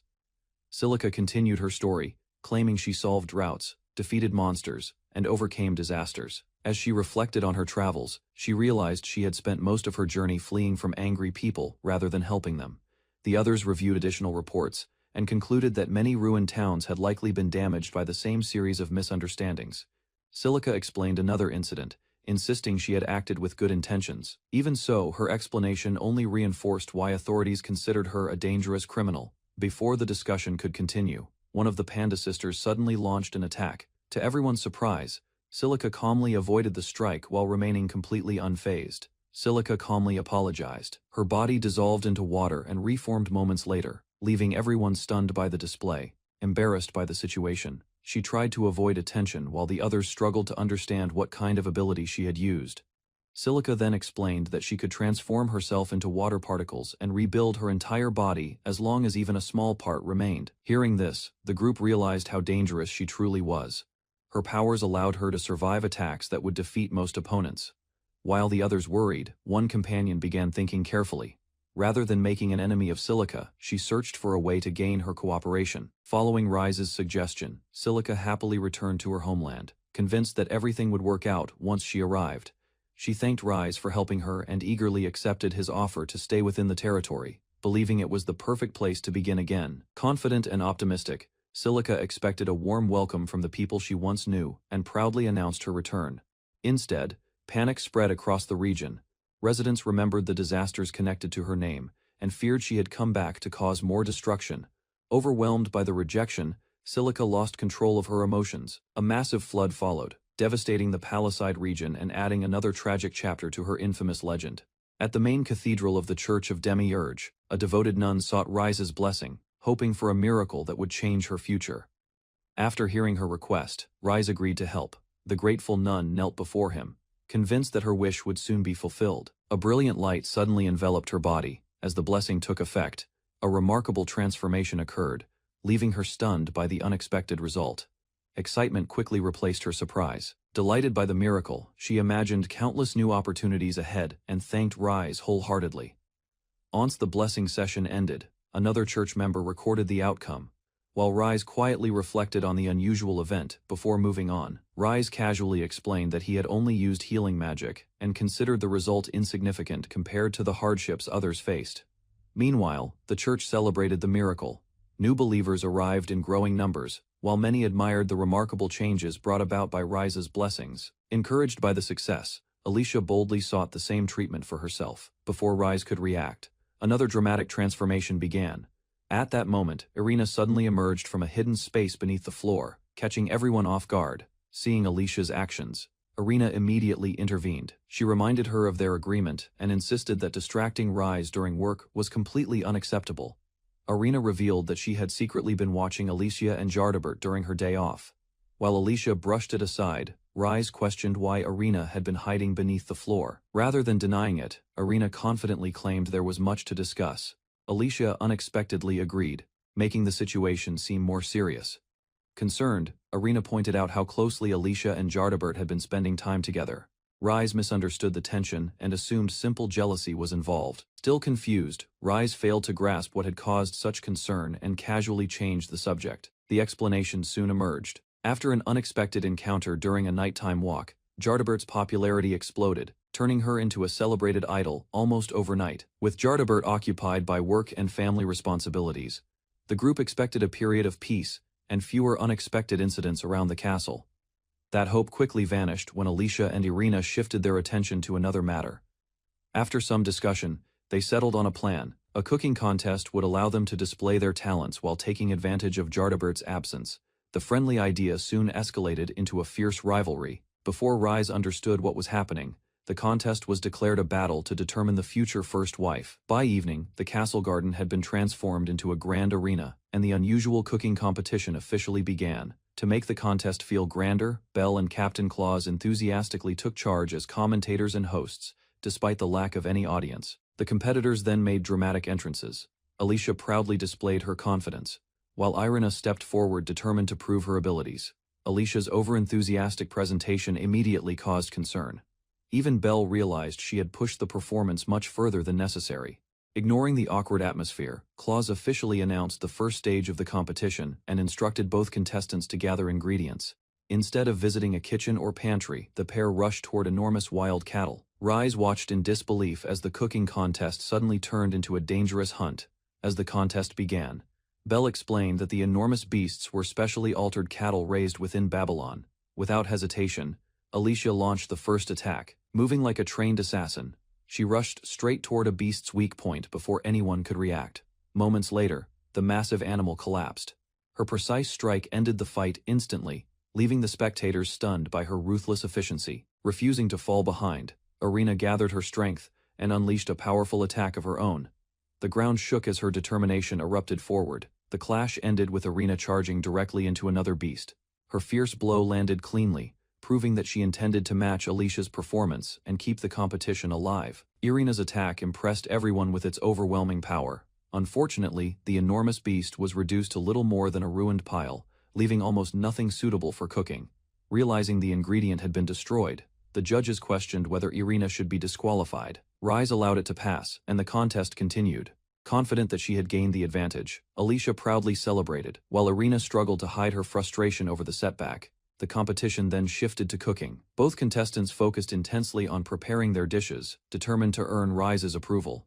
Before long, Alicia presented her completed meal, smiling with confidence. She offered a steak packed with care and affection as the first entry of the contest. Rise examined Alicia's dish and immediately noticed a strange white coating covering the steak. Curious, he asked about the unusual seasoning before taking a bite. Without hesitation, he tasted the meal. Alicia suddenly became nervous, realizing he had sampled the dish before receiving a proper explanation. Almost instantly, an intense reaction struck him. The special seasoning turned out to be a powerful aphrodisiac, leaving Rise flustered and struggling to stay composed. Embarrassed, Alicia admitted that she had deliberately added it in hopes of making a stronger impression while a rival was absent. Despite the shocking ingredient, Rise calmly continued eating. After judging the actual cooking, he praised the steak's flavor and preparation, leaving Alicia overwhelmed with relief and happiness. While Alicia celebrated her successful dish, Rise calmly cured the effects of the strange seasoning. Unfortunately, Irina revealed that she had already eaten much of her dish while testing it. Only a small portion remained for judging. Embarrassed by the mistake, she offered to cook again. Rise declined and chose to evaluate what was left instead. After tasting it, he praised the rich flavor and skillful use of spices. Irina quietly rejoiced as her effort finally received recognition.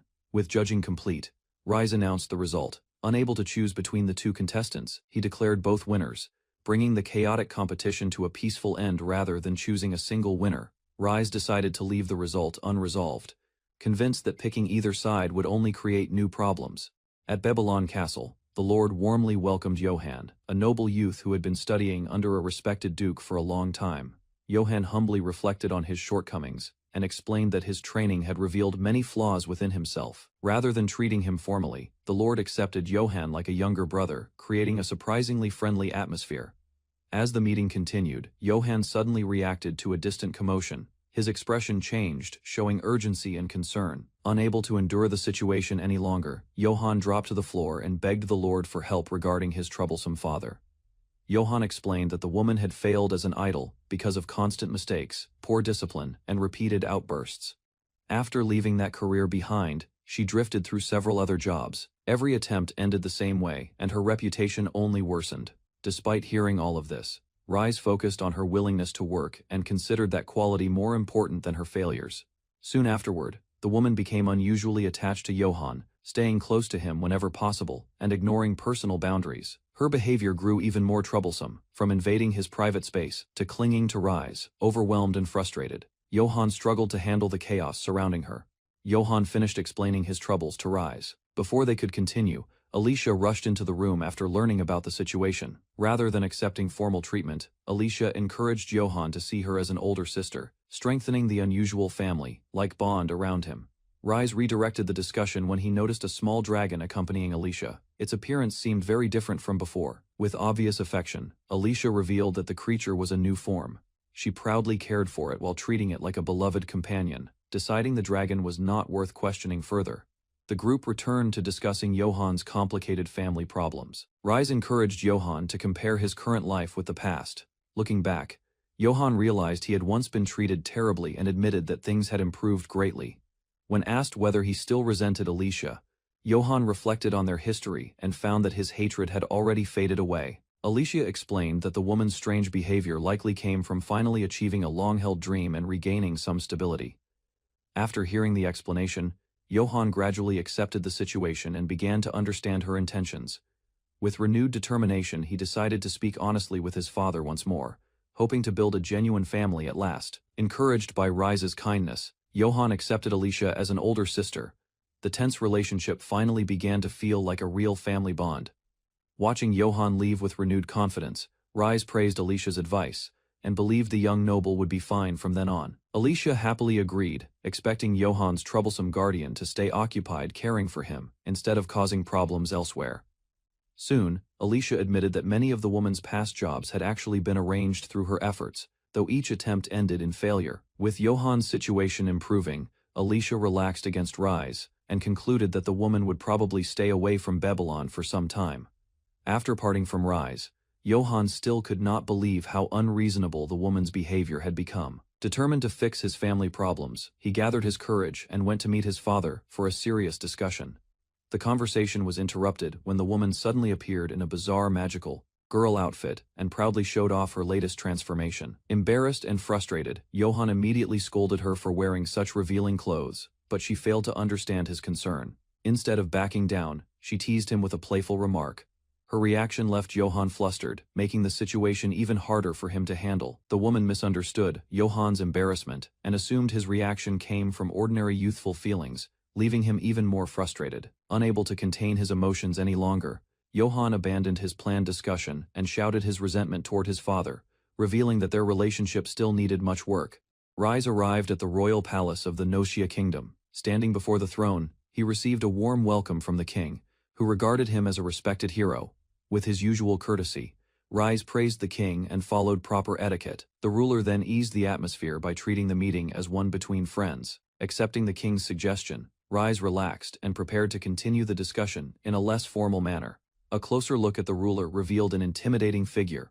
The king's powerful presence left Rise completely stunned. Uneasiness quickly crept into his thoughts. Rise silently wondered how he had ended up in this position and feared what might happen next. Wanting to leave a good impression, Rise offered to use his healing magic on the king and eagerly waited for a response. After receiving permission, he immediately activated his magic. Bright energy flowed from his hands as the spell took effect. The king quickly felt the results.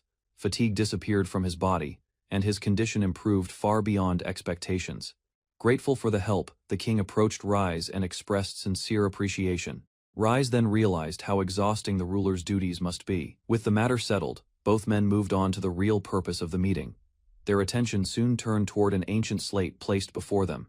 The king revealed an ancient slate recovered from the royal treasury. Carved upon it was an image connected to one of the oldest records of Sophianism. After studying and deciphering the text, the king claimed he had uncovered a shocking truth. He then sought Rise's opinion on the discovery. Examining the image, Rise recognized the figure associated with the faith. The depiction seemed far more normal than he expected. The king explained that he had initially believed the slate to be a sacred religious scripture. Further investigation changed that conclusion. The writings appeared to be personal notes left by someone identifying herself as the goddess Sophia. The writings described a mysterious woman, awakening alone on a desolate shore. Confused by her surroundings, she struggled to understand where she was. As she gathered her thoughts, an even greater problem emerged. She realized she could not remember her own identity. Time passed as she wandered across the world in search of answers. Despite her efforts, she found no intelligent beings who could help her. Eventually, she considered accepting a life of solitude. Yet a powerful feeling suddenly rose within her and rejected that path. The source of that emotion soon became clear. Discovering a fierce desire for battle, she concluded that seeking a duel against a powerful opponent was her true purpose. The writings revealed how the mysterious woman found a new purpose. By pushing healing magic to its limits, she decided to create humanity herself. Back in the present, the king explained that the slate described humans as beings created from intelligent creatures that already existed in the world. Hearing this, Rise became uneasy. He quickly searched for alternative explanations and hoped the story referred to some other goddess. The records continued by describing how the goddess guided humanity, granting wisdom and magic to its earliest leaders. Although the account resembled familiar religious teachings, the king believed the document was genuine because of one decisive piece of evidence yet to be revealed. The ancient record described a fierce battle against the demon lord and endless waves of monsters that suddenly appeared across the world. Facing overwhelming numbers, the goddess fought continuously. Despite defeating countless enemies, the attacks showed no sign of stopping. Realizing ordinary methods would not be enough, she decided to unleash the strongest spell at her disposal. A massive magical creature appeared in response to her call. To the surprise of all, the legendary summon took the form of a gigantic stone cow. The spell instantly crushed the surrounding monsters. Even so, the goddess found herself questioning why her ultimate technique looked so unusual. The goddess suddenly suffered a violent shock as forgotten memories resurfaced. Fragments of her battle against the demon lord returned to her mind. At last, she remembered the truth. During their final confrontation, her enemy had trapped her using a mysterious black hole and cast her away. Unable to escape, she drifted through the endless void for what felt like an eternity, isolated from the world she once knew. As hope slowly faded, she prepared herself to accept her fate and remain lost forever. Just before surrendering to despair, she heard a familiar voice calling out to her. The unexpected question immediately captured her attention. The mysterious figure challenged the goddess's despair. Rather than accepting defeat, he urged her to keep moving forward and seek a path beyond her current limits. She argued that she had already exhausted every technique she knew. Even centuries of study and sacrifice had failed to overcome her enemy. Before disappearing, the figure left behind a final message. His words inspired her to continue searching for answers, instead of giving up. Reflecting on the encounter, the goddess realized her understanding of magic had been incomplete. New possibilities existed beyond everything she had previously learned. Filled with renewed determination, she vowed to return one day. That resolve became the force that allowed her to stand again and continue her journey. After escaping the endless darkness, the goddess proudly declared her return. Believing she had traveled into the distant past, she prepared to find her old enemy once again. The story ended, leaving both Rise and the king speechless. Neither of them knew how to react to the unbelievable revelation. Breaking the silence, the king admitted that the discovery could change history. Even so, he felt the truth was too confusing to share with the public. Rise immediately asked who else knew about the contents of the slate. The king revealed that he alone had read the complete text. Before the discussion could continue, the ancient slate suddenly cracked apart. Rise watched in shock as the priceless artifact began to break before his eyes. As the shattered slate crumbled away, Rise reflected on the situation. He realized that simply relying on force would not solve the mystery surrounding the ancient record. Without warning, the palace doors burst open and a familiar woman rushed inside. Her sudden appearance shocked everyone present, while her behavior immediately cast doubt on the image of the dignified goddess described in the ancient text. In the Duchy of Babylon, Rise addressed the gathered citizens and promised to eliminate the hardships troubling their lives. Confidence spread through the crowd as they listened to his declaration. Hope quickly replaced the uncertainty that had weighed on the people. Excitement grew across the gathering. Residents reacted enthusiastically and placed their trust in Rise's ability to improve the territory. Soon afterward, the citizens openly praised him as their savior. The overwhelming admiration left Rise caught off guard by the scale of their devotion. Even after he departed, the cheers continued to echo throughout the area. Rise moved on while the grateful townspeople celebrated his achievements. While walking through the duchy, two former residents discussed Rise's growing fame. Despite their complaints, they admitted that his actions had given them a second chance at life. Their conversation was interrupted by a maid who introduced herself. She revealed that Rise had resurrected her after death, and that she now served in the mansion. Far away, another story unfolded within a prison isolated from time and space. A lone figure remained trapped inside the strange dimension. The confinement defied every known law of the world. Even after countless years, the prison continued to hold its captive. Filled with anger, the prisoner cursed the one responsible. The impossible situation only strengthened his determination to break free. After countless years of confinement, cracks finally spread across the dimensional prison. The barrier that had sealed the captive away began to collapse. The imprisoned figure emerged from the shattered structure. He was revealed to be Angulmoa, the demon lord once defeated in ancient times. While trapped, Angulmoa had continued observing the world through the eyes of his monsters. As a result, he remained aware of major events beyond the prison. Watching recent developments filled him with frustration. Rise's actions had overturned natural laws, altered death itself, and disrupted the balance of the world. Despite his anger, Angulmoa saw an opportunity, using the chaos as a clue. He discovered a method to escape and swore to confront both Rise and Sophia. While Rise focused on his work, Sophia suddenly appeared and complained about having too much free time. Her unexpected visit immediately disrupted the quiet atmosphere. Ignoring his protests, Sophia clung to him and insisted on spending time together. Rise struggled to free himself as she continued bothering him. Moments later, both of them noticed a violent surge of mana in the distance. The strange energy quickly drew their attention. Rushing outside, they searched for the source of the disturbance. Rise suspected Sophia might somehow be connected to the incident. Before they could investigate further, a dark figure surrounded by sinister energy appeared nearby. The newcomer had finally found the people he was looking for. Angulmoa finally confronted Rise and accused him of throwing the world into disorder. The demon lord viewed the recent changes as an attack on the balance he believed should be his to control. Recognizing the intruder, Rise calmly examined him. The encounter unfolded very differently from the tense confrontation Angulmoa had expected. Instead of reacting with fear, Rise treated the demon lord like a troublesome patient. His unusual response only made Angulmoa even more furious. After considering the situation, Rise reached a simple conclusion. He decided that healing magic was the best solution to the problem before him. A powerful spell engulfed the demon lord. Caught completely off guard, Angulmoa stared at Rise in confusion as the strange treatment began. Angulmoa easily resisted Rise's healing magic. Rather than being affected, he pushed the spell away and mocked the attempt. Surprised by the resistance, Rise examined the strange power surrounding the demon lord. The dark energy appeared completely different from any magic he had encountered before. Sophia then revealed the intruder's identity. Angulmoa was the creator of monsters and the legendary demon lord spoken of in ancient records. Remembering the old scriptures, Sophia recalled that Angulmoa had once been sealed away. She also realized that his existence was tied to her own actions long ago. After hearing the explanation, Rise blamed Sophia for creating the problem in the first place. The goddess could only awkwardly reflect on the decisions she had made in the distant past. Rise and Sophia argued over responsibility for Angulmoa's existence. Their debate became increasingly absurd as both tried to shift the blame onto each other. Watching the exchange, Angulmoa decided there was no point in reasoning with them. He dismissed the pair as hopelessly irrational and ignored their accusations.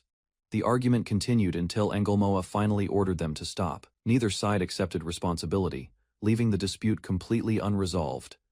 Turning serious, Angulmoa explained his goal. He wanted a world free from human weaknesses, imperfections, and the fear of death that shaped mortal lives. Rise immediately challenged that vision, believing hardship and mortality were part of humanity. He rejected Angulmoa's ideals and prepared to oppose him once again. Angulmoa finally lost patience with Rise and declared him a greater threat than any demon. Convinced that Rise's actions had corrupted the world, he resolved to defeat him and restore what he believed was the proper order. Rise accepted the challenge without hesitation. While Sophia complained about being ignored, Angulmoa prepared a special method instead of a direct attack. Knowing ordinary death could not stop a master healer, Angulmoa activated a strange power aimed at erasing Rise's advantage. A mysterious sphere formed around Rise and Sophia. Angulmoa revealed that he had destroyed the history of the space surrounding them. The situation quickly worsened. Their existence began fading from reality itself, trapping them in a place where escape and dimensional travel were impossible. As the erasure progressed, Rise and Sophia began fading from existence. Angulmoa remained confident that removing them was necessary to create the perfect world he envisioned. Before finishing Sophia completely, Angulmoa changed his plan. He bound her with chains and decided to leave her behind as a vague legendary figure, rather than erase her entirely. Sophia was left confused by the decision. Angelmoa declared that she would survive only as an uncertain existence, remembered more as a myth than a real person. With Sophia dealt with, Angelmoa turned his full attention to Rise. Believing victory was near, he prepared to cast Rise into eternal darkness and reshape the world. A sudden flash interrupted the process. Despite the erasure surrounding him, Rise endured and began resisting Angelmoa's power. As Rise resisted erasure, countless fragments of history, memories, and events swirled around him. The collapsing space became unstable, causing the records that defined reality to break apart and scatter. The distortion soon spread beyond the battlefield. Across the world, cracks of corruption appeared, and even ordinary places began flickering, as if their existence was being rewritten. Sophia endured cruel mockery as her captor laughed at her battered condition, convinced she had already lost every chance to resist. Bound tightly by dark chains, she struggled through pain and exhaustion, while refusing to let despair consume her determination. Certain of victory, the enemy proudly declared that Rise had been erased and claimed the entire land now belonged to the demon forces without opposition. Even while restrained, Sophia showed unwavering faith, believing Rise possessed strength far beyond what anyone could imagine, despite the enemy's confidence. Elsewhere, Rise drifted through a mysterious white void as a distant call urged him to awaken. A distant voice reached Rise, pulling him from the endless white void until his eyes slowly opened in confusion. Startled by his surroundings, he quickly realized he was no longer trapped and desperately searched for answers.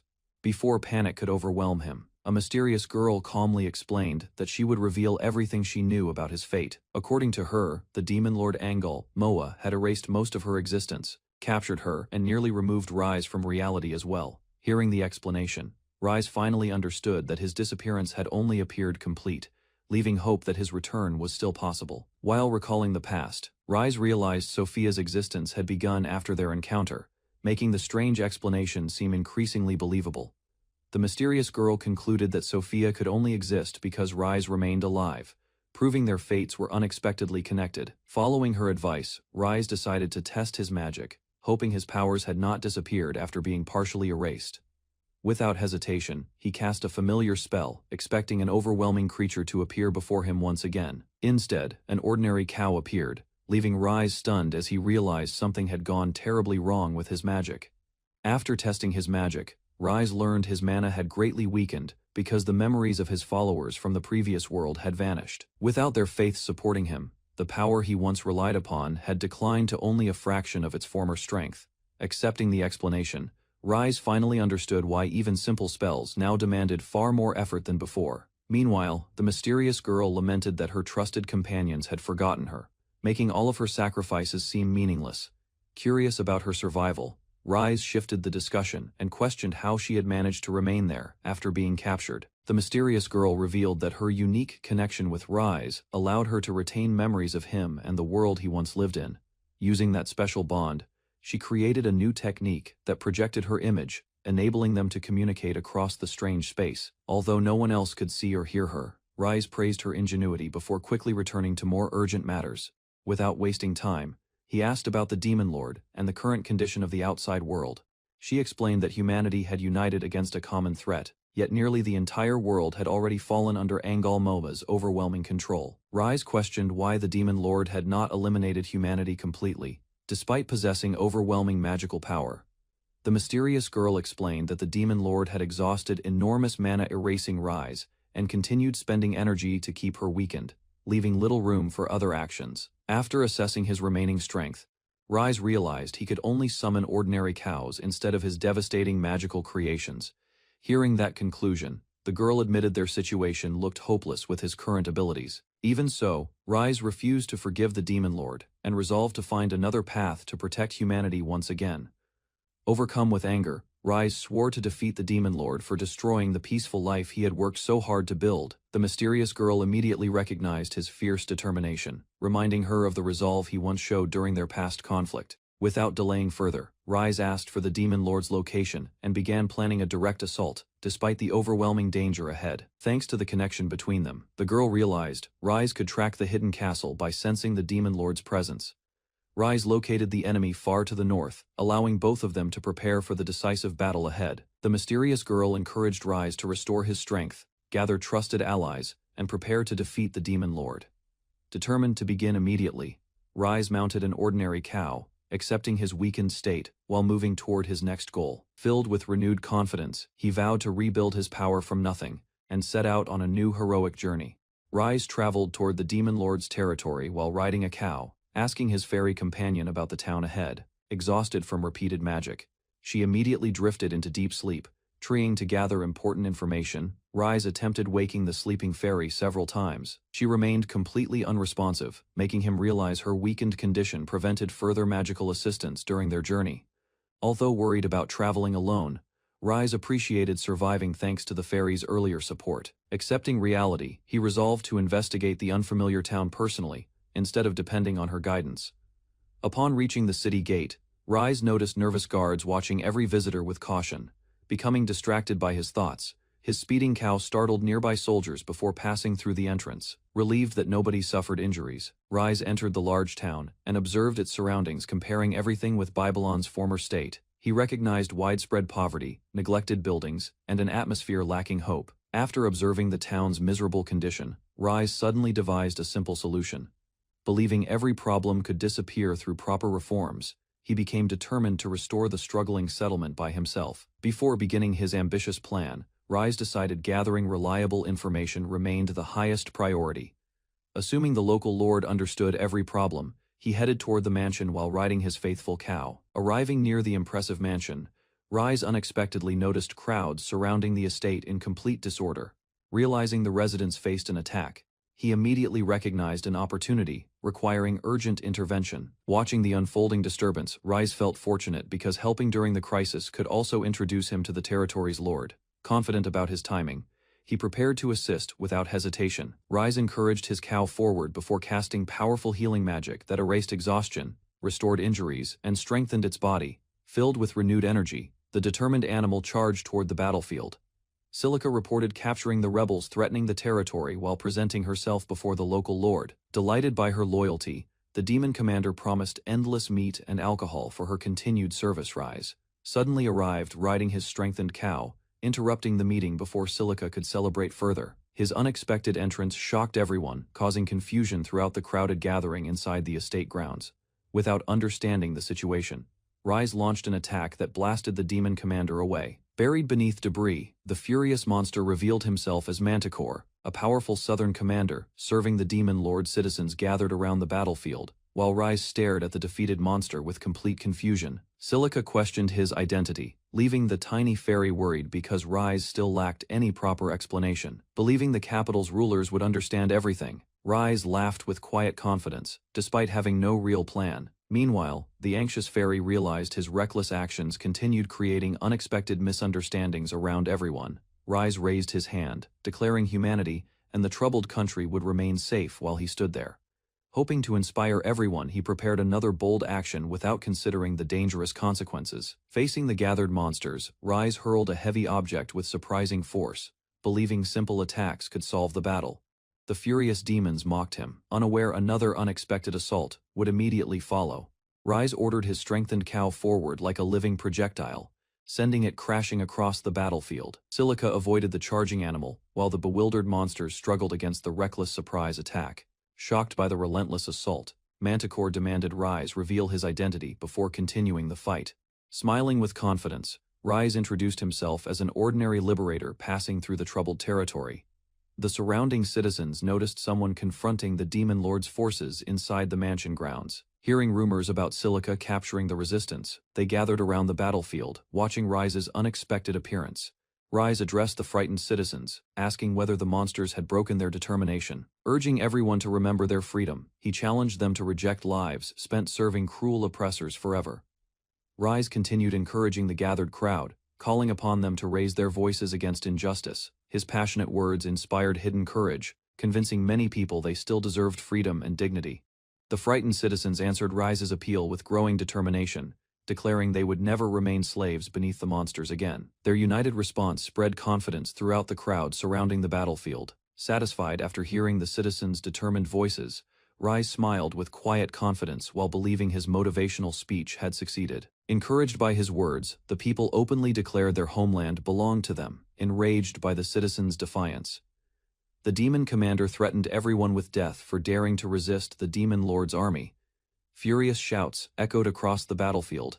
As the confrontation reached another dangerous stage, Rise's words exposed Manticore's true intentions before the gathered citizens, making everyone realize the demon commander valued only obedience.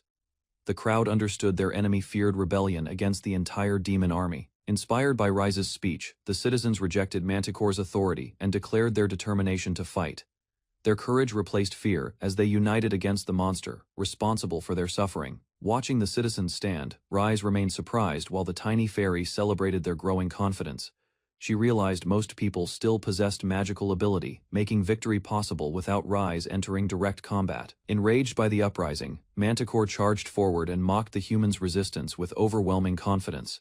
The awakened citizens answered by unleashing coordinated magical attacks, yet the powerful demon dismissed their combined assault. Laughing at the failed attacks, Manticore transformed into his enormous true form before the frightened crowd, towering over everyone. The giant demon prepared to crush both Rise and the inspired resistance. Facing Manticore's enormous transformation, Rise remained confident instead of showing fear.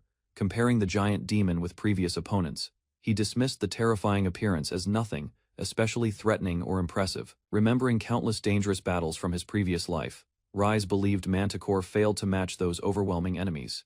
His relaxed attitude confused nearby witnesses. While the demon prepared another fierce assault, Manticore launched repeated attacks toward Rise, but every strike missed its target. Recalling Jardabert's incredible speed, Rise easily avoided each blow while mocking the demon's slow movements during battle. After dodging another attack, Rise activated a strange technique inspired by his previous knowledge. He prepared an unusual biological attack, believing extreme cellular division could defeat the enormous demon before him. Brilliant light gathered around Rise's hands as Manticore watched with growing alarm and confusion. Unable to unleash stronger abilities because of his weakened condition, the demon observed Rise's mysterious technique unfold. Rise released his strange attack, creating a brilliant explosion that engulfed Manticore before the astonished citizens. The overwhelming blast left the giant demon screaming as the destructive impact spread everywhere. With Manticore defeated, Rise proudly introduced himself as Rise Babylon before declaring he would save the world. Although everyone survived, the unusual attack left nearby people suffering temporary radiation sickness. After defeating Manticore, the grateful citizens praised Rise as their heroic savior and rightful leader. They celebrated his victory, promising unwavering loyalty while believing he had rescued their homeland from destruction. Meanwhile, the tiny fairy noticed Rise's behavior resembled his previous life, where earning people's trust remained important. Watching the overwhelming praise, she quietly realized his influence continued growing beyond expectations. Rise announced a grand celebration, inviting everyone to enjoy the prepared feast after their hard-fought victory. Believing the starving demon army had already weakened, he considered his unusual strategy successful and effective. As the joyful banquet continued, Rise revealed another important event would soon begin. Confident everyone had regained their strength, he prepared to begin the next stage of his plan. Shocking the gathered crowd, Rise declared Silica would face execution as the territory's wicked ruler. The unexpected announcement stunned Silica, while everyone watched the unbelievable decision with confused expressions. Rise announced Silica's execution before the gathered citizens, giving her one final opportunity to defend herself. Terrified by the unexpected judgment, Silica desperately pleaded for everyone to hear her explanation. First, trying to escape punishment, Silica warned the citizens that the central government would eventually target them without her protection. Instead of believing those claims, the crowd listened with suspicion and doubt. The furious citizens rejected every excuse Silica offered, accusing her of serving the demon army instead of protecting them. Surrounded by angry voices demanding punishment, she lost hope of escaping judgment. Panicking before Rise, Silica begged for forgiveness while offering her wealth and territory in exchange for mercy. Smiling calmly, Rise declared she could at least choose her own method of execution. Before Rise could continue, several citizens suddenly collapsed while suffering severe headaches and coughing blood. Realizing something had gone terribly wrong, Rise rushed forward to check their alarming condition. Watching the citizens collapse, Rise feared the celebration meal had caused dangerous food poisoning throughout the crowd. The tiny fairy realized everyone suffered temporary radiation sickness from Rise's previous attack. Mistaking the strange symptoms for a powerful curse, Rise remained confident his healing magic could solve everything. He prepared another spell, while the worried citizens gathered before him. The weakened citizens insisted the demon army had cursed everyone for resisting their oppression, begging Rise to save them. Hearing those claims, the tiny fairy realized another misunderstanding had already begun spreading. Confident he could reverse the supposed curse, Rise calmly reassured everyone before activating his healing magic. Brilliant light surrounded his body as he released powerful restorative energy across the exhausted crowd. The citizens recovered almost immediately after receiving Rise's healing magic, praising him as their great savior once again. While celebrating the miracle, the tiny fairy noticed another person behaving strangely. The recovered citizens suddenly knelt together in prayer before an approaching figure, leaving Rise confused by their respectful behavior. Watching everyone bow simultaneously, he realized someone important had arrived. A graceful woman stepped through the silent crowd, while every citizen continued showing deep respect toward her presence. Rise watched as the mysterious visitor approached with calm confidence and gentle composure. The woman introduced herself as Alicia, revealing she served as the Pope of the Demiurge Church, the nation's highest religious authority. Rise listened while wondering why such an influential person appeared there. Recognizing Alicia's name, Rise remembered she had no memories from their previous world, despite their earlier connection. Accepting the situation, he calmly greeted her before continuing their unexpected conversation. Alicia explained the demon army had captured King Hohenheim and seized control of the kingdom. Hearing the shocking report, Rise questioned why the respected Pope had traveled to the remote territory. After hearing Alicia's explanation, Rise concluded the demon army had also attempted capturing her. After overthrowing King Hohenheim, remembering Jardabert's absence, he pieced together the kingdom's changing political situation. Alicia confirmed she escaped the capital, because remaining there guaranteed capture by the demon army. Hearing it, the tiny fairy reacted with complete shock. After realizing the Pope had hidden inside her town, Silica hurried toward Alicia, introducing herself as the territory's lord, while insisting she never knew the Pope remained there. Desperate to explain everything, she hoped her honesty might improve the terrible misunderstanding. Alicia revealed the resistance had secretly protected her, because everyone believed Silica served the demon army. Hearing that painful truth, Silica regretted missing the chance to support the resistance. Watching Silica's frustrated reaction, Rise explained the townspeople naturally distrusted her because of her previous actions. Left speechless by his observation, Silica could only accept the harsh reality surrounding her reputation. Alicia thanked Rise, believing fate had guided him there as humanity's destined savior. Hoping to discuss the resistance instead, Rise interrupted before Silica's desperate screams echoed across the gathering once again. Alicia earnestly begged Rise to lead the resistance against the demon army, placing all her hopes upon him. Completely devoted, she even offered unconditional loyalty, leaving everyone nearby stunned by her request. Watching Alicia's determination, the tiny fairy became frightened by her intense devotion toward Rise. Remembering earlier events, she realized Alicia remained the noble heroine she had always admired in this world. The tiny fairy concluded Alicia had never lost her compassionate personality because tragic events never shattered her spirit. Delighted by it, she praised Alicia as the proper heroine destined for humanity. Rise accepted Alicia's request without hesitation, promising to shoulder humanity's hopes while defeating the demon lord, believing victory would also restore his comfortable lifestyle. He vowed to handle everything himself. Overcome with emotion, Alicia embraced Rise while thanking him for accepting humanity's burden. Smiling, Rise comforted the exhausted Pope, promising he would remain beside her throughout the difficult struggle ahead. Their peaceful moment ended when terrified citizens reported Manticore's corpse had transformed into an undead monster. Horrified witnesses watched the giant demon revive little by little, creating another dangerous crisis. Seeing the undead Manticore recover, Silica immediately tried escaping before another battle began. Rise stopped her departure while complaining the monster had ruined the celebration he wanted to enjoy. Without showing any concern, Rise calmly decided eliminating the revived monster would only require another quick battle. Alicia attempted stopping him, hoping to discuss the dangerous situation before he charged forward. Ignoring Alicia's hesitation, Rise prepared to confront the undead Manticore once more, with complete confidence. Believing the battle would finish quickly, he walked forward while everyone watched with anxious expressions. Alicia raised her hands in prayer, ordering the restless soul to return to eternal slumber through divine authority. Rise watched, expecting the Pope to unleash powerful, holy light against the monster. Instead of holy light, Alicia released terrifying dark magic that summoned countless shadowy hands beneath Manticore's body. Shocked by the unexpected spell, the tiny finally understood Alicia's terrifying fighting style. The overwhelming dark magic overwhelmed the undead Manticore while Rise calmly observed the strange spectacle before him.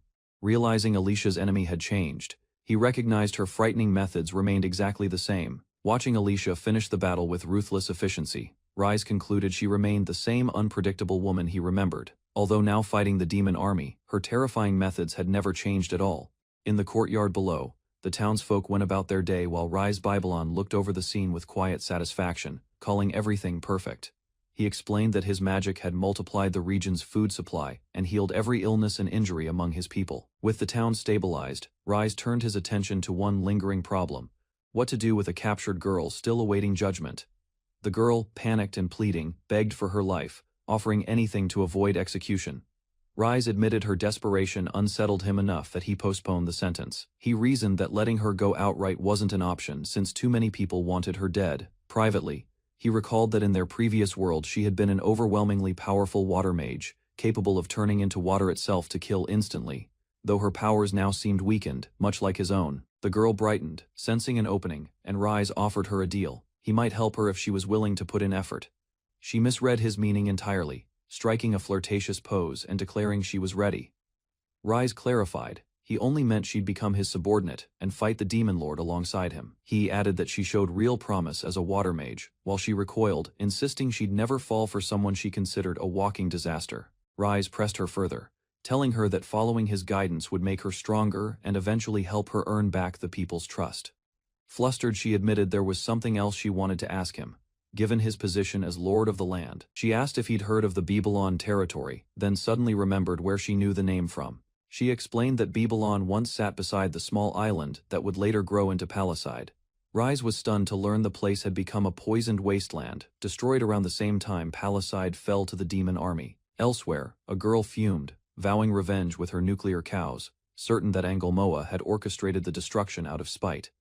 Alicia checked on Rise, who insisted he was fine, reflecting instead on the opportunity now in front of him. Back at the base, Rise ordered his men to gather everyone in the plaza. Standing before the assembled crowd, he declared it was time for a revolution. He announced the territory would now be called Babylon, the new base for liberating occupied towns and eventually saving the royal capital, drawing a roar of approval. Alicia reported that while Rise healed the people and built the base, she had gathered intel across the region. She revealed that fighters from the Hunters Guild were already rebelling against the demon army in a nearby town. Alicia admitted she didn't know anything about the Hunters Guild and asked Rise to explain. He recalled that back in their old world, he and the beast folk had come up with the idea of turning monster corpses into resources, selling their magic gems as bombs and preparing their meat, and that the guild now offered support to those who hunted monsters. Rise suddenly stopped and asked who led the organization. Alicia answered that its leader was Irina, once the strongest warrior in the royal army and princess of the beastfolk homeland, a land the demon army had burned to the ground. Alicia noted that Irina's town was on the verge of falling completely under demon control, prompting Rise to admit that the gluttonous, dog-eared airhead of a princess had clearly been working just as hard as she had. Rallying the people of Babylon, Rise declared it was time to strike down the invaders, and promised everything would be all right as they set out. At the battlefield, trolls sneered at the arriving humans, while Rise called for his soldiers to prepare for what would be the final battle. Irina tore into the enemy ranks with brutal force, smashing through trolls one after another. Even so, the trolls' regenerative power kept them standing, their thick necks making it impossible to finish them off with blades alone. Exhausted and out of mana, the fighters began to fall, and Irina was struck down mid-battle. A troll grabbed her, ready to devour her, until Rise's voice cut through the chaos demanding it stop. He unleashed his own magic, forcing the trolls' regeneration into overdrive until their bodies burst apart, leaving Irina stunned by what had just happened. Rise knelt beside her, asking if she could stand and praising her for holding out as long as she did. Something about the moment struck Irina as strangely familiar. Despite this being their first meeting, Rise introduced himself simply as the Liberator, who had come to save her once again, reaching out to the fallen soldiers. He called for his warriors to rise, declaring he stood beside them, closing the battle on a note of triumph. The scene shifted to fragments of memory, remnants from a time before the world had been remade. They were pieces of history belonging to a group of friends the world would remember as terrorists. Later, snow fell rarely over Babylon, and Alicia and Irina sat together by the window, remarking on the unusual cold. Alicia poured tea and asked if Irina disliked the cold, who replied she could barely stand it, blaming it partly on her choice of clothing. Alicia asked if Irina had heard the news, and Irina explained she was used to the cold from hiding in the wilderness during winters when the government hunted her. The maid Kohaku introduced the concept of Valentine's Day, explaining that in a certain country, girls gave chocolate to the boy they liked once winter arrived. She continued that the girls confessed their feelings by handing over the chocolate as a token of affection, leaving Alicia stunned and Irina amazed. Alicia immediately declared she wanted to gift a real-size chocolate statue of herself, while Irina gushed about pouring all her love into chocolate for someone she adored. Kohaku shot down the statue idea, and Irina proposed an even worse alternative, covering her own body in chocolate and presenting herself directly. Kohaku tried to explain that wasn't the point, while Irina worried the chocolate might melt like wax. And Alicia clarified chocolate had a naturally low melting point, realizing they'd all quietly admitted feelings for Rise. The group fell into an awkward silence, each privately embarrassed. Kohaku suggested they make chocolate together as a joint gesture of thanks to their master, and the others agreed, dubbing it the Great Valentine's Day Strategy. Kohaku went off to ask the kitchen staff for permission to use the space. Back in the kitchen, the three gathered eagerly, only to realize none of them actually knew how chocolate was made. Irina admitted that after her country's fall, she'd survived as a scavenging nomad, with no time to learn cooking, and Kohaku added she'd been enslaved for as long as she could remember. Alicia revealed she too had spent her life on the run because of her religion. Their grand plan collapsed within minutes, leaving all three deflated, reflecting on their pasts. They agreed they'd never be able to repay Rise enough for taking them in when none of them would have survived otherwise. Determined not to let a small obstacle stop them, they resolved to find a way to finish their chocolate project. They decided to start by pooling whatever knowledge they had about chocolate. Kohaku guessed it must be loaded with sugar given how sweet it was, while Alicia recalled it came from beans called cacao, and could easily be melted and shaped due to its low melting point, encouraged. Irina declared there was no more reason to hesitate, and the group got to work. Kohaku proudly presented the ingredients she'd gathered: molds, sugar, and black beans from storage. They grinded the beans, mixed in the sugar, then warmed the mixture with hot water before pouring it into the molds. The chocolate finally set, but when unmolded, it looked like a lumpy, dark mess rather than proper chocolate, leaving the trio unsure if they'd gotten anything right besides the color. A knight named Claus wandered into the kitchen and asked what they were all doing. Piecing together the scene, he quickly excused himself, deciding it was best not to get involved.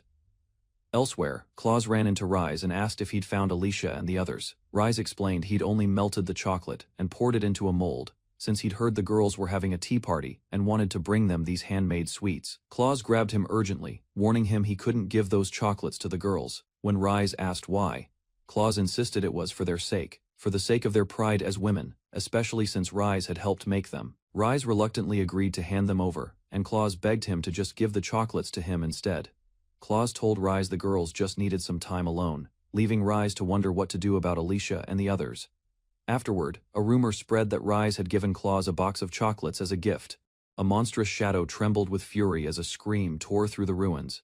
Chapter 55, opening on pure rage. In the snow, a lone silhouette stood watching the destruction. A chained figure demanded to know why Rise Babylon existed in this world at all, raging that he had joined his old comrades and wiped out an entire troll platoon. Clutching his head, the chained man muttered that his death magic should have erased Rise's existence completely.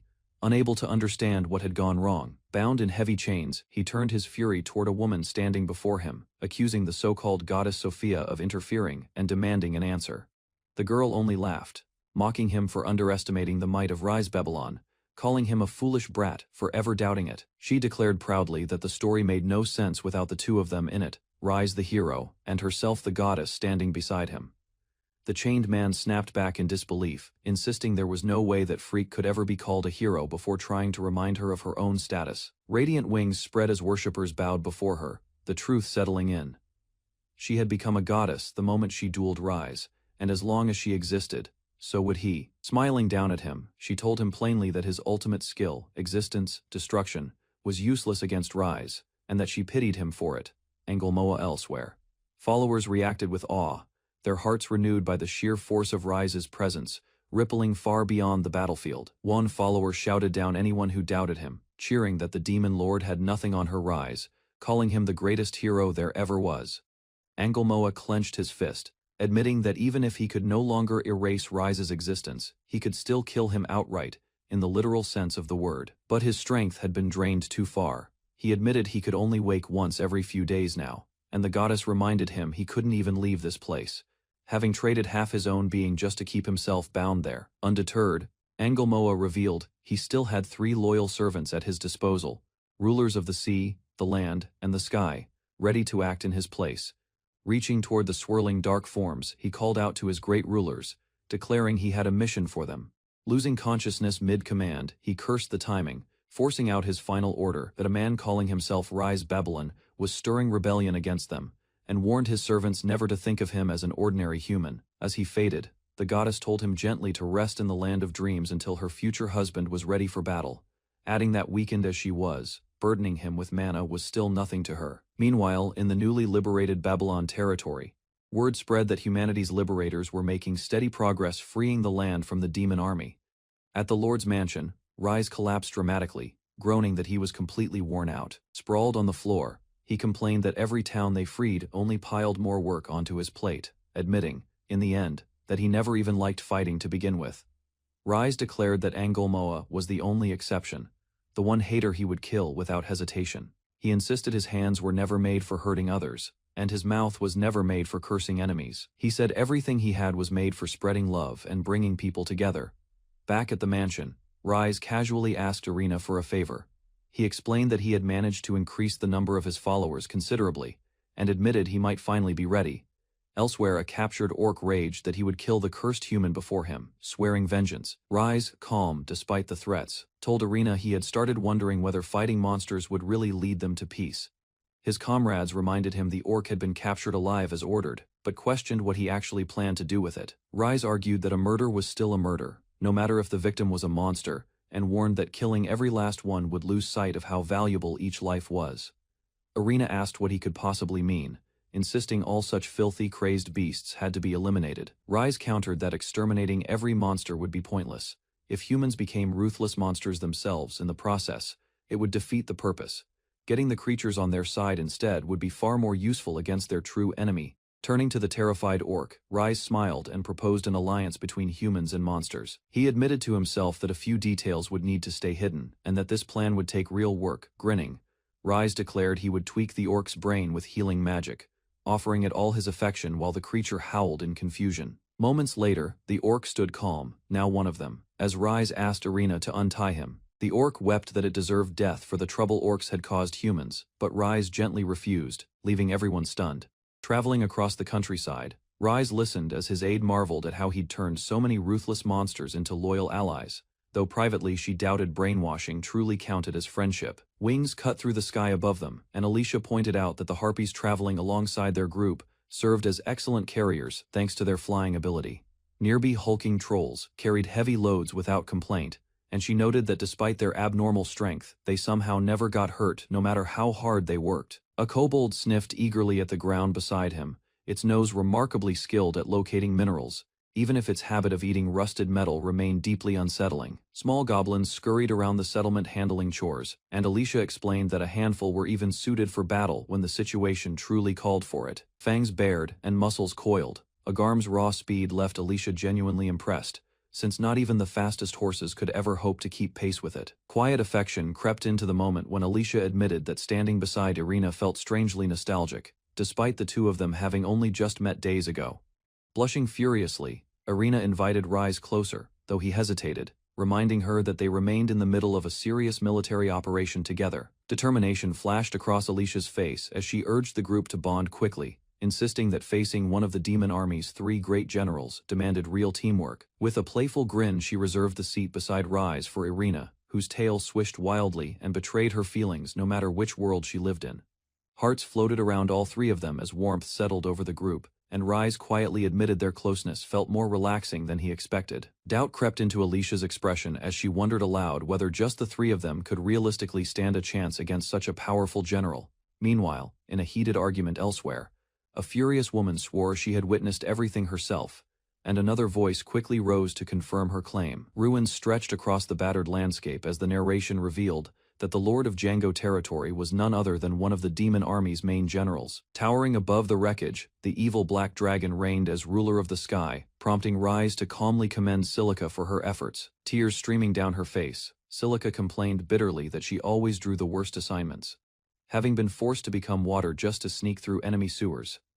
Still sniffling, she declared that her next scouting mission would finally become her chance to slip away and escape this exhausting cycle for good. Amusement flickered across Rise's face as he casually mentioned that a hidden spell would turn her mind into a bird's the moment she tried fleeing. Groaning at the revelation, Silica reluctantly accepted her fate as a major criminal who still needed to work hard to earn everyone's forgiveness. Rise added dryly that marching a massive army against the dragon would only risk more injuries, on top of adding to his already heavy workload. Confidence radiated from Rise as he declared he saw no chance of losing to the dragon ruling over Django territory, while Irina and Alicia watched anxiously. The dragon sneered at the notion that humans still dared challenge the demon army, then spread its wings, muttering that welcoming them personally seemed like his duty.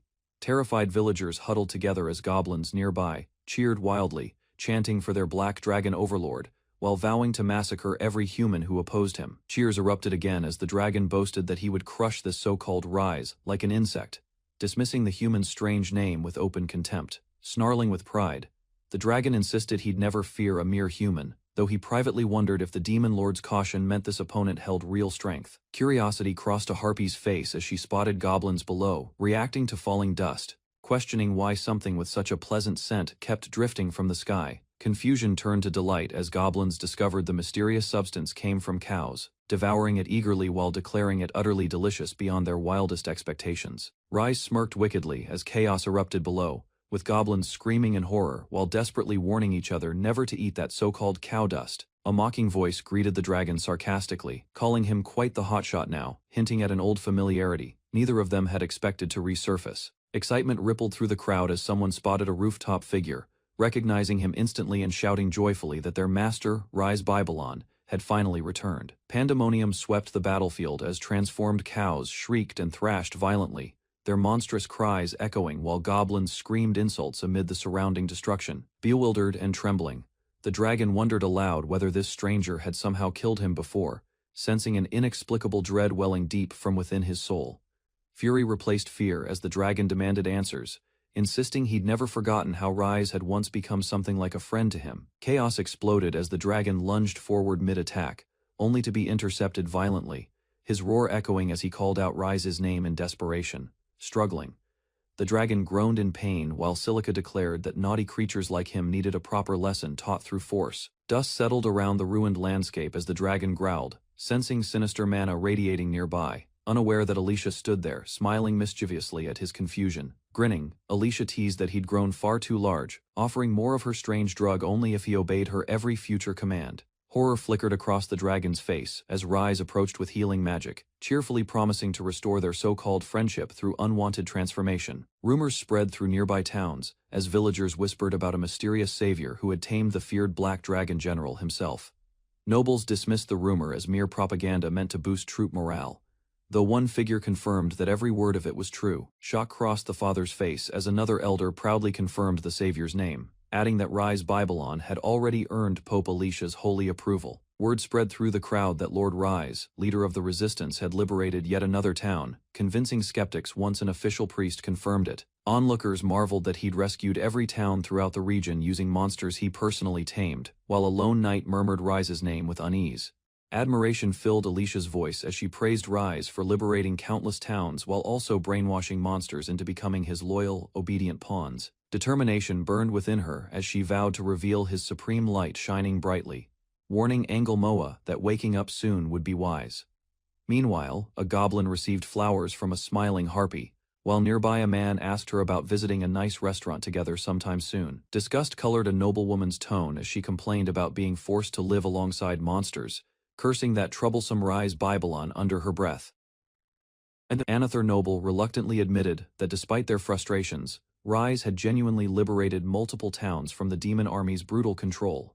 Impatience grew as a fist slammed the table, someone demanding to know why the brat still hadn't come to properly greet them. Snail Dono agreed knowingly, while Jaikov Dono remarked that understandably, Rise was merely a naive kid unaware of how this harsh world truly operated. Claus stood before towering doors as Jaikov revealed he'd dispatched his private army's commander to drag Rise out of hiding by force. Sweetly, Alicia fed her tamed dragon, while Rise teased her for actually deciding to nickname the creature something as silly as Draggy. Beaming with pride, Alicia admitted her decisions weren't the only crazy thing about him, praising how he'd turned a fearsome dragon into an adorable pet. Excitement lit Irina's face as she announced someone she wanted Rise to meet, prompting him to agree despite his surprise at the interruption. Politely, Claus introduced himself as commander of Baron Jaikov Bonclay's private army, revealed to be one of the country's strongest spell sword warriors. Curious, Rise asked what Claus needed from him. Learning that his master wished to arrange a formal meeting between them soon, flustered completely, Claus apologized frantically for addressing him too casually, begging permission to correct his disrespectful mistake immediately without delay, humbly insisting he wasn't worthy of such honor. Claus listened as Rise mentioned that fragments of their shared past world might linger within his soul. Passionately, Rise declared that Claus stood as this world's great hero, noting how bards already composed songs celebrating his legendary deeds. Grasping his shoulder firmly, Rise insisted Claus never sell himself short, calling him a truly great warrior worthy of recognition and respect. Enthusiastically, Alicia offered to write a letter transferring Claus into the church's private army, though he hesitated, unsure whether accepting without permission felt appropriate. Rage exploded from Jaikov upon learning that Rise had stolen Claus using Pope Alicia's considerable influence, leaving him utterly furious and betrayed. Frustrated beyond reason, Jaikov wished he could unleash his golem army, though his advisor calmly reminded him that direct attacks would likely fail regardless. Scheming quietly, Jaikov decided sending a harmless-looking swordsman would avoid raising suspicion, then summoned someone waiting nearby for an important covert mission. Warmly, Alicia praised the young recruit's dedication, admiring how she'd volunteered to join their army, despite being remarkably young for such duty. Softly, the girl insisted such praise was wasted since she merely wished to be useful, prompting Alicia to apologize that children shouldn't have to fight. Startled recruits reacted with awe upon spotting Alicia among them, exclaiming excitedly over finding an adorable new girl named Belle during recruitment. Silently resolving to focus, Belle reminded herself of Viscount Snail's threatening mission, promising punishment through magic if she ultimately failed to succeed. Cheerfully, Alicia announced finishing new patrol routes for the guards, insisting Rise should feel free to rely on her assistance whenever necessary. Belle became completely absorbed reading a dramatic tale about amnesiac lovers reuniting, unknowingly awakening a passionate side of herself, best left forgotten. Flustered by her own outburst, Belle suddenly declared finding her true purpose, vowing to officially join Rise's private army for good. Silence stretched heavily, as Jaikov admitted perhaps they should stop provoking Rise altogether, sensing something unsettling about continuing their persistent interference. Snail agreed uneasily, confessing a feeling that Rise's soul still clearly remembered events from their previous world, unlike everyone else involved. Regaining his resolve, Jaikov insisted giving up would disgrace their noble status, though Snail worried whoever they sent would simply join Rise instead. The following day, a mysterious voice announced spotting their target, alerting everyone nearby that Rise Babylon had finally been located. Curiously, Rise questioned whether this creature was truly a golem, having heard only exceptionally skilled mages could create ones capable of speech. Firmly, Rise refused the summons entirely, telling the golem to relay his flat rejection of joining Baron Jaikov and Viscount Snail's demands. Annoyed, Rise complained that those nobles always treated him poorly despite his kindness, especially after reviving them when they previously attacked him. Proudly, he argued his monster friends properly scheduled appointments beforehand, unlike Jaikov and Snail's rude, unexpected invitation demanding his immediate presence. The next day, another golem arrived announcing Viscount Snail's planned tea party, though Rise saw no reason to socialize with an unfamiliar old man. Following day, a golem offered payment for attending, but Rise dismissed it instantly, sensing something suspicious behind the sudden generous proposal. Days later, a golem wondered what its master was doing while everyone else fought the demon army, learning Rise had left to liberate another town. Finally, Jaikov complained bitterly that Rise had called him annoying and literally thrown a cow at him, swearing never to see him again. Defeated, Snail admitted, having no remaining ideas either, prompting a frustrated companion to ask what approach might finally convince Rise to meet them. Exhausted, both men agreed they had no other choice left, confessing their desire had shifted purely toward wanting Rise's presence, regardless of scolding him. Determined, they resolved to attempt the greatest form of communication imaginable, scribbling frantically as they composed an elaborate heartfelt letter together. Overflowing with anger and impatience, both nobles vented their frustration before finally declaring their exhausting message complete. After considerable effort, delighted with their finished creation, they praised it as an absolute masterpiece, their obsessive letters expressing desperate longing that bordered on madness. Hours later, they dispatched their loyal bird golem, cheering wildly as it carried their bizarre, deeply romantic message toward its intended destination. Reading the unsettling letter, Rise awkwardly clarified, he didn't feel that way romantically, politely asking them both to abandon their strange pursuit entirely. Screaming in horror, Rise fled through the streets from his overenthusiastic pursuers, while nearby, Belle smiled warmly, admitting this chaotic outcome wasn't so bad after all. Rise sat outside the mansion, complaining that his luck had gone sour now that two grown men seemed infatuated with him, while shouting and chaos echoed among the mansion grounds. Silica bounced against him with her hair twisted into odd shapes, insisting they switch gears entirely. And once she calmed down, Rise turned toward Jardabert's room to ask if he was awake yet. Silica woke up boasting that her beauty sleep had left her bursting with fresh energy, only for Alicia to walk in with a serious expression and announce that she needed to consult her about something urgent, prompting Silica to jokingly ask if Alicia wanted to get freaky with her, instead of discussing anything important. Alicia explained that they had advanced this far, mainly because the demon army had underestimated their resistance movement. But now that same resistance stood ready to storm the capital outright, and the real obstacle remained that King Hohenheim was still being held hostage deep inside enemy territory, leaving their next move dangerously uncertain.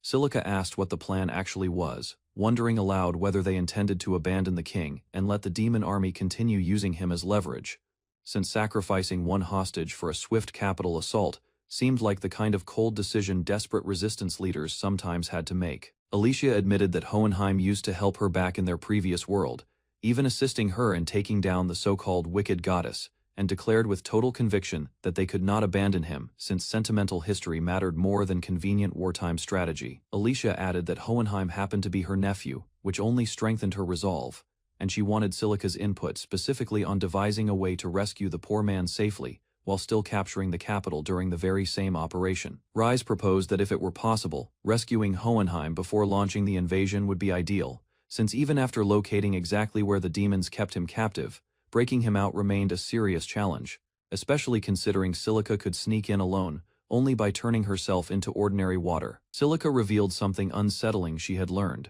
explaining that the monsters occupying the capital were currently living extremely lavish lives, and according to her sources they had even taken to auctioning off young girls they cruelly described as having tender meat, treating captives as mere entertainment for their own amusement. Rise reacted with shock at how quickly Silica claimed to have solved the problem, and she grinned mischievously, explaining she had already figured out a clever way to bust Hohenheim out of captivity, though Rise immediately grew nervous, suspecting exactly what kind of dangerous scheme she was about to propose next. Silica declared triumphantly that she would call this new operation the Full Makeover Strategy. Subtitled A Mysterious Beauty Joins the Stage, revealing that everything she had just heard about the slave auction had sparked what she considered an absolutely brilliant idea for infiltrating the capital successfully. Meanwhile, Jaikov and Snail rode along a quiet road inside a wooden cage, discussing how they had no real idea whether this scheme would succeed, yet reminding each other that as nobles of the Nocia kingdom, it remained their sworn duty to help rescue their captured king, no matter the risk involved.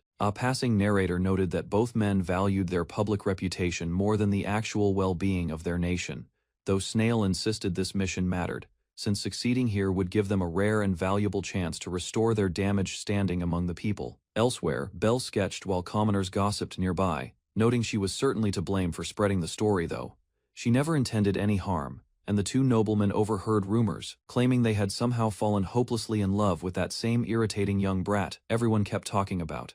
Jaikov insisted confidently that nobody would dare spread such wicked rumors about two men who had bravely assisted in liberating their captured king, while Snail shrugged the accusations off entirely, declaring that whatever nonsense people whispered now would surely be washed away once their heroic feats became widely known. As their wagon rolled closer to the capital's looming gate, Snail happily announced they would arrive any moment, now unaware that a shape-shifted harpy trailed behind them, relaying messages the whole way, while bystanders further back gossiped loudly about how inseparable the two odd noblemen truly seemed. Demon guards stationed at the gate halted the wagon, demanding gruffly to know whether these strangers belonged to the resistance, and armed demons quickly surrounded the cart from every direction, weapons raised and ready, forcing Jaikov and Snail to answer. Snail spoke up first, explaining they had heard the demons were searching for charming ladies suitable for auction, while Jaikov added dramatically that they were merely humble slave traders, offering exactly the kind of merchandise these fearsome demon fellows apparently desired for their lucrative business. Jaikov cautioned that abducting random girls off the streets would never guarantee true quality, insisting the demons had clearly never witnessed real beauty firsthand. While the lead demon admitted that auctioning captured girls had indeed become an enormous trend throughout the capital, drawing buyers from every direction. The demons threatened to tear the two men apart limb by limb if their promised merchandise failed to impress, yet ultimately agreed to inspect the goods first, mocking the humans for talking. Despite standing utterly outmatched and vulnerable before such powerful demonic warriors, a demon guard suddenly froze in stunned disbelief, staring wide-eyed at something extraordinary emerging from the wagon, and a moment later a radiant, mysterious beauty appeared cradled in Rise's arms, her sudden dazzling presence lighting up the entire scene as everyone present fell silent. The demon guard stared in awe, muttering that this must truly be genuine beauty, completely convinced by what he had just witnessed, while Jaikov and Snail seized the moment to ask sweetly whether they might be permitted to participate in the auction themselves, and the demons agreed. The auction unfolded inside the former Royal Theatre, a grand building repurposed entirely for this cruel trade, as demon bidders shouted numbers back and forth with growing excitement, raising their offers from Ardernio to Senyunli Lion and beyond, treating captured women as nothing more than valuable commodities. The bidding climbed higher until the auctioneer slammed down a final price, declaring the female albino sold for 3 million, and the crowd erupted into wild cheering while she wept silently,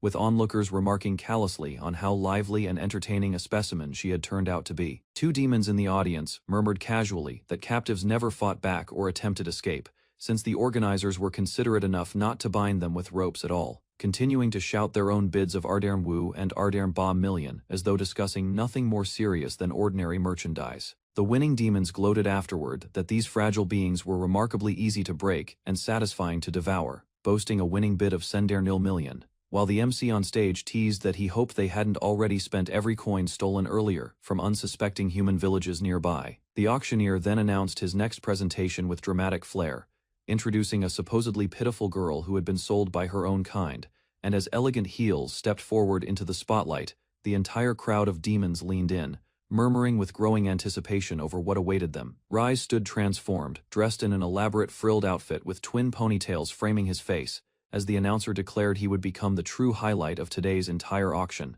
leaving the demon audience utterly captivated by this mysterious beauty they knew absolutely nothing about.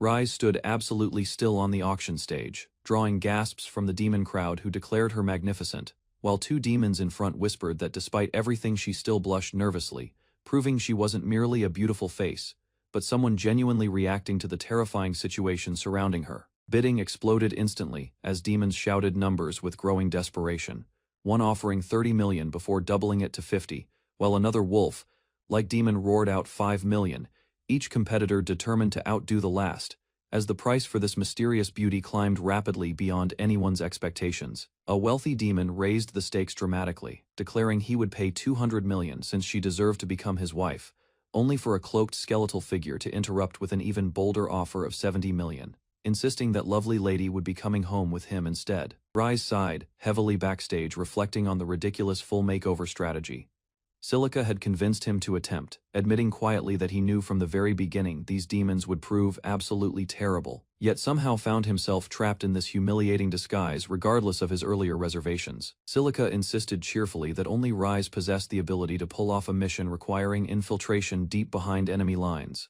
while Alicia objected loudly, wondering why they couldn't simply send an ordinary girl instead, prompting Silica to remind her that using healing magic to become a cutie suited Rise perfectly. Rise admitted internally that Silica had somehow managed to talk him into this absurd plan, despite his better judgment, and just as he resigned himself to the situation, an enormous bid rang out across the auction hall, someone offering an almost unbelievable 3 billion for his hand. The bidder revealed himself as one of the 3 great generals commanding the demon army, ruling the seas as the colossal sea monster known as Kraken, laughing menacingly, with tentacles writhing as he prepared to claim victory over every other competing bidder in the entire theater. Onlookers whispered that Kraken's bizarre behavior stemmed from something like love at first sight, describing how simply looking at Rise made his massive body shake and throb uncontrollably, though in truth, it was actually deep instinctive terror carved permanently into his soul from a previous encounter. Kraken bellowed triumphantly across the auction floor, demanding to know if anyone dared challenge his overwhelming bid, tentacles writhing with impatience as he awaited any response, clearly convinced that nobody present could possibly match the staggering sum he had just offered for this mysterious beauty. The auctioneer attempted weakly to interject that the bidding hadn't officially closed yet, only to be drowned out as Kraken declared triumphantly that she now belonged entirely to him, prompting Rise to laugh derisively and ask whether a mere beast truly believed it could ever own someone like her. Rise unleashed a devastating attack. She dubbed the cow dust nuclear explosion, warning everyone present that she intended to light the entire place up through something called superluminal cellular division, and a blinding explosion erupted, sending shockwaves tearing through the stunned auction crowd. Confusion spread as demons wondered aloud what was happening to their prized item, with Kraken shouting that a mere human had actually dared attack him, ordering his cow missiles into action immediately. Though the resulting mooing chaos left everyone even more baffled about what was unfolding, Rise taunted the demons mockingly, asking if they truly believed their wrongdoings would go unpunished forever, expressing satisfaction that someone would finally deal with these wicked blockheads before unleashing another devastating attack she called the nuclear cow blast, directly into the panicking crowd below her. The explosion tore through the theater with overwhelming force, and amid the chaos Rise called out excitedly for everyone to get wild, signaling Jaikov and Snail that their moment had arrived, and both men responded, enthusiastically confirming they were fully prepared to join the fight without hesitation. A massive rock-like creature charged forward attempting to strike back, but its powerful blow shattered uselessly against overwhelming force, leaving the monstrous demon crumbling apart entirely, while Rise stood calmly amid the destruction, completely unfazed by the wreckage surrounding her on every side. The defeated rock creature demanded furiously how anyone dared look down upon a general of the demon army, only to be silenced completely as Kraken's remaining tentacle recoiled in genuine fear, muttering curses under his breath, while realizing just how outmatched his forces truly were. Kraken threatened desperately that he would return to his true massive form and crush everyone present, but Rise interrupted calmly, asking him to hold on for a moment, studying his features carefully before recognition suddenly dawned across her face, prompting her to ask pointedly who exactly he really was. Kraken's eyes widened in horrified recognition as he realized this mysterious beauty was actually the very same man who had taken his life on that fateful day long ago, shouting out Rise Babylon's name in absolute disbelief at the impossible coincidence unfolding before him. Jaikov and Snail watched in confusion as Kraken screamed uncontrollably, unable to understand what Rise had actually done to provoke such an extreme reaction, while Kraken himself begged desperately for mercy, pleading repeatedly for his life to be spared from whatever terrible fate awaited him. Rise smiled mischievously, declaring she had no intention of killing her old acquaintance, instead announcing cheerfully that she planned to turn him into her personal pet, prompting Kraken to scream out in absolute horror as the group walked calmly away from the smoking wreckage behind them. Kraken loomed overhead, still reeling from the devastating assault, wreckage scattered everywhere around them, while Rise explained that they would have been buried beneath the rubble entirely if her summoned golems hadn't shielded them in time, prompting Jaikov to scold her for acting during battle. Rise grinned, brushing off his concern, telling him to relax since as long as he avoided dying instantly, her healing magic could always patch him right back up afterward, treating the terrifying danger surrounding them as nothing more than a minor inconvenience worth laughing about. Rise gave a bright thumbs up and called out eagerly for everyone to follow her lead, declaring that the real battle had only just begun, while Jaikov and Snail braced themselves below, shouting back their determination to keep fighting as the chaotic confrontation continued escalating further. A colossal kraken tore through the capital's streets, its massive form crashing against buildings as debris scattered everywhere. Chunks of stone and wood exploded outward with every strike, the destruction spreading further into the city with each passing second. The kraken's rampage continued, smashing through structures with brutal force, watching from a distance. Jaikov and Snail stood frozen, realizing the chaos they had unleashed. Snail muttered that perhaps they had taken things too far, while Jaikov cried out over the ruin of their beloved capital. Silica stood in the rain, unbothered by the devastation around her. She reassured the two men that they could simply blame the Kraken for the city's destruction, treating the entire disaster as nothing more than a convenient cover story. Silica turned her back to them, drenched from the storm, sensing that someone had finally made their move. She declared that she would act as well, ready to join whatever conflict was unfolding within the capital. Snail accidentally glanced at her, prompting Silica to snap at him not to look. Soaked through, she panicked that her dress had become see-through, exposing what lay underneath, and demanded he look away immediately. Silica grumbled to herself, admitting that Jaikov and Snail were undeniably skilled mages, despite being terrible people. Moments later, the two came crashing down the street, sent flying by her attack after ignoring her warning not to look at her. Elsewhere, Klaus reacted with alarm, insisting that as a knight, his duty was to protect, yet he still felt guilty for making Claus cry after choosing someone else for the mission.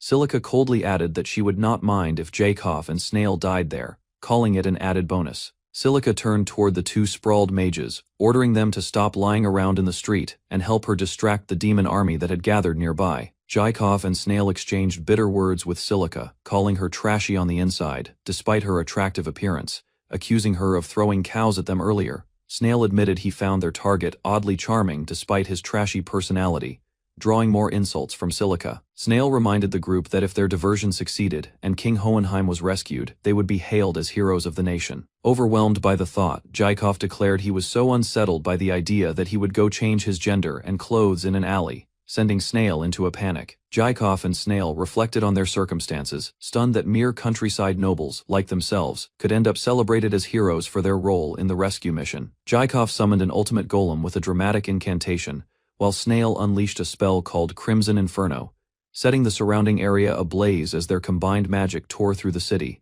The golem rampaged through the streets, smashing everything in its path. Silica watched calmly, telling Snail that everything was now up to him, confident that their plan was proceeding exactly as intended, despite the surrounding chaos.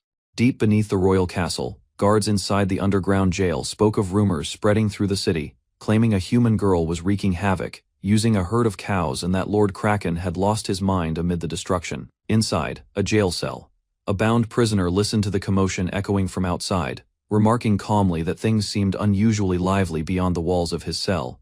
The prisoner mused that a new hero brave enough to attempt a rescue might have finally appeared. He guessed the monsters holding him would likely try to use him as leverage first, showing little concern for his own safety.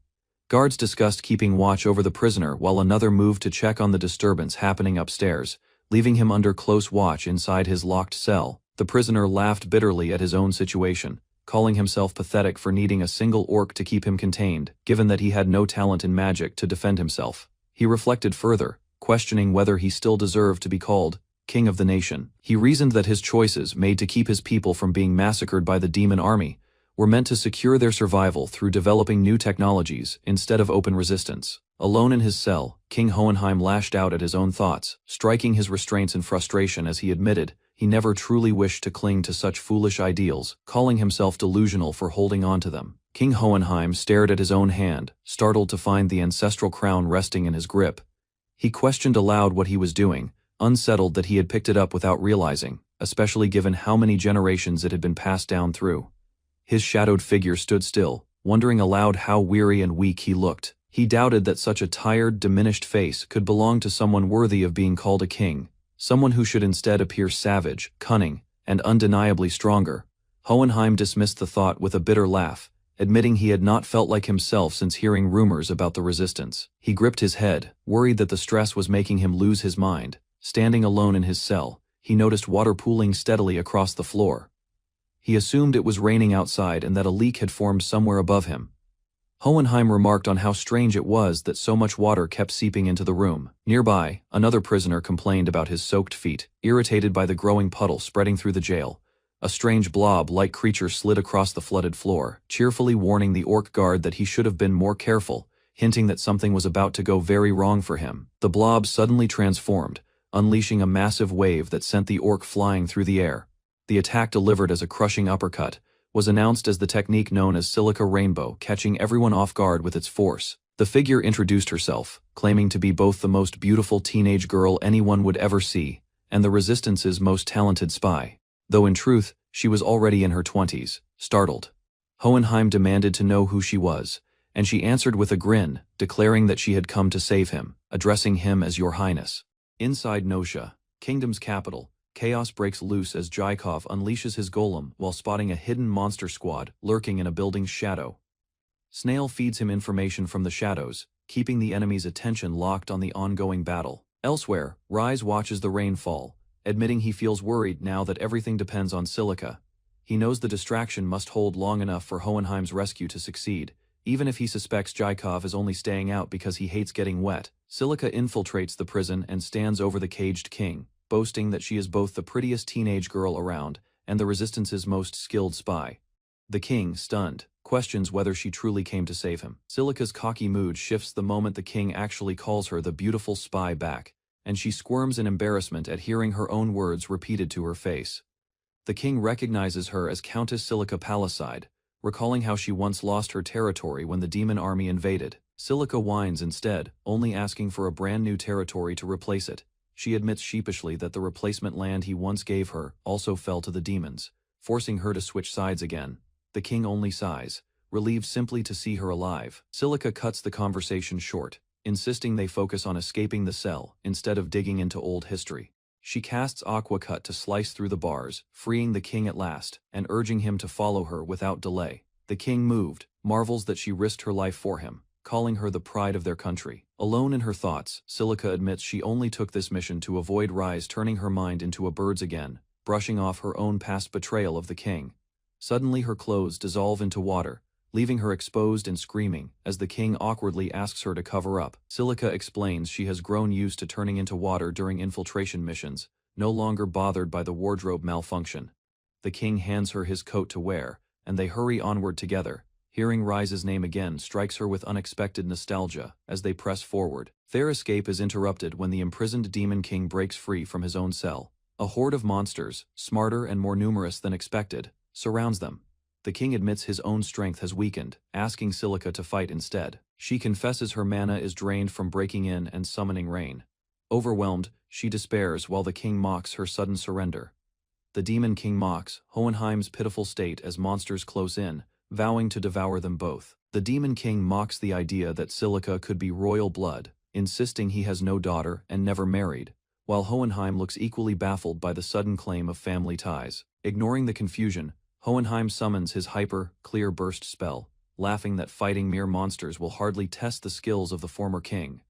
Silica steels herself and agrees to join the fight. A monster's roar interrupts them, and Silica notices something familiar about his declaration of being the previous king.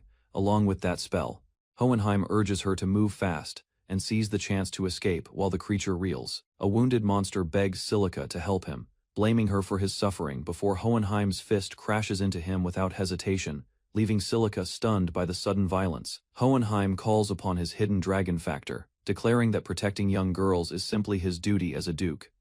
Another monster strikes back and wounds Hohenheim's eye, shocking Silica as she realizes how much damage he has taken protecting her. Silica asks bluntly if he was secretly a monster all along, and Hohenheim denies it firmly.